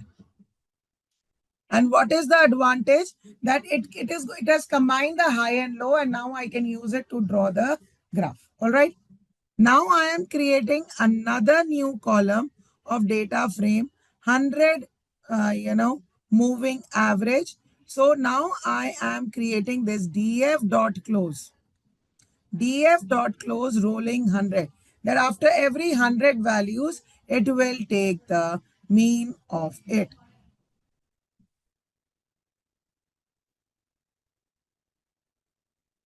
Right? So this also adds a new column in my data set. Clear? Got it, Hatse, Mansi, Yogesh? So now so what's the advantage? That I'm able to analyze more variables in the three-dimensional graph. So we create a 3D scatter plot. AX is equal to PLT dot axis. No changes, that just the change in the function and the parameters. That projection is equal to 3D. And now I am going to create ax dot scatter function and pass the three labels. That's the x, y, and z labels. Getting my point?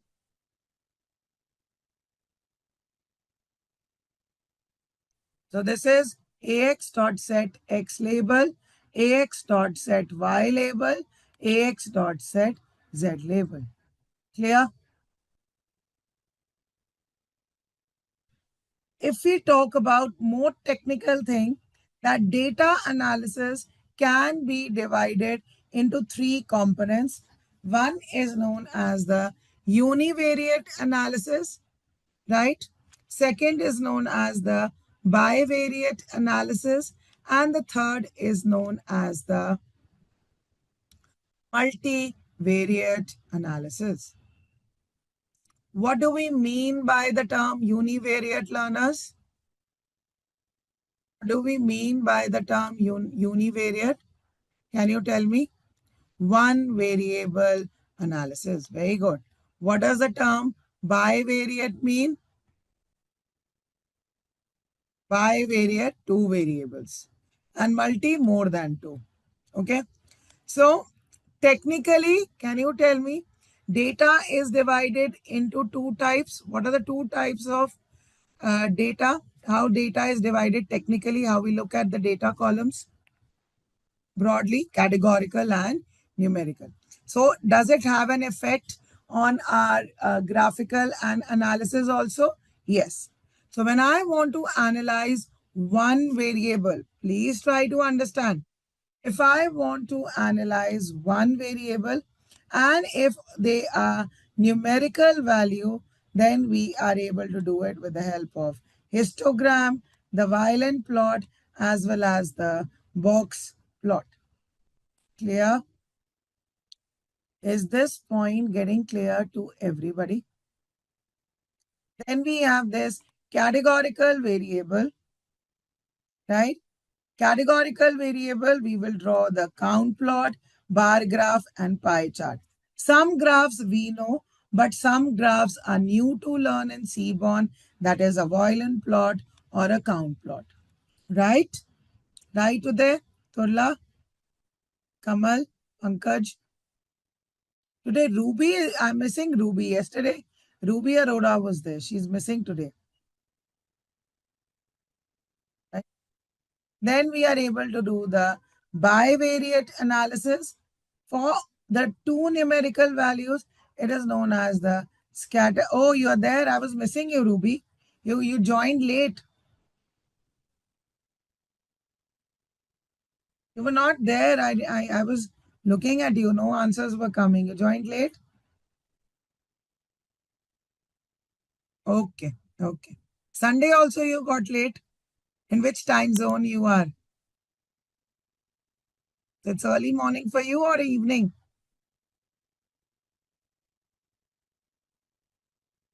or midnight? Oh, okay. Okay. Sundays it's more responsibilities, right? Some people do more of rest, but I think so now weekends are more hectic than the weekdays, isn't it? You have house, other activities, every activity needs to be done on the weekends, even any kind of recreation, any kind of stress reliever activity. So weekends are more stressful now than weekdays. Weekdays you're more relaxed, just have to do your work, just your professional life, right? You all agree with me, right? Right? Weekend, everybody say, oh, come on, it's a weekend. And there are other household activities also that needs to get completed. Oh, it's a weekend, let's do this. It's a weekend, come on, let's do this, do that, right? Hot point. Okay. So bivariate is analysis of the two variable. So if I have numerical values, then we can draw a scatter plot and using a join plot. If it is categorical, we will do it with the help of count plot. And if it is a mixture categorical value, it is known as the bar plot. We can use it as a bar plot, box plot, violin plot, as well as a dist plot. Clear? And if we want to perform multivariate analysis, we've still not done any kind of multivariate analysis that we will do over here using a bar plot, pair plot, heat map, as well as the histogram. All right.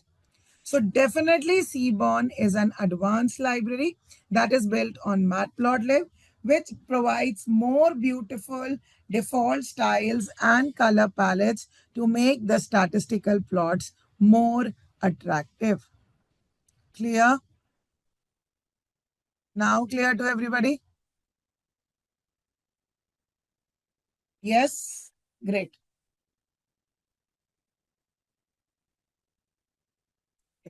So the different graphs that we are going to do in Seaborn is a dist plot, right? Basically, most of the graphs are combination of different graphs. Okay. So when I talk about this plot, right, here we have, it is a combination, sorry, it's a combination of a histogram plus KDE plot. So a disk plot is basically a combination of histogram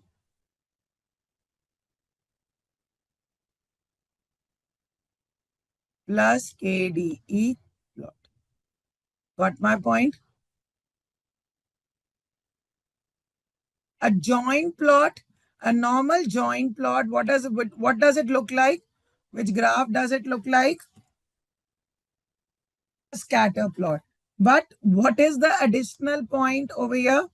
That you see the individual distributions along the opposite axis. This is the advantage.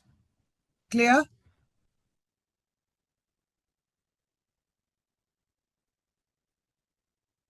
It was this plot. Where did you see the dist plot?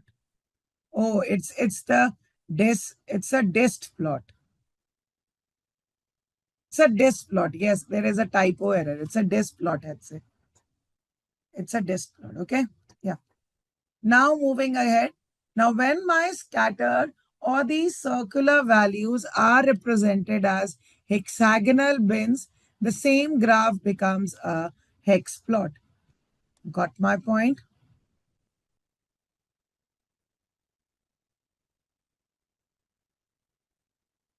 Yeah. And again, it is showing me the distributions on the individual axis. Clear? Right? Now here, this is the graph of box plot. Now box plot over here, if I'm doing comparison between different values, then this is used. It is basically a box plot represents only for one data. But if I use it for multiple comparison, it becomes a multivariate analysis graph. Got it? So it's used for, both the analysis. Clear?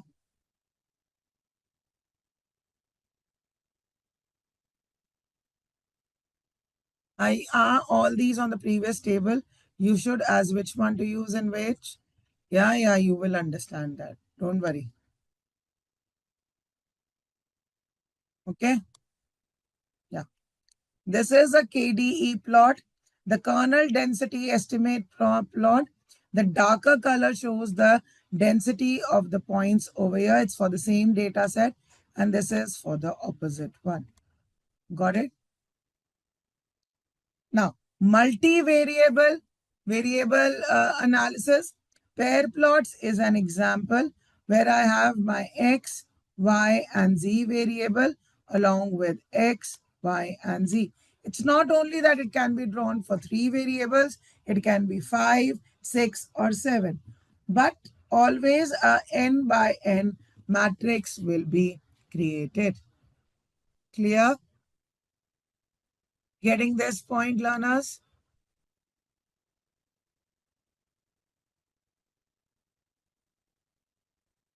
We have the LM plots, also known as the linear model plots.